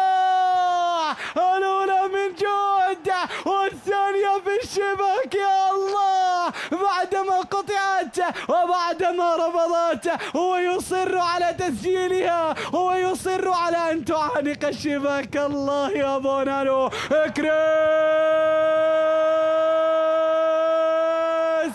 لن تذهب بعيدا يا بونانو، لن تذهب بعيدا يا بونانو. هكذا يقول كريس، ومن هنا سيرد بونانو، ولكن جود بعدها في تلك الثواني بيكلوبيز والكرة بالخلف في هذه القمة. 5-3 في مواجهة متكافئة. نعم 5-3. شفنا عودة من لبونانو في هذه المباراة بعدما كان قريب جدا من أن يوسع الفارق. كريستيبور في أكثر من لقطة عاد الفارق الهدف، لكن سرعان ما سجل هدف أنها تقليص للفارق. لكن خلينا نشوف مثل هذه اللقطة ممتازة مالديني في قطع الكرة. مباراة بونانو وكريستيبور هي مهمة أكثر لكريستيبور بعد ضمان بونانو التأهل من التوب 8. لكن خلينا نشوف هذه على الطرف الأيسر، سلمى في المحاولة، سلمى الآن داخل منطقة الجزاء، حلوة لكن إيكر كاسياس يتصدى في اللقطة الماضية. كيف راح تلعب الكرة الركنية الآن إلى الطرف الأيسر؟ ساكا إلى الخلف تأخر فيها كيكا، يا سلامة. وهذا مين؟ بينا الكرة تصل إلى من يبحث فيها عن زميل. يا سلام، شايفين سلمى الآن. أوه فيها خطأ وبطاقة أكيد صفراء. أنا كنت أشوف ما لها داعي، كان ممكن الفرصة هذه تتوقف، لكن شوف آدم وارتن في محاولة المهارة، سرعان ما تقطع عن طريق جود بيلينغهام. نقترب من الدقيقة الأخيرة من زمن شوط المباراة الأول، لكن هنالك كيوان جون يتقدم بهدف ممتاز من أمامي دي فرنانديز. 1-0 للاعب المصري ومن أمامي دي فرنانديز. نعود لأجواء هذه المباراة. كريس دي بور في الهجمة الأخيرة، هل من الممكن يوسع الفارق؟ هل من الممكن يوسع الفارق؟ عندنا دقيقة واحدة كوقت بدل ضائع، عليك أن تحافظ على الكرة في هذه الدقائق البسيطة. هل من هجمة الآن؟ هل من لقطة الآن؟ هل من كرة الآن من خلالها ممكن يحصل فيها على أي شيء؟ لا، خلاص انتهت. نعم، شوط المباراة الأول ينتهي ب5-3، لكن خلينا نشوف مثلا مباراة ليفي ديفيرد ومباراة ليفيفين التي ما زال ليفي ديفيرد يتقدم ب3 أهداف، ومتبقي تقريبا 10 دقائق على نهاية شوط المباراة الأول. مباراة حتى الآن أمورها طيبة جدا بالنسبة للاعب الهولندي. اللاعب الهولندي هو لم يضمن أبدا التأهل في هذه المباراة، ويعتمد أكيد على نتائج اللاعبين الآخرين، لكن حتى الآن الفوز يعطيه أفضلية، لكن التعادل والخسارة لا تعطيه الأفضلية. هذا الهدف أعطاه الأفضلية الآن، هذا الهدف أعطاه الأفضلية، أعطاه الأفضلية للتقدم الآن. أصبحت النتيجة 4-1، أصبحت النتيجة 4-1. أبدا هذا مو مستواك يا ليفيفين، أبدا ليس هذا المستوى الذي حصل به 15 نقطة أبدا. وحتى الآن ليفي ديفيرد يتقدم بفارق 3 أهداف. النتيجة أصبحت 4-1 بالنسبة لليفي من أمامي اللي هو ليفيفين. خلينا نشوف الآن كريس دي بور يبدو يظهر بلحظات أفضل حاليا من زميله، لكن هذه خطيرة الآن من كيكا. نعم أثبت أفضليته، نعم أثبت أفضليته في هذه المباراة. كريس دي بور المباريات الأخيرة، الجولة الأخيرة، أصحاب المراكز الأخيرة، الكل يحاول أن يحافظ على حظوظه في هذه الجولة، الكل يريد أن يتأهل في هذه الجولة. بونانو، ما الذي تريد؟ ما الذي تريده يا بونانو؟ ديمبلي صواب، ديمبلي سجل، ديمبلي قلص. هل من الممكن أن نقول بعد قليل بأن بونانو عادل؟ كل شيء وارد في هذه المباراة. 6-4، 10 أهداف. بونانو نعرف إمكانياته، بونانو نعرف بأنه لا يريد أن يتلقى أي خسارة. قاعدين نشوف النتائج الآن في الشريط. هيزر يتقدم ب6 أهداف مقابل هدفين. هذه النتيجة راح تعطيه أفضلية للتأهل في مكان أبو مكة، لكن لسه في وقت إن شاء الله، وفي فرصة أيضا. عندنا كيوان جون يتقدم بهدفين مقابل لا شيء. عندنا أوبرا يتأخر من أمام باولونيتو ب8-4، لكن خلينا نشوف بونانو شو اللي راح يسوي. يا سلام، يا الله، مستحيلة هذه. لو فيها لك روكيتا زايدة شوي، لو فيها لك روكيتا زايدة ترجع ماضي، ترجع لحظات فيفا 21، فيفا 19، الأجزاء اللي كانت فيها لك روكيتا قوية. لكن والله ما عندك إلا مثلثات، ما لها الا مثلثات في هذا الجزء. وسلمى في هذا الجزء، من يسلم منك يا سلمى، من يسلم منك يا سلمى في هذا الجزء. ما في احد سالم في هذا الجزء. هنالك ريدلاك يسجل، هنالك ريدلاك يسجل من امام هيزر. نعم، الله يقويك، نبغى من هذا الاهداف وزياده يا ريدلاك. او هذا كريم سباك الان، كريم يتعادل من امام فيرجيل 1-1. فيرجيل لا يقدم بطوله جيده، فيرجيل يحتاج هذا الفوز حتى ينافس على التأهل في هذه المباراة، خصوصا مع فوز ليفي ديفيد، خصوصا مع فوز هيزار والمتبقين. يا سلام، يا الله، والله خطيرة سلمى، والله سلمى خطيرة جدا في هذا الطرف. الكل أكيد يتواجد عند سلمى كلاعب أو كلاعبة في مركز الجناح الأيسر. خلينا نشوف هذه اللقطة الأخيرة لميسي، يلعبها لسلمى. سلمى الآن لمن؟ والله سلمى وصلتها للعمق الآن إلى من؟ تشاكا. دوران دوران دوران، لكن بلينغهام في الصراعات القوية. وفي هذه الجولة الكل يتصارع للحصول على التأهل يا صالح. بالطبع هنالك الكل يتصارع من أجل الحصول على التأهل، وهنالك من كان يصارع من أجل الحصول على النقاط. وأتحدث هنا عن داني بيتبول في الجولة الماضية في مواجهة اندريس، ولكن الآن نتكلم عن الواقع، ونتكلم عن الحاضر، ونتكلم عن هذه الهجمة، ونتكلم عن البناء، ونتكلم عن اللقطة، ونتكلم عن الصورة، وعن كرة كريم من اليمين يا كريم لأين يا كريم للمنتصف، تصل في هذه الثواني من أجل أول أو ثاني الأهداف يا كريم، من اليمين يا كريم، في الوصول يا كريم، الله للوصول يا كريم، للوصول يا كريم، هدف ثاني في هذا اللقاء، 2-1 لكريم في مواجهة فيرجل. وشوف الهدف، شوف باليمين قام بكل شيء، وبعد ذلك لليسار، ومن هنا بونانو 7-5 يا بونانو. صدقوني هنالك روايات، صدقوني هنالك حكايات في هذا اللقاء، وشوف النتائج موجودة، وشوف النتائج حاضرة في هذه القمة كثيرة لمن يخسر هذه المواجهة. وخلوني في لقاء بونانو لأني أظن بأن هنالك أشياء قد تكون حاضرة. الكرة تتعاد من مالديني إلى ريلي، في الجهة اليسرى هنالك يا كريس، عدت الكرة جميلة إلى فيكي لوبيز، مرت في المنتصف خطيرة لصالح كيكيا في هذه الثواني، قطعت من هنا الكاونتر ستأتي، ومن هنا الهجمة ستحضر، ومن هنا كرة كرة بونانو التي قطعت. كريس من أجل الثامن، كريس من أجل الثامن في هذا اللقاء.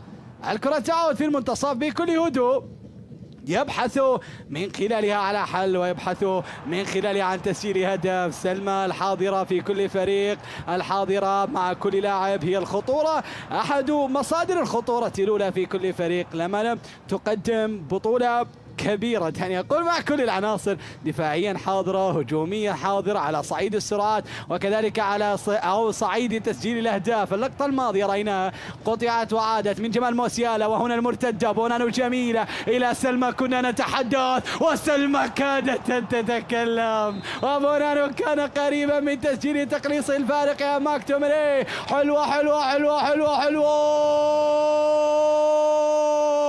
يا جمالك يا بونانو، يا سحرك يا مكتوميني. خليني فيها، خليني فيها، لا تغيرها أرجوك، لا تغير المشهد، خليني على الصورة وخليني على اللقاء. راحت ليو برونو، ومن جانبه بابلو نيتو 8-5، ومن هنا سيأتي السادس. يا الله، مالديني بعدها، وهنالك الكرة لا تزال. ارجع لي بالصورة، المباراة بونانو هنالك حكايات قلتها منذ البداية، هنالك روايات ستكون حاضرة. بونانو دائما ما يعود، نعم يتأخر ولكنه يعود وهو قريب، ومن هنا برونو يريد أن يكتب سيرته الخاصة. الله الله الله الله الله يا بابلو، الله يا نيتو، وأنتم جميلة خلفهم خلفهم، لا تزالوا. شوف الإعادة، شوف بونانو في تلك اللقطة، والتسديدة في البعيدة، ومن الأسفل يا بابلو، ومن تحت يا نيتو. الدفاعات في أولى، في ثانية، في ثالثة، دربكة حاضرة، والحضور الذهني هو الأهم، والحضور الذهني هو الأهم. حلوة في الخلف، يعود ساكا، بابلو يريد، نيتو يريد أن يسجل. حلوة حلوة حلوة حلوة، قد تكون من أجل نهاية السهرة. الله يا ستامولا، ومن هنا في المرتدات، ومن هنا في المرتدات في اليمين يا ساكا، في اليمين وصلت الكرة وستحضر مع الخطورة بالخلف مرة أخرى، ولكنها لا تزال حاضرة. هنالك احتكاك، والحكم يأمر باستكمال اللعب، واللقطة لا تزال حاضرة. واعطيني الصورة، واعطيني الهجمة، واعطيني المتعة في هذا اللقاء يا مارك إلى ساكا.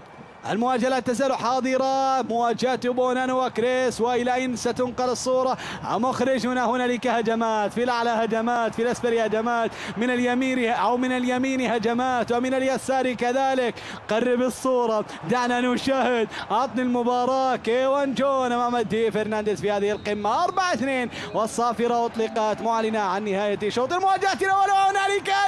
وهنالك هدف لبونانو. 7-7 كنت أقول، بل 8-7 لست متأكدا. يا أخي رجع لي الصورة، يا أخي رجع لي على اللقاء، خليني أشوف الكرة ليونيل ميسي. هنا اللقطة وشوف النتيجة، 7-6 يا بونانو، 7-6. هنا الكرة جميلة يا فيكي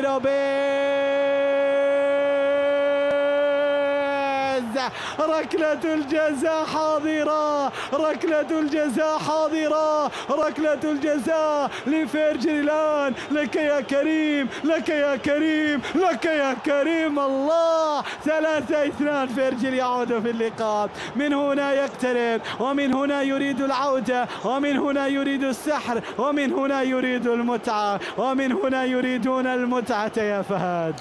نعم أكيد مباراة حتى الآن فيها تحولات. فيرجل ما زال يريد أن يحافظ على حظوظه في هذه البطولة. خسارته تعني خروجه بشكل واضح في هذه المباراة، وكأن هو آخر مركز للتأهل. لكن ماذا عن هذه الكرة؟ ماذا عن هذه اللمحة؟ ماذا عن هذه الفرصة؟ لكن الفرصة لم تعد متوفرة يا فيرجل في هذه اللقطة. ما زالت الكرة على الطرف الأيمن، ممتاز المهارة، لكن تشاكا يقطع الكرة بشكل ممتاز. تشاكا على الطرف الأيسر، تشاكا بالسرعة، تشاكا للطرف الأيسر يلعبها لسلمى دوران. يا سلام على يا سلام على التحامل المحافظة.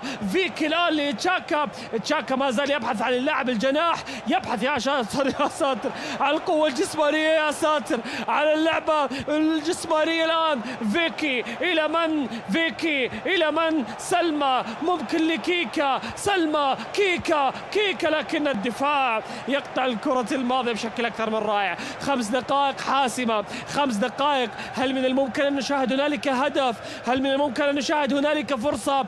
هل من الممكن أن نشاهد هنالك عودة وحسابات معقدة لهذه البطولة في حال أن سجل فيرجل هدفا في هذه المباراة؟ الكرة وصلت على الطرف الأيمن، فيرجل ما زال يبحث عن حظوظه، كريم يريد أن يقتل كل الحظوظ. ما زالت الكرة الآن على الطرف الأيمن، أوليسي، لكن الفونسو ديفيس يقطعها. ما زالت يا أوليسي، ستامو، كان فيها كلام، لكن الكلام الآن على الطرف الأيسر بالنسبة لتشاكا إلى كيكا. أرى هنالك فرصة، أرى هنالك لحظة، أرى هنالك إمكانية لتسجيل هدف يا تشاكا، لتسجيل هدف. يا الله، مرت الدقيقة الأخيرة، اللمسة الأخيرة قد تكون بالنسبة لك يا فيرجيل. ابحث عنها يا الفونسو يا ديفيس، اعطيه فرصة يستام. ماركوس أراوخو ما زال بالمحاولة، بالتحضير، بالباص، لكن باتشو يقول اركب الباص وغادر، اركب الباص وغادر إلى إيطاليا. نعم أنت خارج سباق كأس العالم في الدقيقة الأخيرة. نعم انتهت الحظوظ. ميسي إلى من؟ كرويف إلى من؟ هنالك خلاص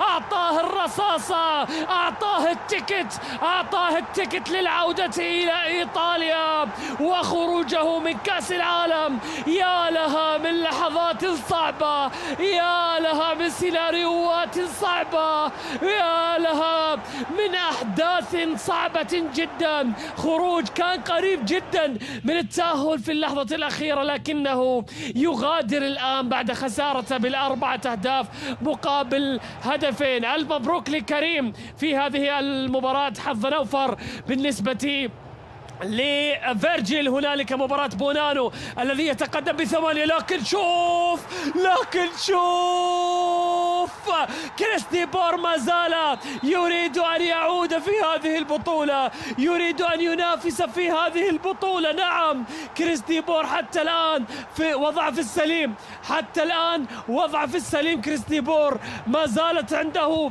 فرصة. يا ساتر 9-8 كان عنده نقطة، سحبها منه بونانو. حتى النقطة ما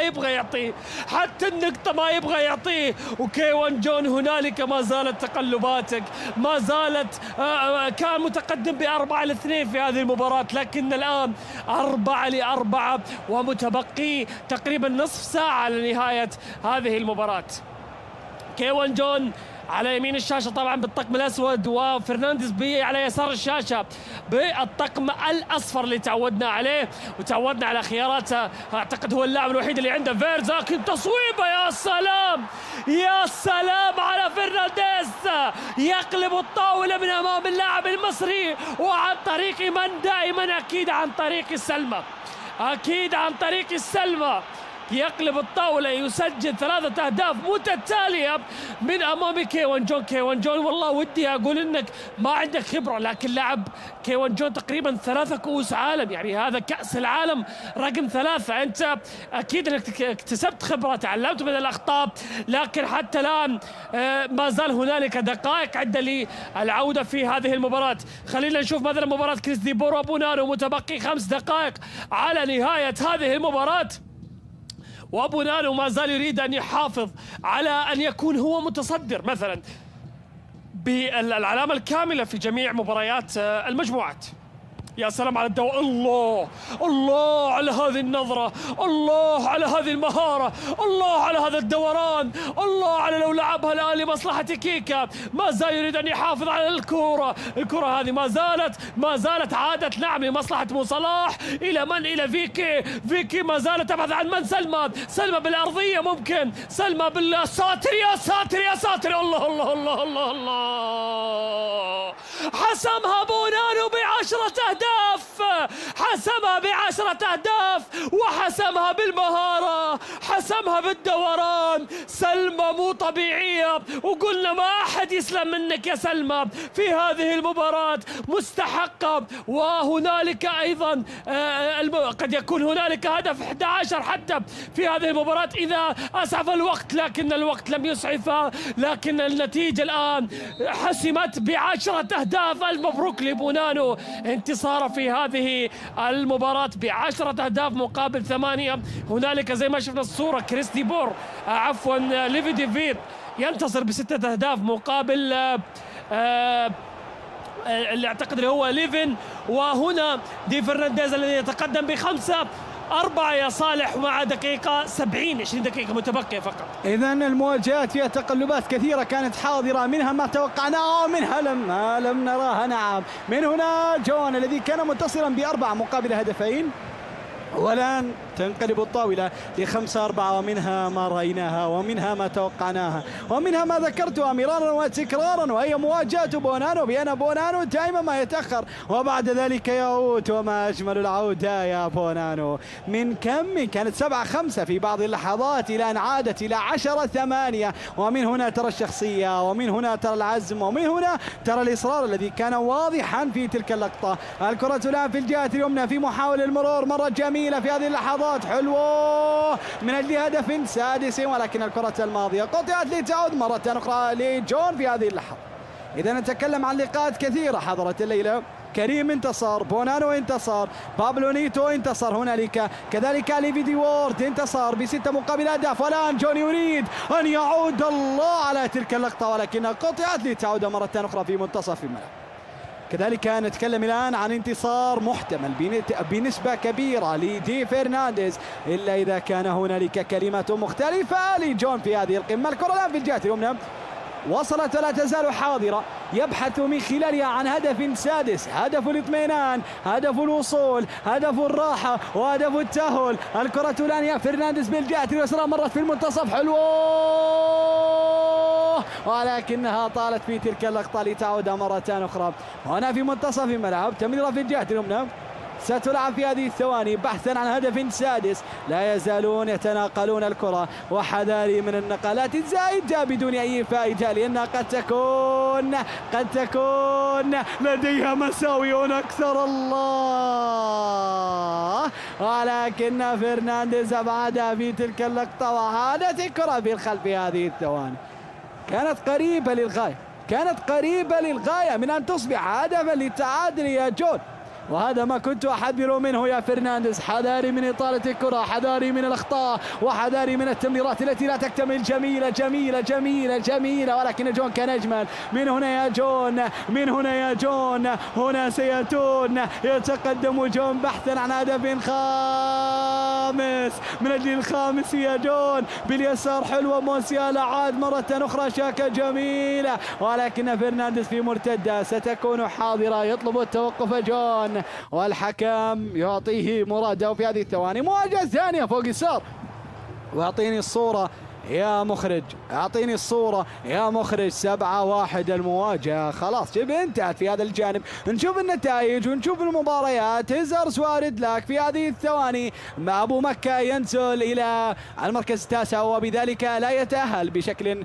مباشر، ولكنه سيذهب إلى الأدوار الإقصائية. نعم، في مواجهة للتأهل إلى دور 16. في الجانب الآخر هيزرز يتأهل إلى دور 16 بشكل مباشر بدون أن يلعب معنا مباريات إقصائية. ومن هنا ليفي ديورث في الجهة اليمنى يبحث عن هدف قد يكون قريبا في هذه الثواني. خطيرة خطيرة خطيرة، الله على تلك اللقطة، فعلى كل شيء ولكنها طالت. ليفي بن لا يقدم مباراة العمر بالطبع، لكن لا قلق لا قلق لا قلق يا ليفي. هنالك التأهل محسوم، وهنالك المواجهة محسومة، وهو ضامن لمقاعده في المراكز المؤهلة وفي المراكز الثمانية الأولى. ولذلك الخسارة بأي نتيجة قد لا تكون فارقة معه، ولكن هي تفرق كثيرا مع ليفي ديورث. الكرة الآن لعبت والصافرة ستطلق، وارجع لي في مباراة كيوان جون ومباراة دي فرنانديز في هذه الثواني. شوف السلام، الروح الرياضية حاضرة، وهنالك اللقاء وهنالك اللقاء. هل لا يزال حاضرا؟ المواجهة موجودة ولا خلصت الليلة؟ شوف ليفي ديورث سعيد جدا بالتأهل، ومن هنا 5 دقائق ستكون هي الأخيرة في هذه القمة المثيرة، والتمريرة خلاص من أجل أن يضمن التأهل. الكرة جميلة لدى فرنانديز، أنهى القصة باكرا، أنهى القصة قبل الصافرة، أنهى القصة في هذه الثواني. دي فرنانديز يسجل، دي فرنانديز يحسم، ودي فرنانديز ينتصر في هذه القمة رسميا، ينتصر في هذه المواجهة رسميا. خلاص ذهب بعيدا ذهب بعيدا ذهب بعيدا، ولكن بالجانب الآخر كيوان جون أظن بأن حتى هذه النتيجة قد لا تجعله يذهب إلى مراحل الهبوط. الخسارة بهذه النتيجة جيدة، ولكن لا يجب أن تستقبل أكثر من ذلك. هو متعادل بالنقاط مع نيت، ولكن إذا استمرت وسجل فرنانديز المزيد قد يكون هنالك اختلاف، والاختلاف ليس من صالح أحد. ولكن لا لازم أن يخسر بفارق 3 أهداف إضافية من أجل أن يتعادل. ولذلك أظن بأن خلاص كيوان جون هو من سيتأهل، ونيت هو من سيغادر البطولة. أظن ذلك نعم. الكرة الآن لعبت في الجهة اليسرى، نستطيع أن نقول بأن هاردك على الخسارة، ومبروك للتأهل بالأدوار الإقصائية حتى الآن. الكرة العالية لعبت في الجهة اليسرى، عادت إلى الفونس ديفيز، مرة أخرى إلى جواو نيفيز في اليمين، حلوة لديونغ، مرت إلى عثمان. الله، حتى بالخسارة لا يستسلم كيوان جون، حتى بالخسارة لا يريد أن يستسلم أبدا، حتى بالخسارة يريد أن يقلص الفارق شيئا فشيء بحثا عن التعادل. يا فرنانديز يريد أن يتعادل ولا يريد الخروج، لا يريد الخروج أبدا. والصافرة ستطلق الآن سيداتي وسادتي. مبروك لفرنانديز الانتصار، مبروك لجون التأهل. أظن بأنها كذلك نعم في المركز 23 فرنانديز، وفي المركز 24 يحضر كيوان جون متعادلين بالنقاط، 7 نقاط، وكذلك امري المز يتعادل معهم بالنقاط، وكلهم في مراكز التأهل. وكما ذكرنا سيداتي وسادتي، نيت هو من يغادر هذه المواجهة أو هذه البطولة، وكذلك لديه 7 نقاط. وكل تلك التفاصيل ستكون حاضرة مع الاستديو التحليلي، لا تشغلوا بالكم. الآن نذهب إلى استراحة بسيطة، وبعد ذلك نعود بإذن الله.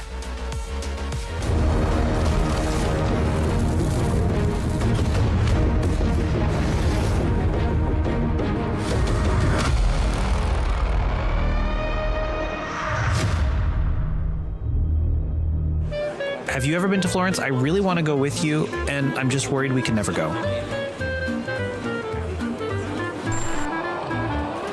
I'm glad that I'm Batman.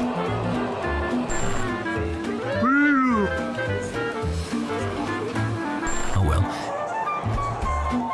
What the hell, man? Come on now. No, it's you who always do this. Let's just not do that. It's fine, like no one saw it. Don't worry about it. They are sitting right there. There is no chance they did not see it. What are you saying? Like, you're blaming me for it, but you are the one who can't do a dab up. It's ridiculous, frankly, that a grown man can't dab his boy up properly.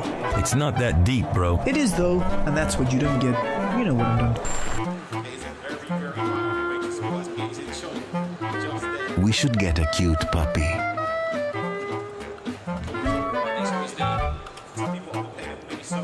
Yep, puppy. Don't worry, I will walk it.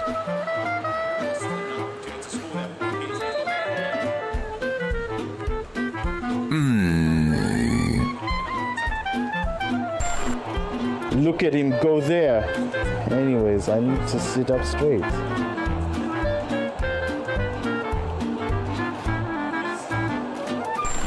You know, if we go in super fast and crush them really tight, then... I'm sorry, you can't actually crush your opponent?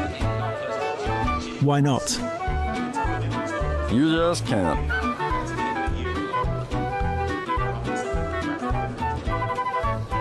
But I really want to.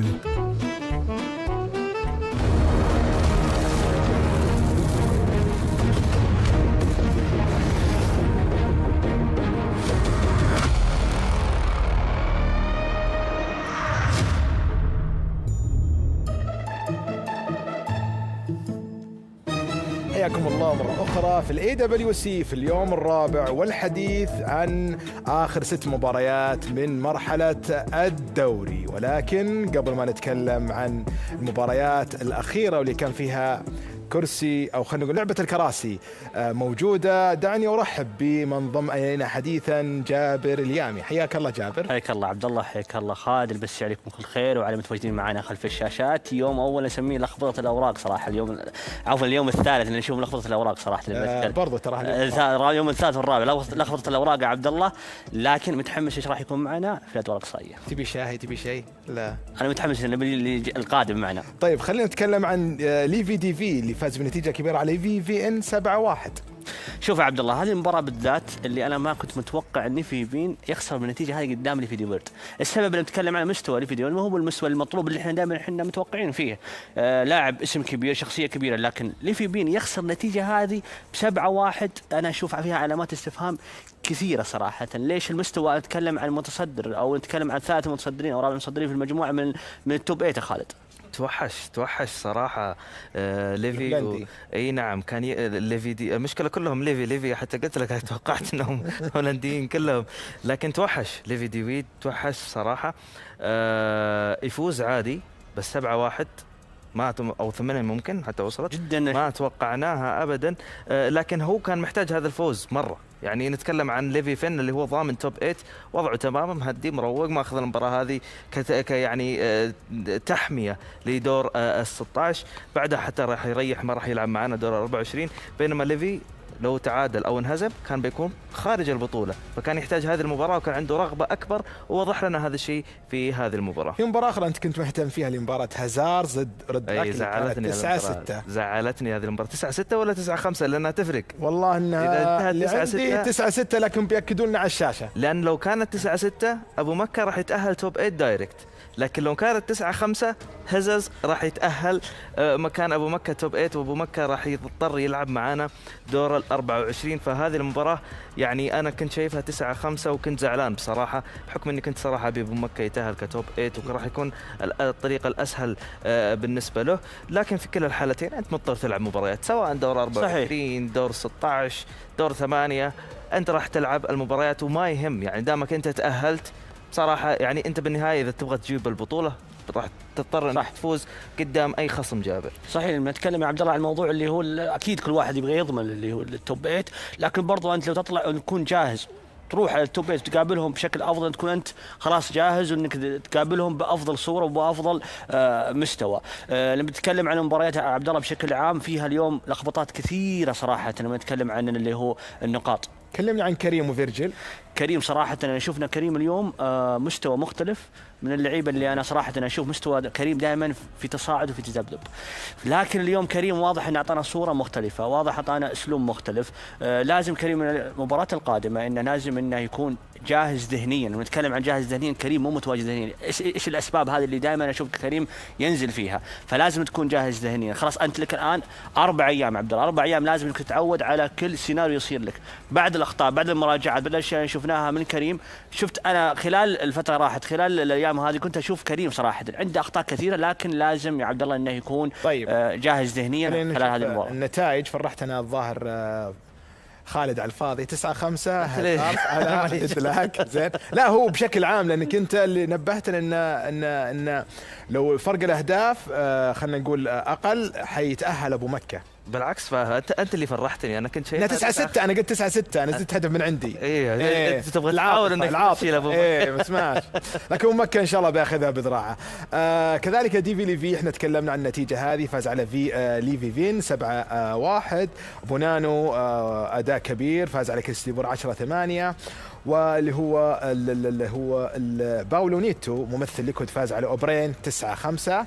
وعندنا دي فرنانديز 6-5 فاز على اللي هو كي وان جون. وكريم زي ما قلنا 4-2 فاز على فيرجن. كي وان جون ضيع التأهل بيده. طبعا صالح يقول انه تأهل وانا اقول انه ما تأهل على حسب حسبتي انا، وانا لي حسبات خاصة عاد ما ندري، لكن كي وان جون بصراحة ضيع التأهل بيده. بنشوف نراجع الحسبة مرة ثانية، ولكن خلينا نشوف لقاء مع بونانو. Welcome back, everyone. I'm joined by Matías Bonanno, who is top of the standings. He is unbeaten 6-for-6. Mati, how are you feeling? Because you had a great last couple days, didn't you? Of course, I'm really happy because I won all the matches, but now in the important things in knockouts. I have to ask you, when you first arrived to Paris, if someone would ask you, Mati, are you going to be top of the standings at day 4, what would you have said? Maybe no, but the practice was really good, so a little bit I expected, but of course not. I say, yeah, I will win every match, so now I'm really good. What worked well for you? Because I was so impressed by your attacking. All of your attack has been so stellar these last couple days, but what do you think, in your opinion, worked really well for you in your gameplay? I think in attack, I have, I don't know, a lot of options in terms of the tactics, in terms of skills, through balls, everything. So I think it's all about the practice. All right, and last question for you. I'm going to put you on the spot. Now being top of the standings, do you think you have what it takes to be a world champion tomorrow on that big stage? I don't know. I work for that, of course, but I'm focused right now in round of 16. All right, well, I'm going to throw it over to the desk. What do they think? Do they think Matías Bonanno could be a world champion tomorrow?